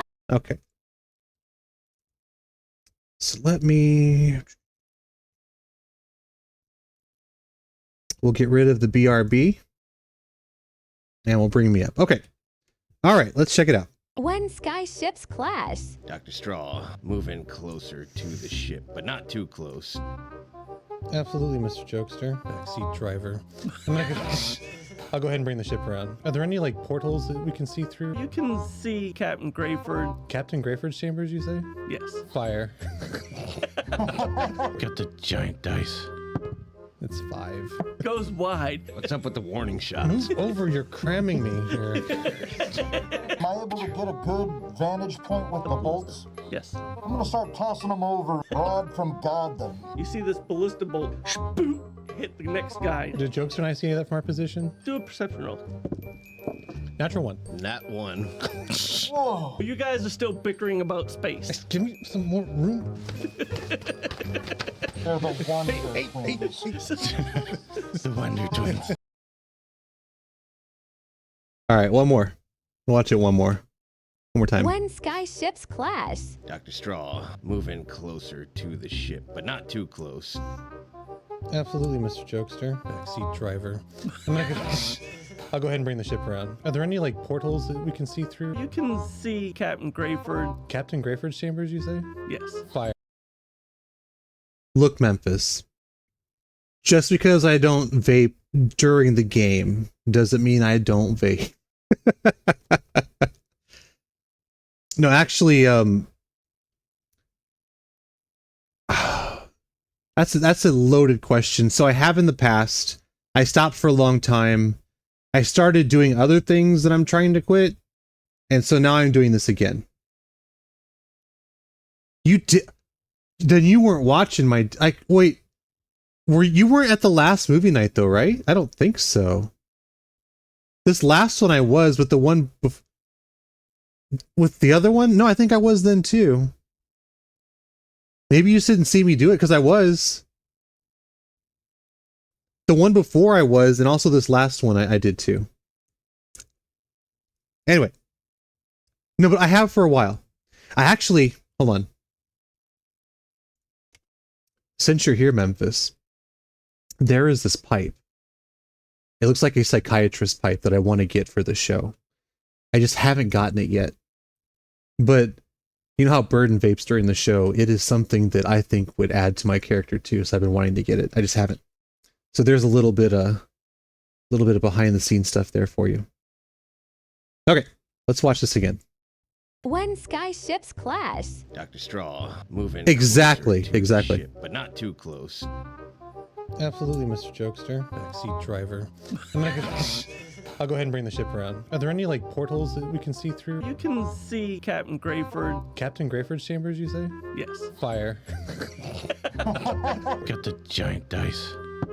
It's 5. Goes wide. What's up with the warning shots? Move over, you're cramming me here. Am I able to get a good vantage point with the bolts? Yes. I'm gonna start tossing them over. Rod from God them. You see this ballista bolt boom, hit the next guy. Did Jokester and I see any of that from our position? Do a perception roll. Natural 1. That one. Whoa. It's You the guys largest are still D20 that I thinking about have. Space. Give me some more room.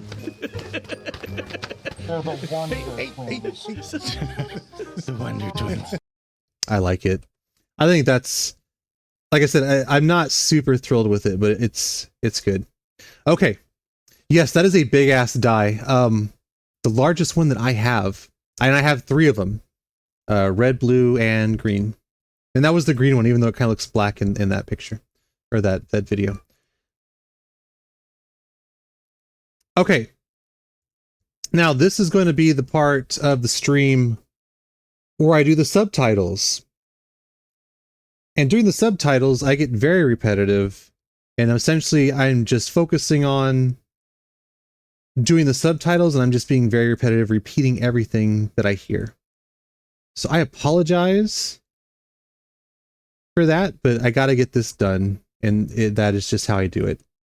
So if I'm super focused and repetitive, you will understand why. And I also turn the video off for this too, so I can listen to it better.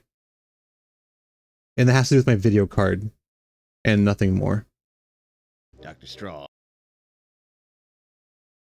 Dr. Straw.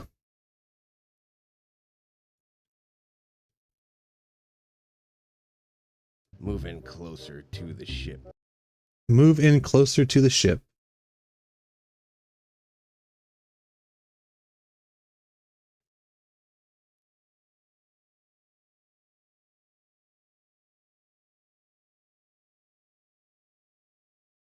I don't know if it's going to take that long, Will, but I will do my best. Dr. Straw, move in closer to the ship, but not too close. Okay, move in closer. Move in closer to the ship. All right, so move in closer to the ship, but not too close.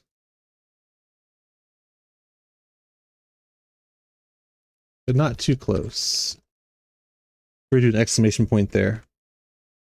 Dr. Straw, move in closer to the ship, but not too close. Absolutely, Mr. Jokester.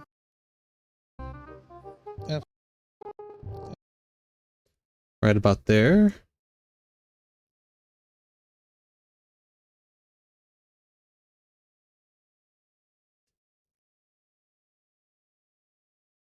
Absolutely, Mr. Jokester. Okay, as I mentioned before, I am a terrible speller. So when I'm unsure of something, I Google it. Looks like I would have gotten that one right. Absolutely, Mr. Jokester.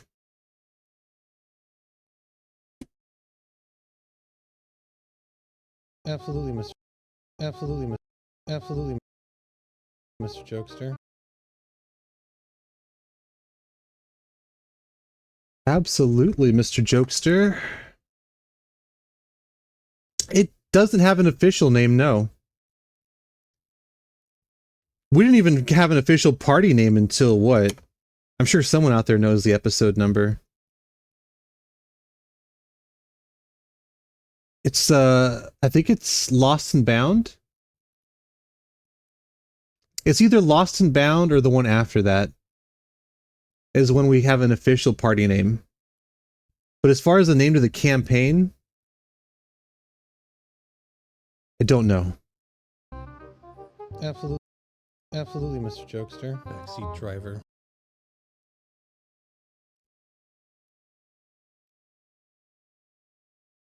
It's backseat feels like that should be hyphenated or something.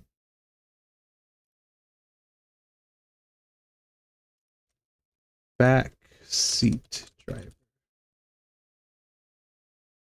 It looks like it's just 2 words. Do look at me.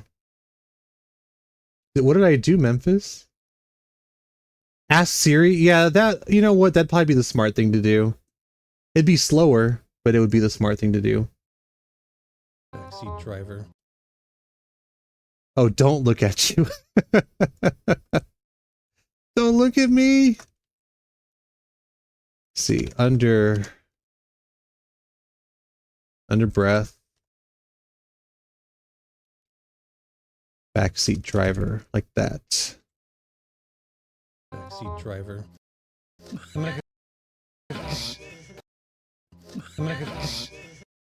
That's kind of Wheeze laughing. I'm just gonna put Wheeze laughing. Wheeze laughing. My spelling is terrible.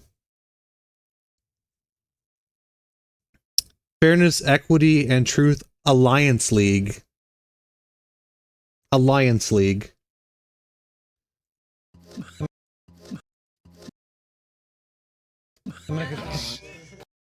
That's where the fetal comes in. It does. Early on, it does change. But we do get to a certain episode where it is solidified. Christened, if you will. I'll go ahead and bring the ship around. No, I honestly, and you're right, Dialect. I was hoping that it would be, oops. I was hoping it would be a running joke where we just, because when you think about it, the other like D&D streamers, usually their party has a name, and I think more of Critical Role, but I'm sure there are other streamers that do it too, or other content, D&D content creators do it, where the party has a name, it's created during the show, and it stays consistent. So I thought it would be funny to just come up with something new every time, but I think it's fine that we have an official name now. In the episode where Jokester fights overgrown fish, it's either the one where Nocturnal gets captured for the first time, or it's the episode right after that when we rescue him. I think it's after Lost and Bound. Yeah, assume the fetal position, exactly. Yes, it's before Assault on Black Rock. I'll go ahead and bring the ship around. I'll go ahead and bring the ship around.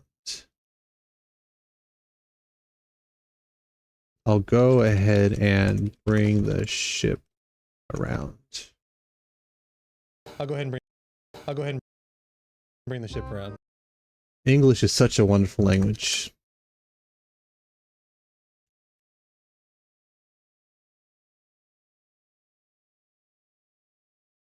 What episode are you on, Will? I'll go ahead and bring the ship around. Are there any like portals that we can see through? Are there any like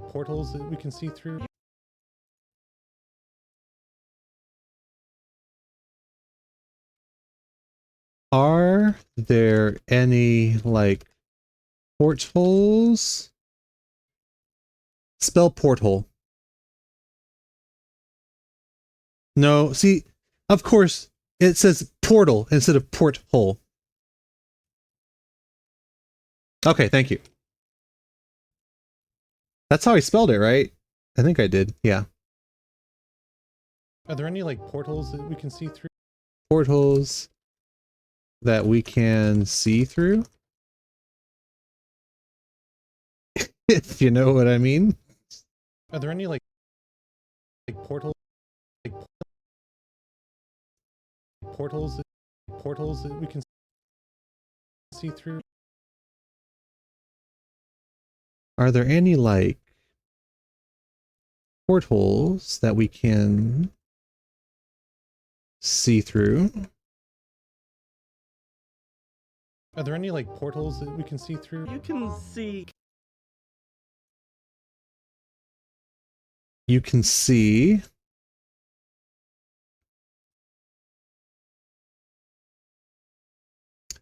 Better than a bunghole.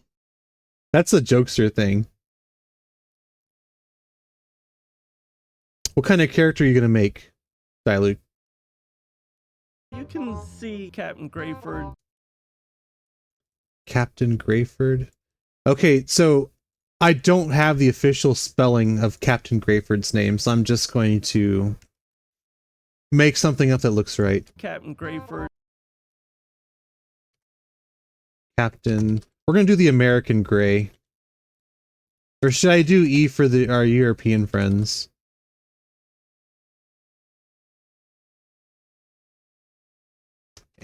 We're an American show. Captain Grayford. Yeah, that's how I'm gonna spell it. And see, I don't have an official spelling from Aaron, so I don't know if that's correct, but that's what we're gonna go with. You just finished 19, okay. Captain Grayford. So hold on. After Lost and Bound, I think the next one, don't tell me. I think it's well, tell me if I'm wrong. Is it The Path of Most Resistance? And the only reason I would suspect that is because my favorite scene that I have had is in that episode.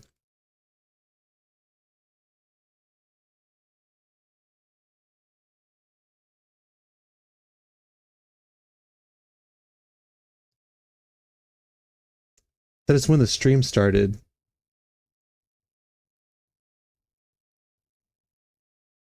Like the Twitch, like when I started Twitch streaming, is that what you're talking about?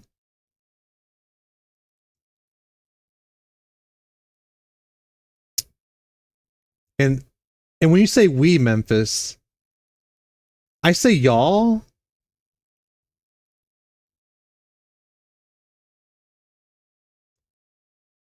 Do I sound Southern to you? I don't think I do. Maybe I do. Because I was born in the Midwest. No, I've heard you. Like, you definitely have a twang on your voice.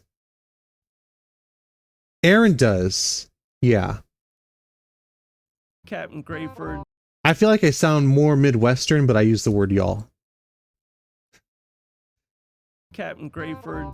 Captain Grayford's chambers, you say?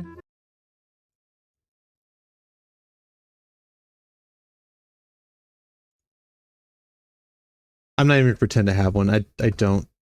I might do a Southern accent at some point if I do a character, but why can I not? Hello, where's my? There they are. Okay. Captain Grayford. Captain Grayford's chambers, you say? See, I don't even see. Chris was born in Texas. I don't think he sounds Southern either.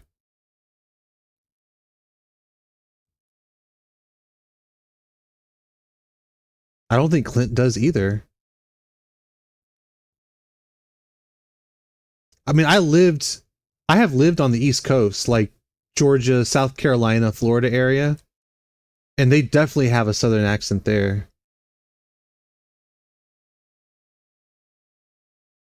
And my cousin, who was also born in the Midwest, he moved to Tennessee. Was it Tennessee? I think it was Tennessee. He moved to Tennessee when he was like younger, and he definitely sounds Southern, but he was born in the Midwest. Although I haven't talked to him in a long time.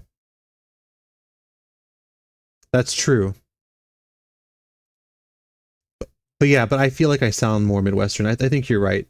There are certain things that I say Southern, but mostly it's Midwestern. Captain Grayford's chambers, you say? Captain Grayford's chambers, you say? Captain Grayford's chamber, you say? Captain Grayford's chambers, you say? Captain Grayford's chambers, you say? I said that's fine. Captain Grayford's chambers, you say? Chambers, you say? What did you say? Chambers, you chambers, you say? Chambers, you say? Okay, that's good enough. Yeah, living over on the East Coast. Yeah, they all have accents there. Captain Grayford's chambers, you say? Yes. Fire. Okay, so we'll do yes, And then fire. Yes. Yes. Split it right there. And then fire. Yes. Fire. I want a space here though. Yes. Fire. Also depends on the words we say and how many non-sponsored beverages we drink. That is so true. Yes. Fire. Yes. Fire. I usually keep the amount of non-sponsored beverages I have to a minimum. Although when I was younger, that was not the case.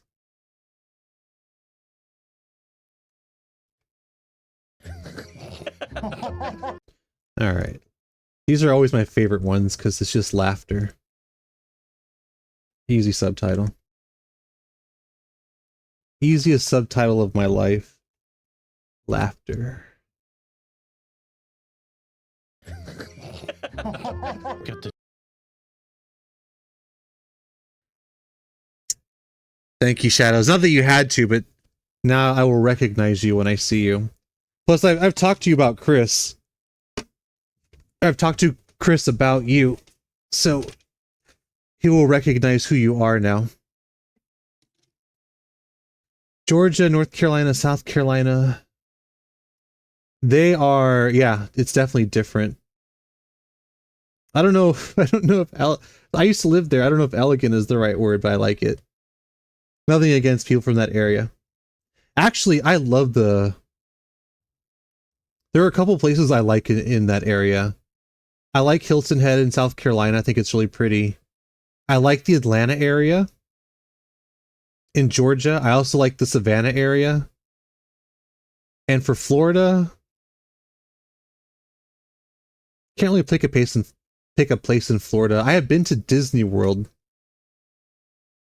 But as far as like a place that would be interesting to live in Florida, I don't know. got the giant dice. Got the giant dice. Got the giant dice. And we'll split this up because he's taking forever to say it. Got the giant dice.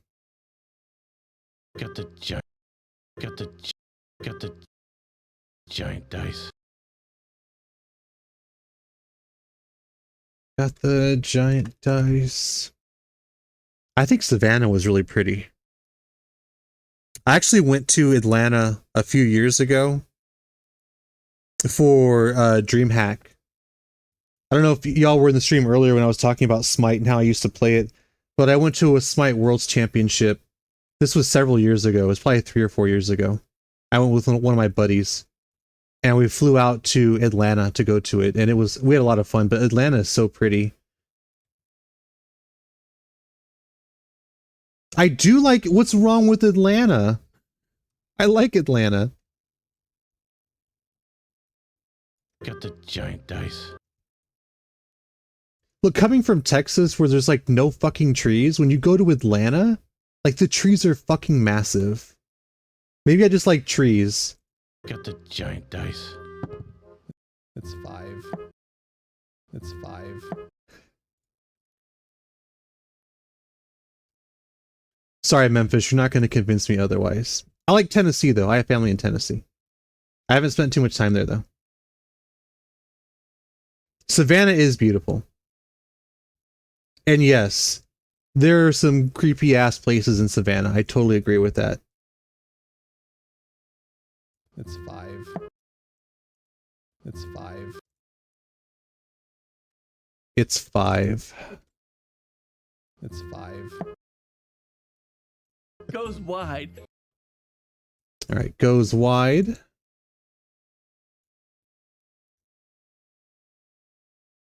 Goes wide. Y'all need to adopt a true Southern accent. I just go all the way to Brazil. I am not going to pretend to have a Brazilian accent. What's up with I feel like I've lived in the US long enough where I could try and fake a Southern accent. I'm not going to do it right now, though. the warning shot? What's up with the warning shot? What's up with the warning shot? We used to, this is terrible. My dad and I used to make fun of the cousin I was talking about from Tennessee. We used to make fun of his accent. Not to his face, but like we would say things to each other, like pretending to be him in his accent. So I try not to do that anymore because that's kind of rude. But my dad and I used to do that. Nothing hateful. Like, I love my cousin. I haven't talked to him in a while, but I love him. Sorry, the DC is 30.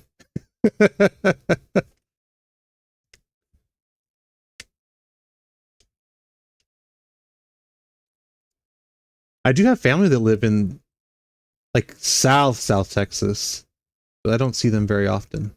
What's up with the warning shot? What's up with the warning shot? What's up with the warning shot? What's up with the warning shot?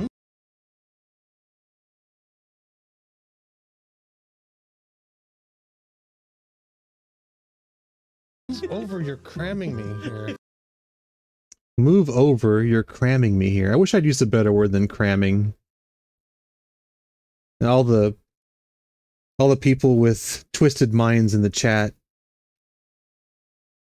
might misinterpret the use of my word cramming. Over, you're cramming me here.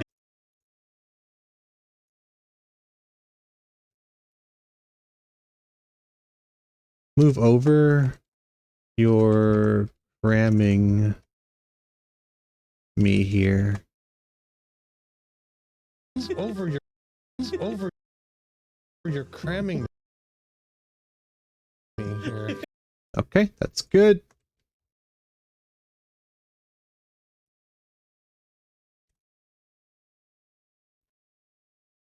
One of the things that I wanted to do, I wanted to play a shapeshifter character at some point. Honestly, if we do a campaign 2 and it's like an isekai like this one or like a parody, let's say, and I don't know if this is what we're doing, but say hypothetically we do a Marvel parody. I would do, God, what the fuck is his name?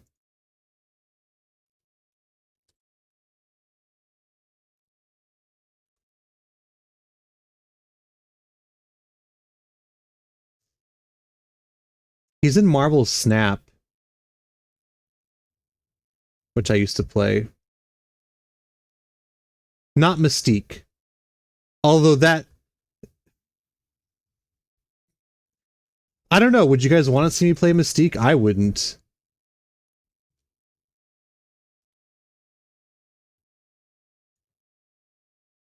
Skrull is not a shapeshifter, is he? But that's not who I was talking about. It's the really, like, pale white shapeshifter guy. It's not Dr. Manhattan.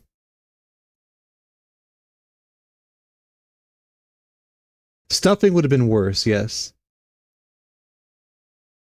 I don't know, but there's a shapeshifter in the Marvel universe, and that if we do a campaign where we do a Marvel parody, it will be that character. And I will definitely learn the character's name before we do that.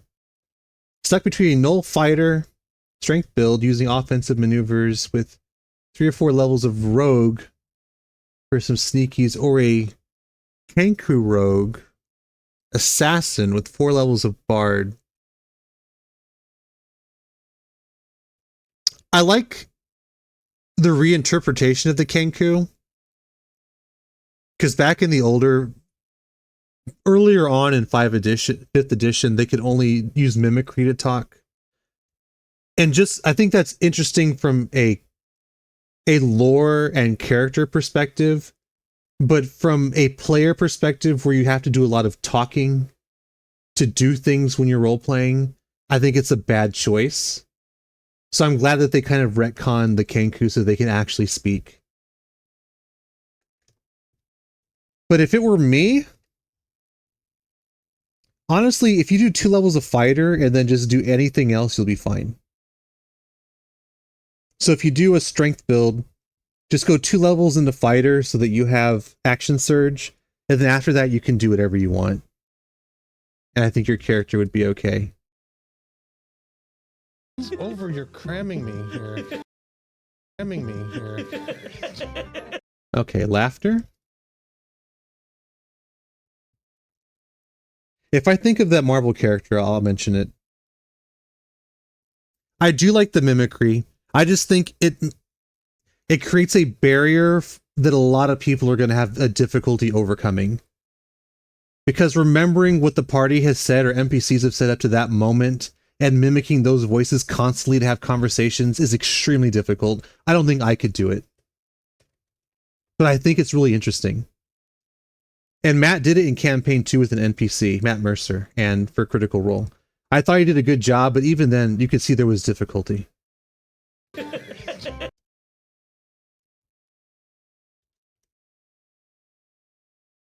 here.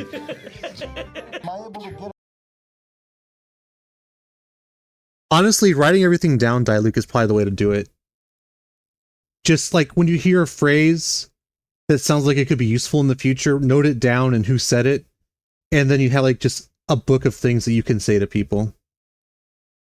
In Dark Souls 2 and 3, my favorite build, the Faith Tank. Yeah, I could see that. I tried that in Elden Ring. It didn't work out too well for me.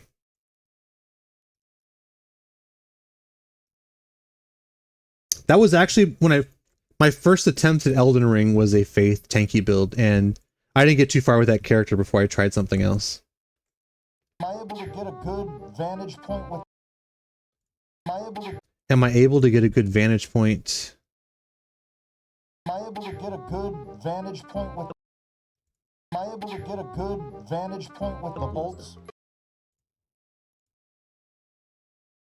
Am I able to get a good vantage point? It's too long. Am I able to get a good vantage point? Am I able to get a good vantage point with the bolts?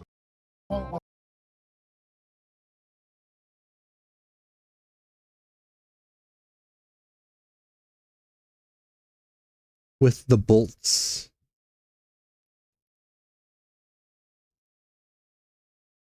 Oops. The bolts.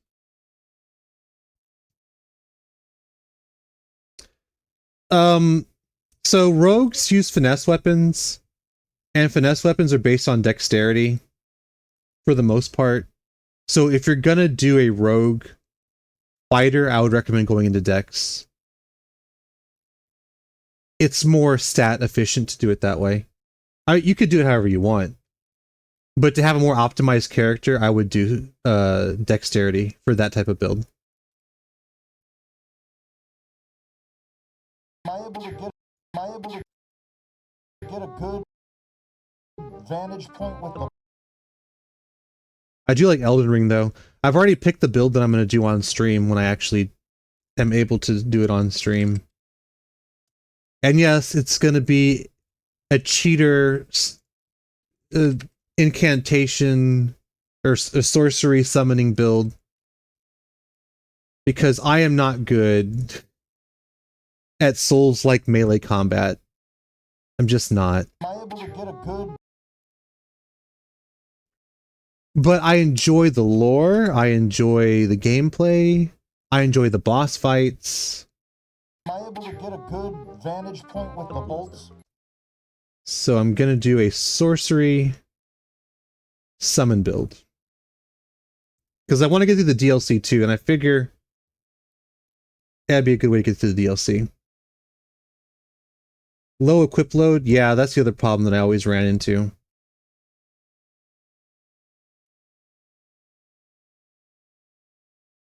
Yeah, exactly. Like, if Miyazaki didn't want me to use a sorcery build, he wouldn't have put it in the game for me. That's the beauty about games, though. Like, and D&D as well. Like, just, if you don't like it, just change what you want and then do it your way, and then you'll enjoy it more. Like, don't place artificial barriers on yourself just because other people do it differently. Am I able to get a good vantage point with the bolts? Yes. Yes.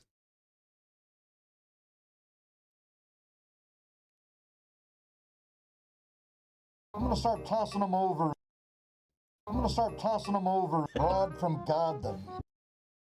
I'm gonna start tossing them over.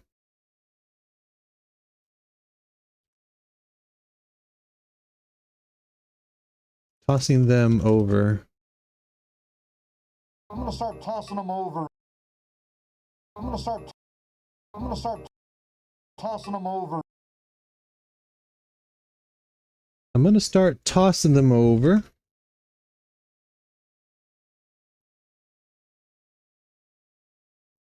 Rod from God them. Rod from God them. We'll put rod from God in quotes.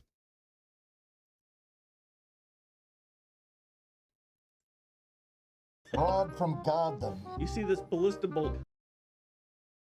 You see this ballista bolt.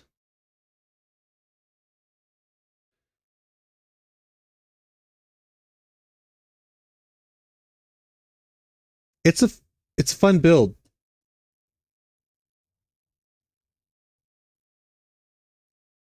Ballista.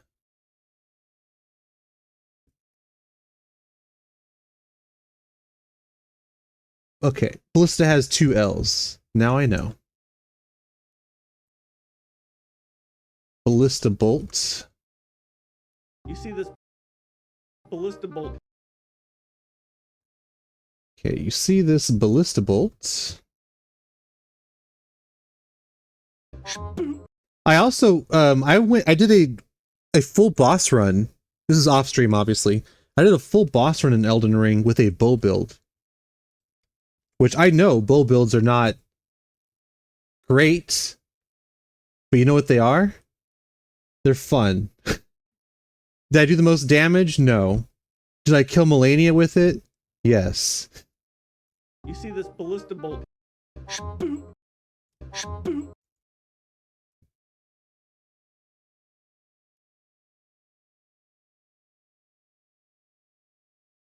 Boop. I don't know how I'm gonna do this one. And then we'll do boop.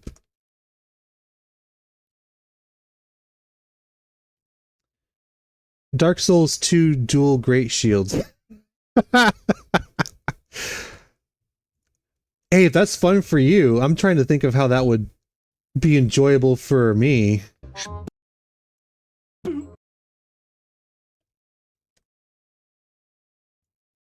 I had a buddy, he passed away a long time ago, but when he used to play Skyrim, he would do a shield mage, where he would carry around a shield in one hand, and then he would do spells from his other hand.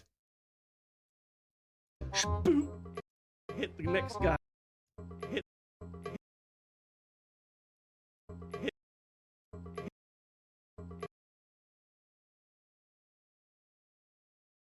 Hit the next guy. Hit the next guy. The jokes are Hit the next guy. Hit the next guy. Hit the next guy. Did Jokester and I see any of that from our position? Did Jokester and I see any of that from our position? Did Jokester and I see any of that from our position? God, I ran all my words together there. That's okay. Did Jokester... Oops. Jokester and I see any of that from our position? Did Jokester and I see any of that from our position? So one of the things that I notice when I do stuff like this is during the game, sometimes I speak too fast and I don't enunciate well. And I can only imagine that is frustrating for audio only enjoyers.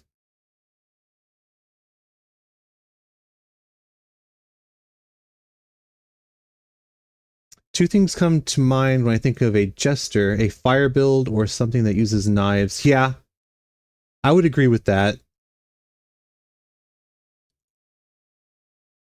Knives definitely really have a jester feel to them. Did Jokester and I see any of that from our position? Do a perception roll. Do a... It's just the feel, though. Do a perception roll. Do a perception roll. Natural 1. Natural 1.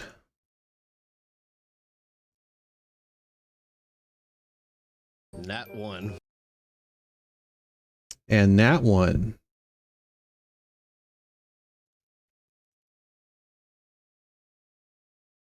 Natural 1. Nat 1. Whoa.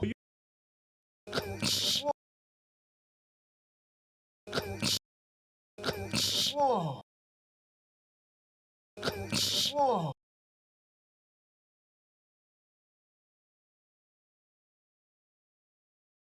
For a jester, I guess it depends on the flavor of jester you're going for.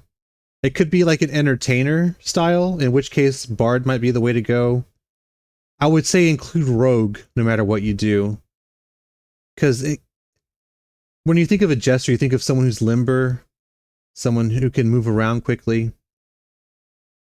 Honestly, a rogue bard combo might be the way to go jester, if that's what you're trying to do. Or even like a swords bard, maybe, and just use daggers. Yeah, that's the way I see it. Like an entertainer. Nat 1. Whoa. Alright, we're doing 3 different sounds here. Wheeze, snicker, and O. Whoa.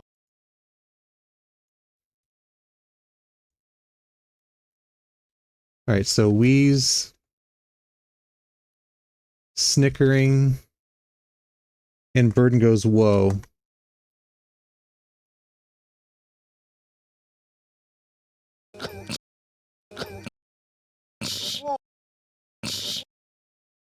Whoa. Wheeze, snickering,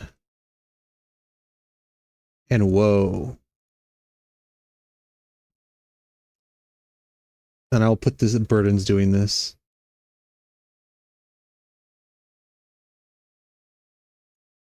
Actually, I'll use his name, because it's more of a player thing than a character thing. Whoa. You guys are still bickering about space.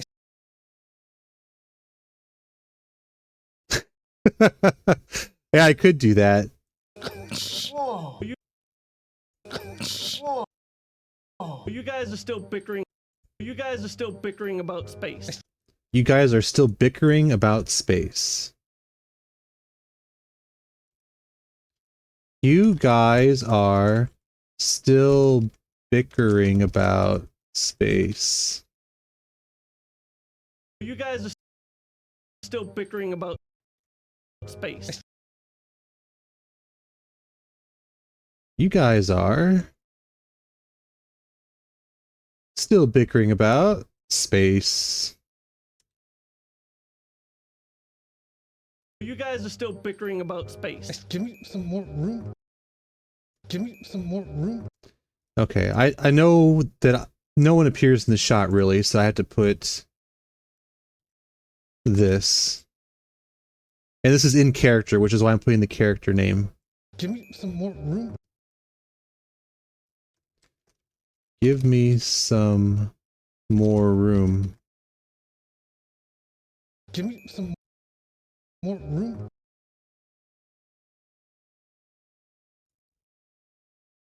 So give me some more room. Give me some more room. And we'll put others laughing. You guys, yeah, you guys is definitely a Midwestern thing. Give me some more.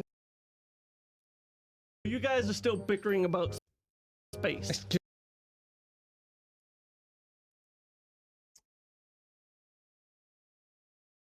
Yep, that's the Midwestern thing. Although I don't say pop anymore when I'm talking about soda or Coke. Pop doesn't feel right anymore. I'm just gonna put it out there. I used to say it all the time. And now when I hear family say it, it just feels funny. Others laughing. Yeah, when I was on the East Coast, like everything was Coke. I say soda now.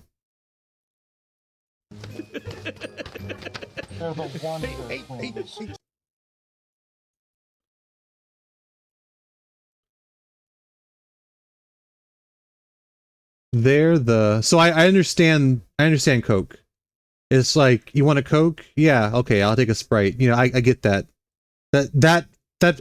Even though it's wrong, it feels okay. Soda pop, so you just combine it. Soda pop feels funny. I just like soda, like just soda. Although, I mean, there are things like baking soda. So I don't know. Maybe because I drink so much soda, it's just the first thing I think of.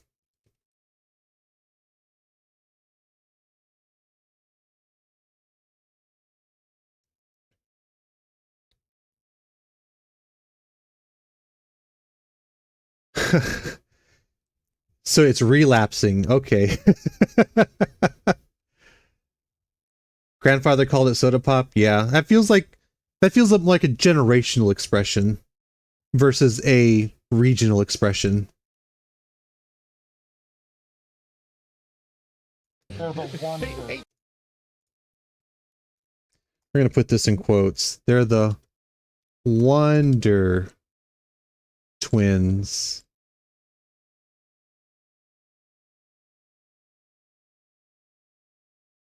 They're the Wonder Twins.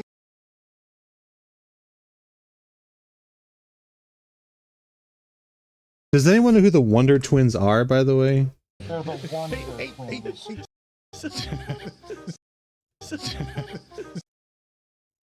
Laughing. God, we're almost done. It's 7 o'clock, but damn it, we're almost done. The Wonder Twins.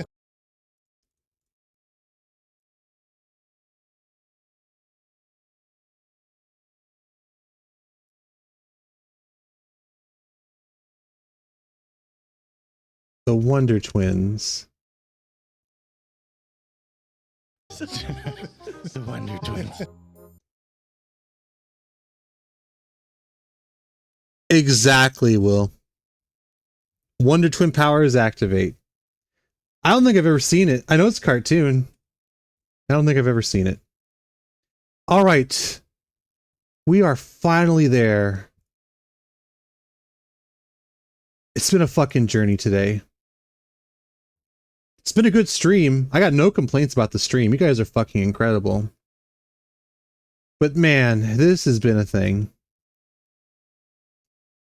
And in my heart, I don't believe that this is going to do as well as some of our other content. But I'm okay with that. So what we're going to do now is... Oh, I'm not done yet, Will. We got to render this. So maybe 10 minutes-ish. I got to render this first. So we're going to go over to the delivery tab. Before I forget, we're going to make sure we burn the subtitles in. So burn into video. We're just going to add a 2 onto the end of this. And we're going to render it.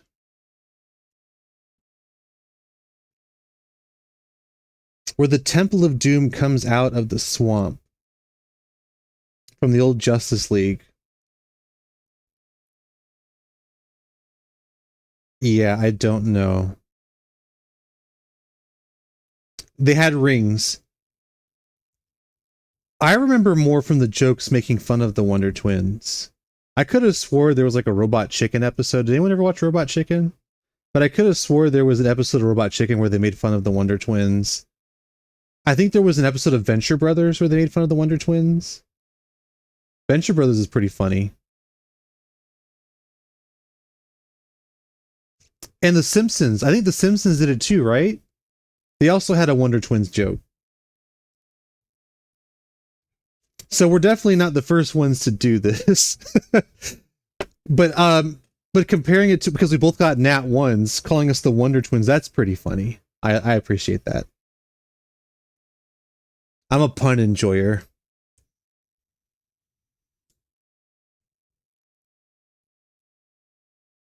Okay.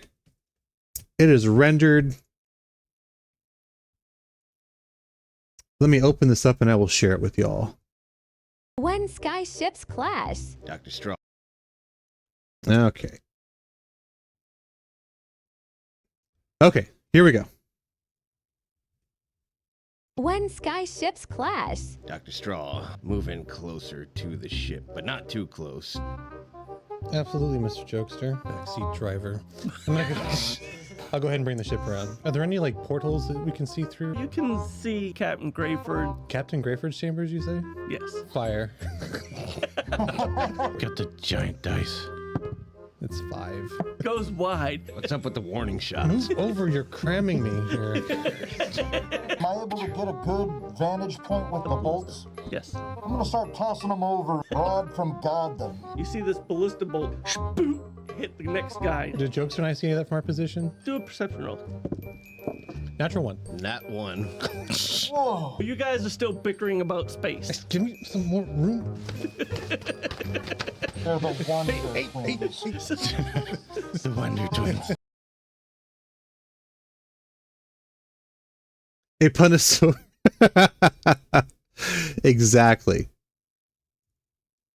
Okay, let's do this one more time. Play. When sky ships clash. Dr. Straw, move in closer to the ship, but not too close. Absolutely, Mr. Jokester. Backseat driver. I'll go ahead and bring the ship around. Are there any like portals that we can see through? You can see Captain Grayford. Captain Grayford's chambers, you say? Yes. Fire. Got the giant dice. It's 5. Goes wide. What's up with the warning shots? Move over, you're cramming me here. Am I able to get a good vantage point with the bolts? Yes. I'm gonna start tossing them over. Rod from God them. You see this ballista bolt boop, hit the next guy. Did Jokester and I see any of that from our position? Do a perception roll. Natural 1. Nat 1. Whoa! You guys are still bickering about space. Give me some more room. They're the Wonder Twins. The Wonder Twins. I think it's funny. I didn't appreciate this until now. I think it's funny that you can hear us still bickering in the background when they're talking about us. I think that adds a layer to the comedy here. Okay. All right, I didn't notice any mistakes in the subtitles. So I believe we are at the end of the stream today. I have been going for holy shit for 5 hours and almost 15 minutes. But it's been a great stream. I appreciate all of you hanging out with me today. It definitely made it palatable to me. As far as when this is going to go up, in the next 10 to 15 minutes. So you can check it out on Instagram, YouTube, and TikTok. They should all go up around the same time. I usually do YouTube first. As far as when I preload them, I would do YouTube and TikTok first. But since they're going to go up live, it'll go up on YouTube first, then TikTok, and then Instagram.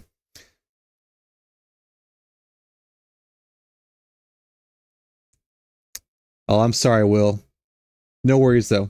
But anyways, thank you so much for the support today. It's been incredible. I really appreciate it. I know the guys appreciate it. And I'm going to go ahead and end the stream, but I will be back on Thursday for the next short that we do. And the new episode 31 should drop tomorrow, so you guys should come check it out. Anyway, I will catch y'all later.